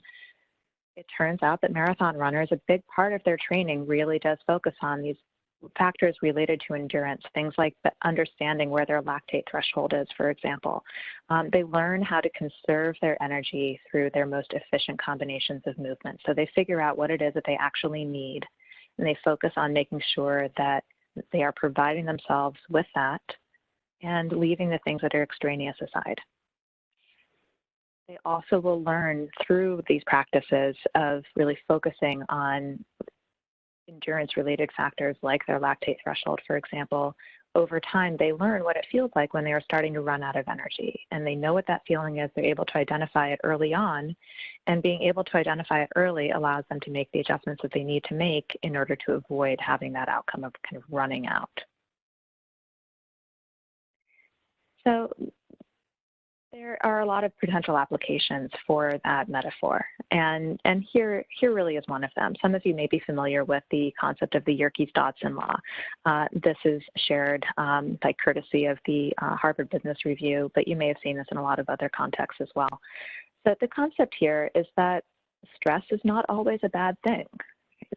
It can be beneficial for us to have a little bit of additional stimulation. It can help us to maintain increased attention, awareness, avoid boredom, be focused, and reach our own personal best performance. So that area at the top of the curve here, that's indicating an area kind of optimal performance where we are getting some amount of stimulation that's helping us to reach that point, and not excessive amount of stimulation that can end up leading to impaired performance cognitively and in terms as well as efficacy and productivity because of kind of passing that point of optimization to a place of stronger stress or anxiety. So our goal here, similar to the marathoners, is to find a way to really kind of recognize where we are and pace ourselves by giving ourselves enough energy and stimulation, trying to recognize when the stimulation is passing that point of being optimal and being able to step in to address that so we don't end up running out of energy. And so again, just kind of underscoring this point, stress is not always a bad thing. It can be helpful, it can be productive. And in fact, this is one study of many in a large body of literature that ends up showing, well, it looks as though short-term stress actually can be helpful, can be an underappreciated mechanism to even enhance immunoprotection, for example. So there are a lot of potential benefits to stress. However, we are all familiar with the fact that long-term stress responses chronically can end up leading to chronic diseases that have inflammatory components, things like atherosclerosis, depression, diabetes. And at this point, this particular graphic is from 2005. At this point, we have a very large body of literature that ties chronic stress to just about every known physical health condition. So we know that there's, again, a balance to be had and kind of an awareness of that self-regulation. This is an effect that we can see all the way down to the epigenetic level. So this is one study that demonstrated this dose-response effect. So people who are experiencing no work-related stress versus mild work-related stress versus severe, we see that with each one of those steps, there's actually a statistically significant reduction in telomere length, for example. So there's an association here with cellular aging. And at the end of the day, in all of these different ways, cognitive performance, physical health, professional performance, this is what we want to avoid. We want to avoid getting to a place where we just cannot perform at our best. And that can be particularly hard at a time that's challenging like this. So what are some of the ways that we can maintain that innate resilience that we know all of us have at a higher baseline when we come into this profession? How do we do that, particularly at this time in our professional settings?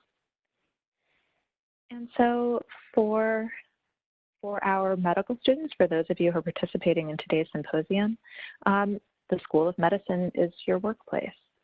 Here are some things that we know about how we can maintain wellness in our workplace. Having a clear organizational mission or purpose is extremely beneficial. And for all of us in healthcare these days, in one way or another, I think that mission and purpose is becoming pretty clear. We can talk a little bit about the next bullet point here, which is each individual having a clear sense of their own individual role in advancing that mission. I know that for some of you now, that's a little bit less clear, and we can talk about some ways that we can still make sure that you are really actively engaged in pursuing that mission, but realizing that becoming your professional selves, continuing along the path that you have started now, that is a huge part of your mission and your ability to advance the mission of this organization at the School of Medicine. So uncertainty is something that can be really particularly difficult when we're trying to build and maintain our resilience. And so here are some practical steps that we can take to reduce uncertainty. Making sure that you are familiar with the most current guidelines from the deans and from the Office of Medical Education. I know that there was some changing over time as the situation on the ground was changing.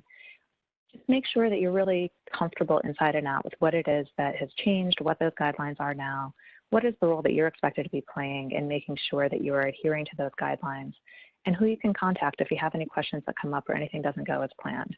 Just having a understanding of what it is that is being expected of you and what the plan B is can be enormously beneficial in helping you to be prepared. As you review those guidelines, if you have any questions about them, make sure that you're asking them now. It's possible that you've noticed something that may be helpful for others. We are all the experts in our own experience of the School of Medicine.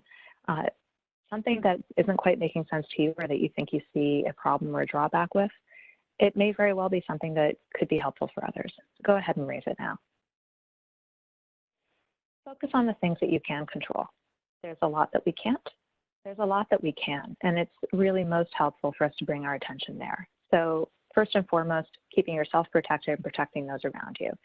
Being conscientious with hand washing and social distancing, continuing to take care of your basic needs, which can include maintaining a routine. We'll talk about that a little bit more. And just basic things like staying hydrated, keep those mucous membranes moist and healthy, getting some physical activity, trying not to skip meals.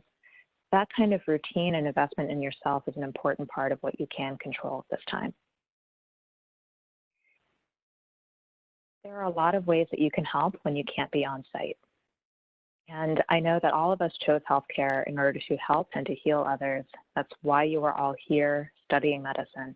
And with that in mind, this can be a particularly difficult time to not be able to be on the front lines. But you all know very clearly, particularly from your training in this clinical public health curriculum, that direct patient care is not the only way that you can make a meaningful impact. So first of all, making use of your knowledge and training to combat misinformation and to address any unsafe attitudes that you come across. Remotely checking on older neighbors, vulnerable family and friends make a really big difference. Providing social support where it's needed. As we were just hearing about, finding opportunities for advocacy, especially for those who are the most vulnerable amongst us at this time. You can amplify requests for donations of PPE. Right now, we are understanding that the MFA and the GW Hospital have good stores, but they are accepting supplies. We don't know whether it might be necessary to have something additional on hand, and it's best to be prepared. So there are some ways that you can amplify those requests as well. There are also some great structured opportunities for you to support our frontline providers, and there are a number of those opportunities that may be coming forthcoming in the days ahead that some of your colleagues and some of the faculty have been working on structuring. But in the meantime, this is one that's already up and running that a number of your colleagues have developed, and Dr. Narayan and I have been faculty advisors on. So you have the opportunity to provide childcare, pet care, any other household services to frontline healthcare workers who need it. This is something that you should only be signing up for if you are not at an increased risk for exposure. Only do this if you are safe to do so. But this is a 100% student-run effort. In combination with students at Georgetown and Howard, you would be matched with some healthcare worker families based on the preferences of both you and the family. So far, 9 families have been matched. A total of 16 families have signed up, and we have a total of 172 volunteers. If you're interested in learning a little bit more, there's a website there, as well as a Twitter account. So regardless of the role you're taking now, where you are focusing, supporting your resilience is going to be really key. Things that we know through the literature make a big difference in terms of supporting and maintaining resilience. Having a sense of mission or meaning in life, that's something that we've been touching on. Having strong role models and a strong network of social supports. The use of humor, and harnessing your own personal tools, knowing what it is that really nourishes you and sustains you, and making an intentional effort to spend, even if it's just a few minutes a day, some sort of meaningful time engaged with those things. Self-awareness, we've touched on this. I think it's important to just highlight it. Many of us have a tendency to kind of push through stress. That can be helpful in the short term, but maybe somewhat counterintuitively, it can actually be damaging in the long run. When we just push through the stress, shove it down, and don't address it, the stress just builds, and in the long run, that can actually end up reducing performance and reducing resilience. So again, experiencing some stress now at a time like this is normal, it's appropriate, it can even be beneficial. But important to be aware of your own signs of stress when you're starting to cross over to that other part of the curve. Doing our best to take things one day at a time is really key. Right now, there's only so far in the distance that we can look. one day at a time can be really beneficial and help us to be our most productive. And making sure that you are seeking out opportunities for additional support and help when you need it is really critical. And I'm going to be sharing some resources in a few minutes. In the meantime, even if there is a busy day and you only need to be able to do something kind of quick and informal when you're noticing that stress is starting to run a little high, there are some really easy evidence-based things that you can do. So one easy one is taking a moment to come out of your head by focusing on a physical experience that can ground you in the present moment. So if you are walking, ideally you'd be getting a little bit of movement either outside or safely, either inside or safely outside. If you're walking, taking that opportunity to really pay attention to your weight shifting from one leg to the next or your arms swinging at your sides. If you're sitting, noticing the weight of your feet on the floor or the points of contact with your chair. If you're in conversation with someone, whether in person or remotely, and you're noticing that stress is high and maybe your mind is starting to wander a little bit, taking a deep intentional breath, letting your attention really rest there for a moment on that breath, and then taking the opportunity to refocus on the conversation. These are things that you can do quickly, easily in the course of what you are doing anyway that can be really effective. Even just stretching. Stretching is another way that you can bring your attention into your body and away from your thoughts, and it also helps to release physical tension. There's been some good evidence that even taking little micro breaks to stretch intraoperatively can help surgeons, for example, to enhance their physical function and improve their mental focus in the middle of the surgery. So these are things that are small but can be really effective. If you have a minute or two to do something slightly more formal, there are some resources here. You'll see the links at the bottom of the page. Box breathing is one. You may be familiar with it. It would be something that you could take a moment even to just practice now. Sitting up straight, taking a deep, slow, and intentional breath over a count of 4, holding for a count of 4, releasing over a count of 4. Probably a little bit more slowly than I am walking you through now. And then holding there for a count of 4. And that would be one box, one cycle. And so you could leave it there and return to what you've been doing, or this could be something that you could keep going with for a minute or two.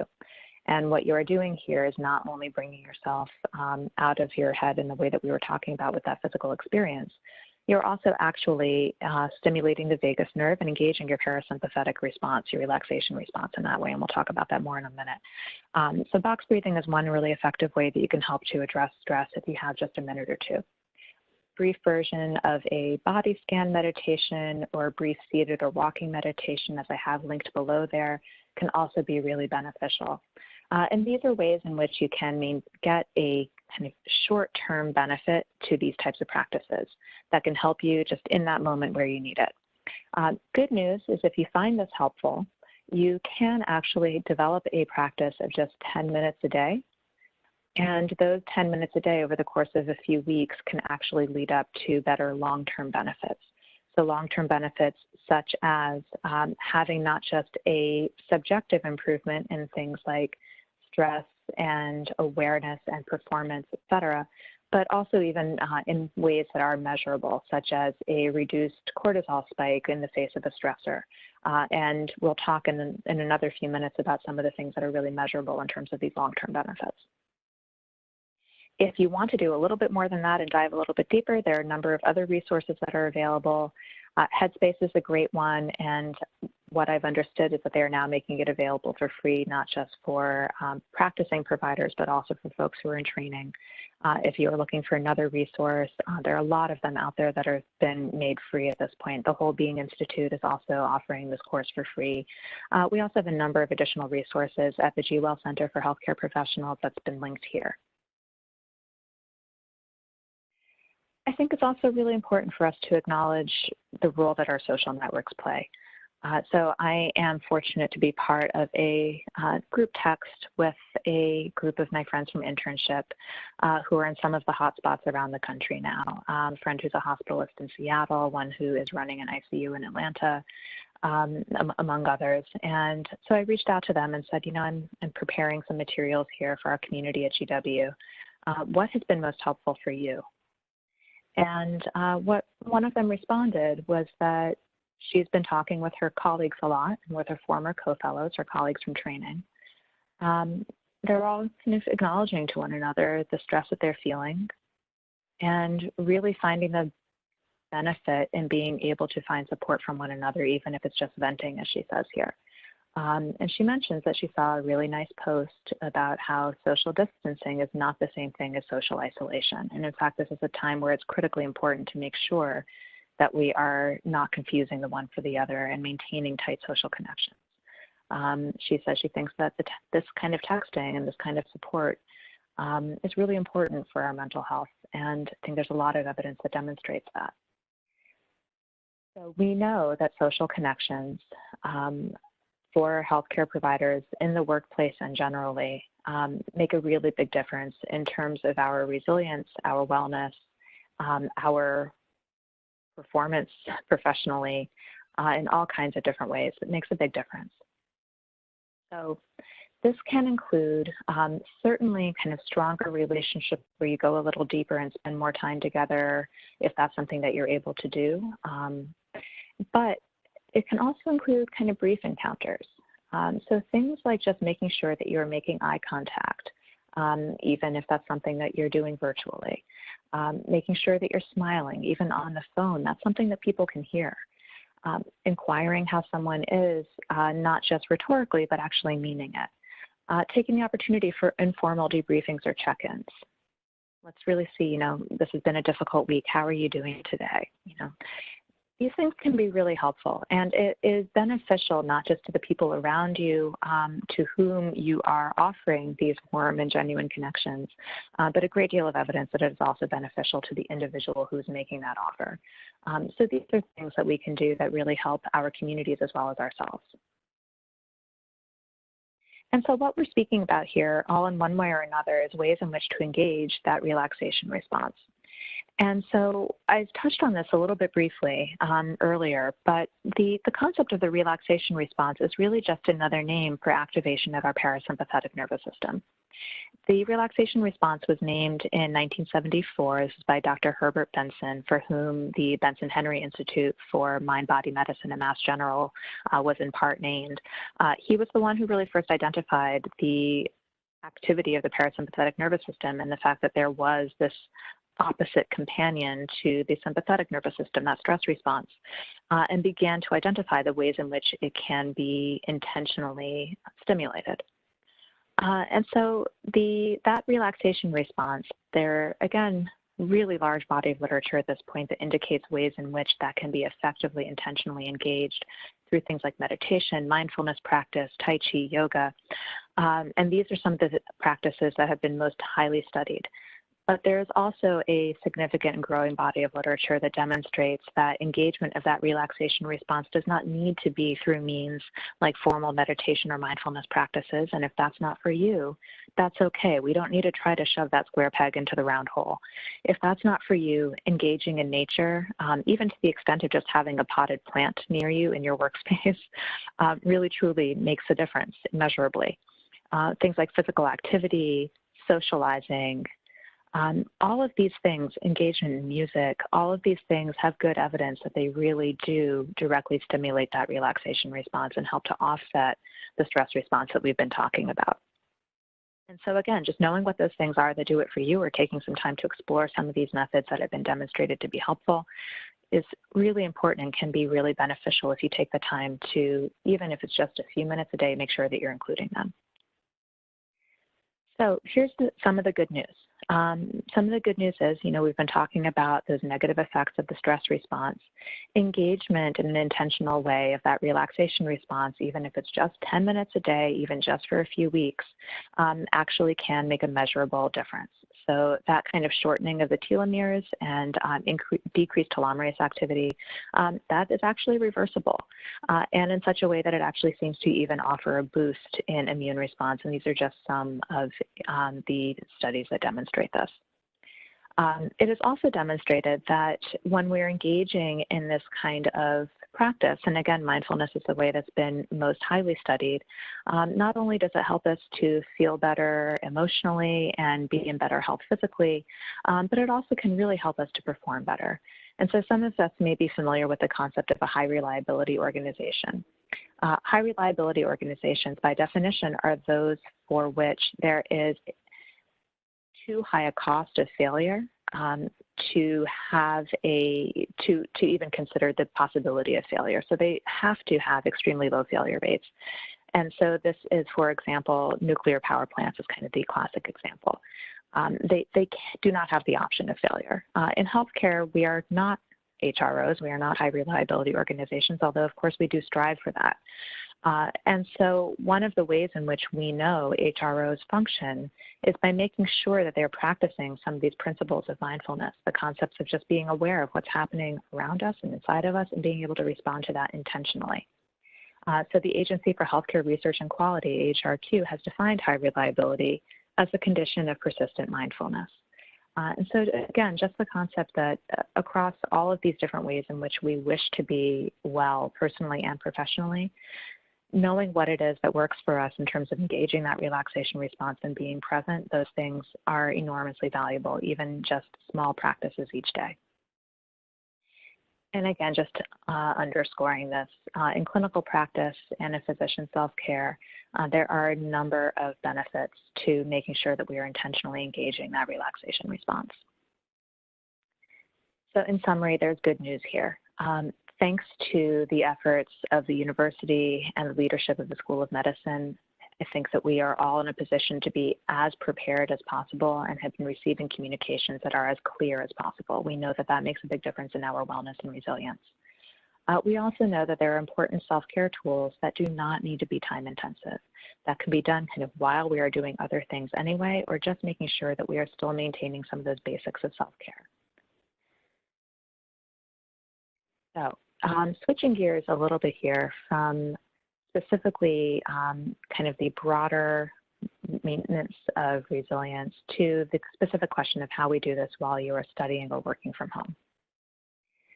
So how do you make the work from home or study from home work for you?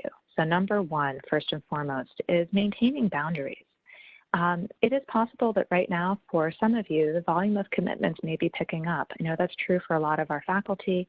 I imagine that that's true for a lot of the students as well, particularly as many of you have been looking for opportunities to become engaged with supporting the efforts that are out there and the folks who are on the front lines.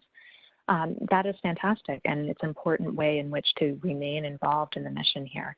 But particularly when that might be the case, but under all circumstances, being able to maintain those boundaries is really important. We know that there can be real benefits to being able to work or study from home. It can lead to kind of feeling more support in your own personal needs. It can lead to increased satisfaction with your studies or with your work. But it's also the case that those benefits come at a risk of people actually doing more work. So we know that work tends to intensify when it's being done from home. And this is in part because of that loss of boundaries. So being able to really clearly define the space and hours in which you are a student versus in your personal life while you're at home is really important, as much as possible. If you have children and a partner, being able to trade off that kid duty can also be useful in doing that in a way that is organized to best support your, again, maintenance of boundaries between your school life and your home life. Realizing that now you have some extra time on your hands, given that you no longer have that commute, being able to use that time intentionally, take advantage of it. This may be a good time to actually engage in some physical activity, because one of the things that we know happens when we are not leaving the home is that we are moving less. This would be a good way that you could use that commute time to make sure that you are maintaining activity, which can be beneficial, again, not just physically, but also emotionally, and in maintaining some sense of a routine. Also maintaining social connection, particularly important when home is your base. Some particular tips for remote meetings, whether you are leading them or whether you are engaging in them as a participant. particularly if not all the participants are familiar with one another, and especially if this is a group that's going to be working together going forward but may not have had an opportunity to meet in person, taking the time for introductions, maybe a brief icebreaker, can be really valuable. And again, if you are leading the meeting, easy enough for you to do this. If you're not leading the meeting but you're participating, maybe this is an opportunity for you to suggest to your meeting leader who may not really be familiar with leading remote meetings. Maybe you can make that suggestion to them. This is also a time, again, to maybe consider doing a short check-in, just how is everyone doing before launching into the meat of the meeting.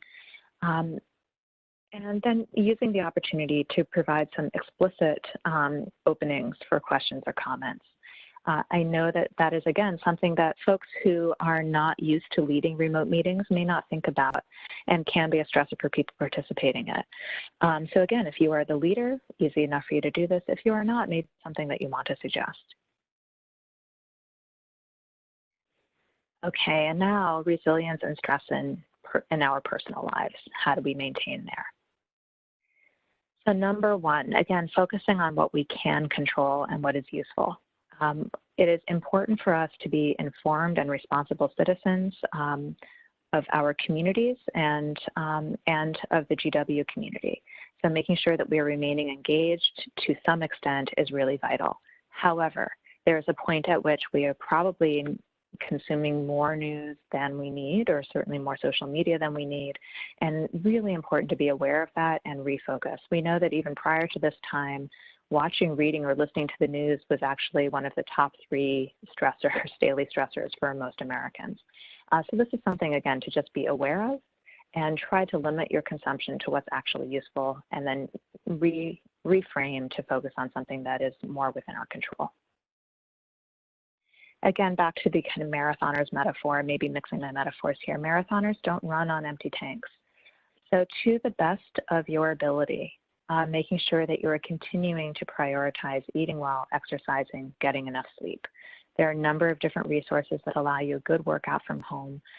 These are all apps that I'm mentioning here: the Nike Training Club, Johnson & Johnson 7-Minute Workout, which is the evidence-based high-intensity interval training. YouTube has everything from Tai Chi to Zumba.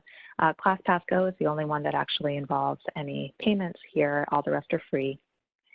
Sleep may be particularly difficult at this time, especially with the disruption in routine and maybe reduced physical activity. Making sure that you are taking the opportunity to give yourself an intentional wind-down period. Most adults need 30 to 60 minutes of dim lights, no devices, nothing school or work-related.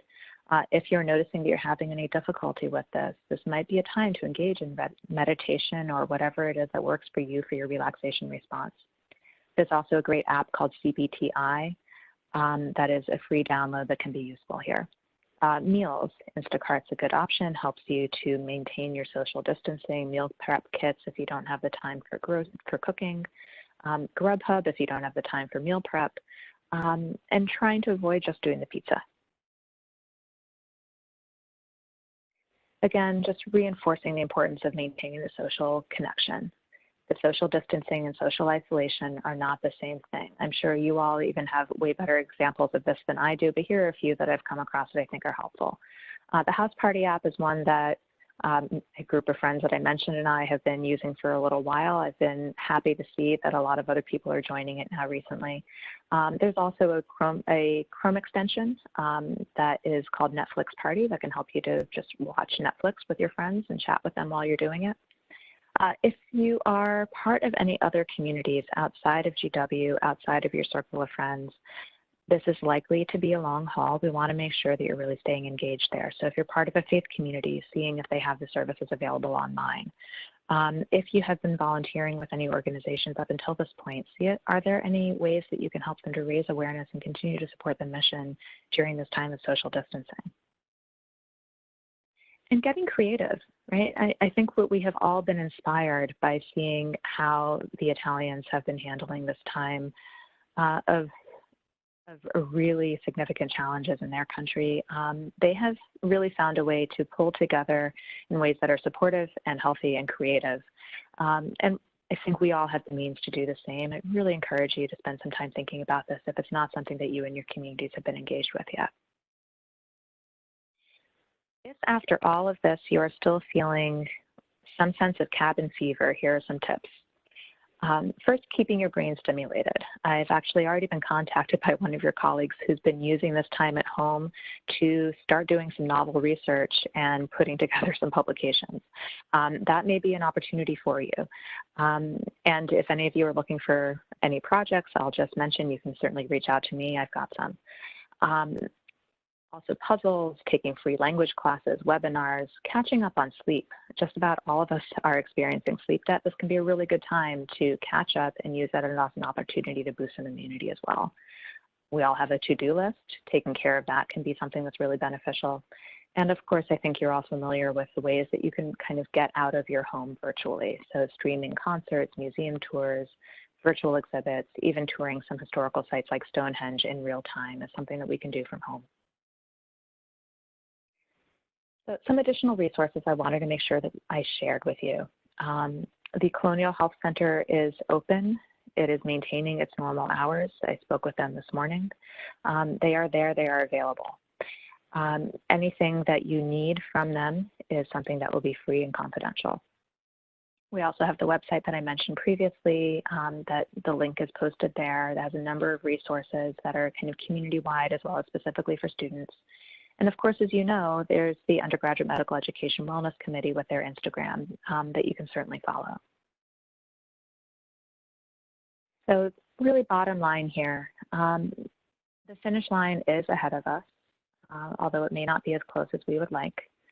But in the meantime, we will continue to receive guidance and support from our leadership. I think we've been lucky there that we have received as much support and clear communication as possible. We will continue to support one another and hopefully make the time to set some small goals for our own self-care. Also, just a reminder that just a little bit of patience and humor for ourselves as well as for those around us can really go a long way. And so I'm going to stop there, and I'm glad to take any questions.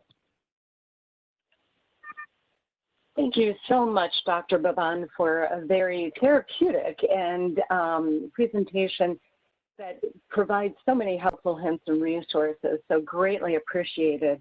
The first question relates to our current virtual setup, whether it's, meetings and beyond, that much of our time is spent with audio only. Is there any research or do we have any awareness of whether having or expanding to include video or at least intermittently video capability and seeing each other has any benefit to our connectedness or wellness?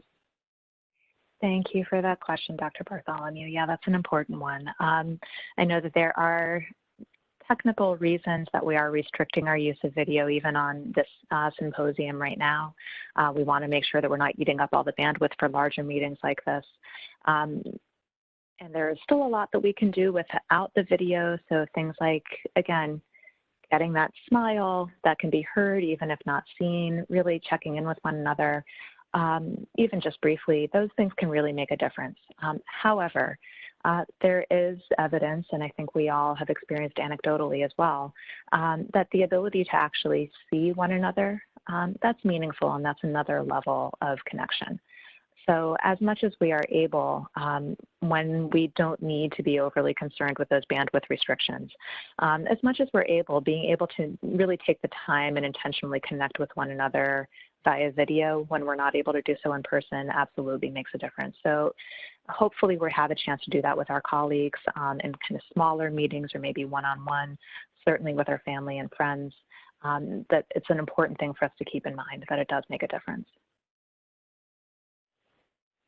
That's great, thank you.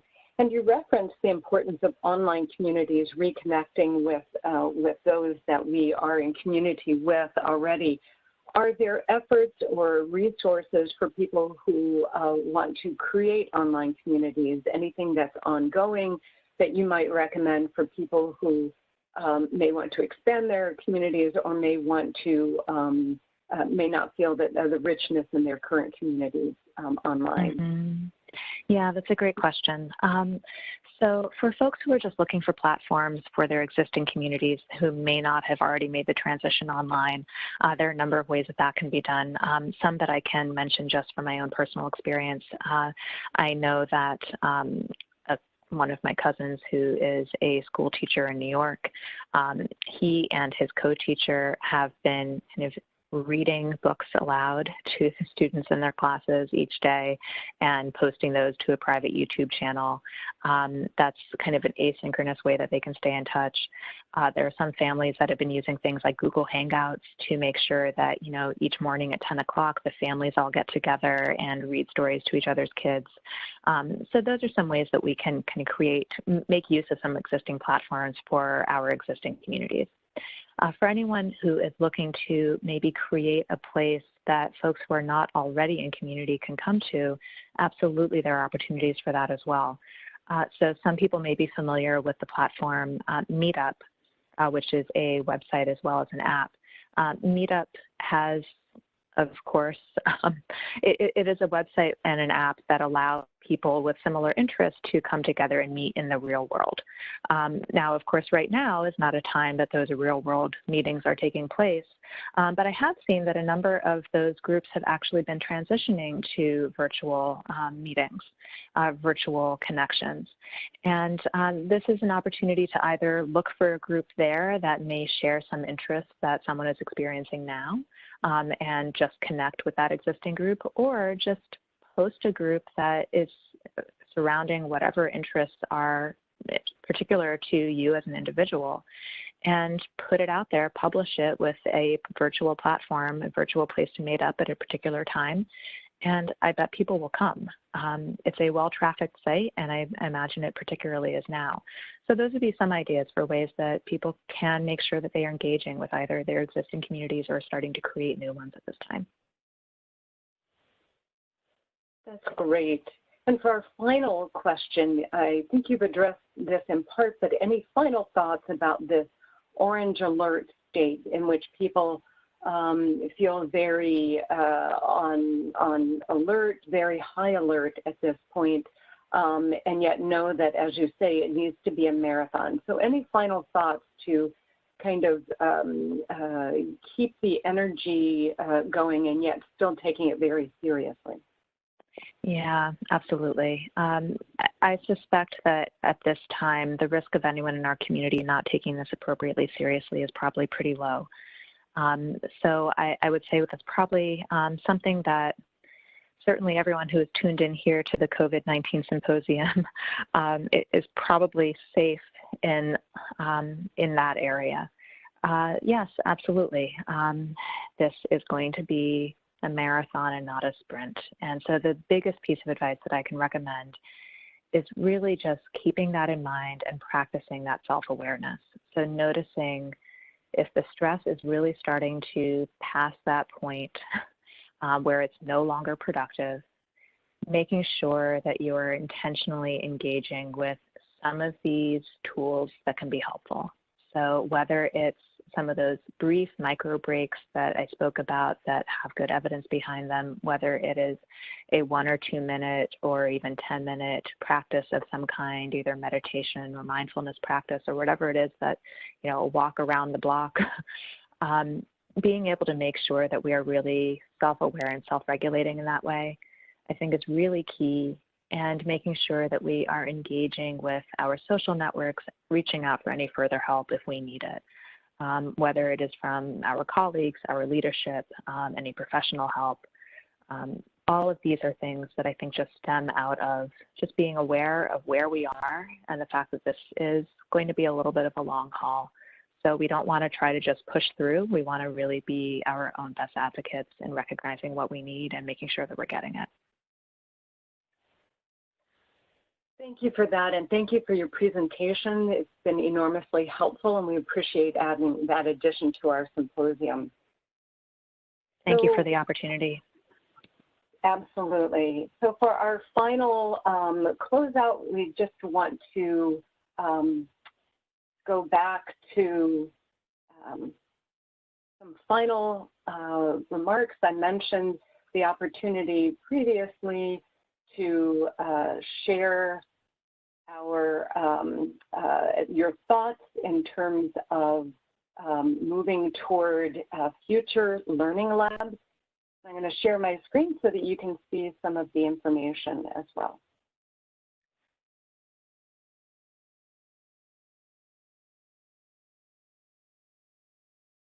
So to close out, beginning to close out, I'd be remiss if I didn't do a quick reminder of what I'm sure you've heard at least 1,000 times today alone.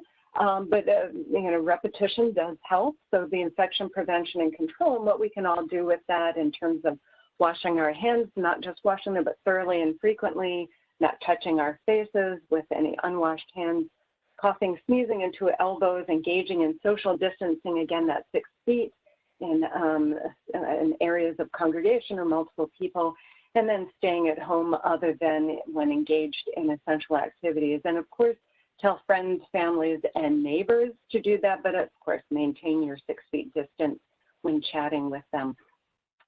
Thank you for joining us during our inaugural Learning Lab, the COVID-19 Virtual Symposium for our SMHS community.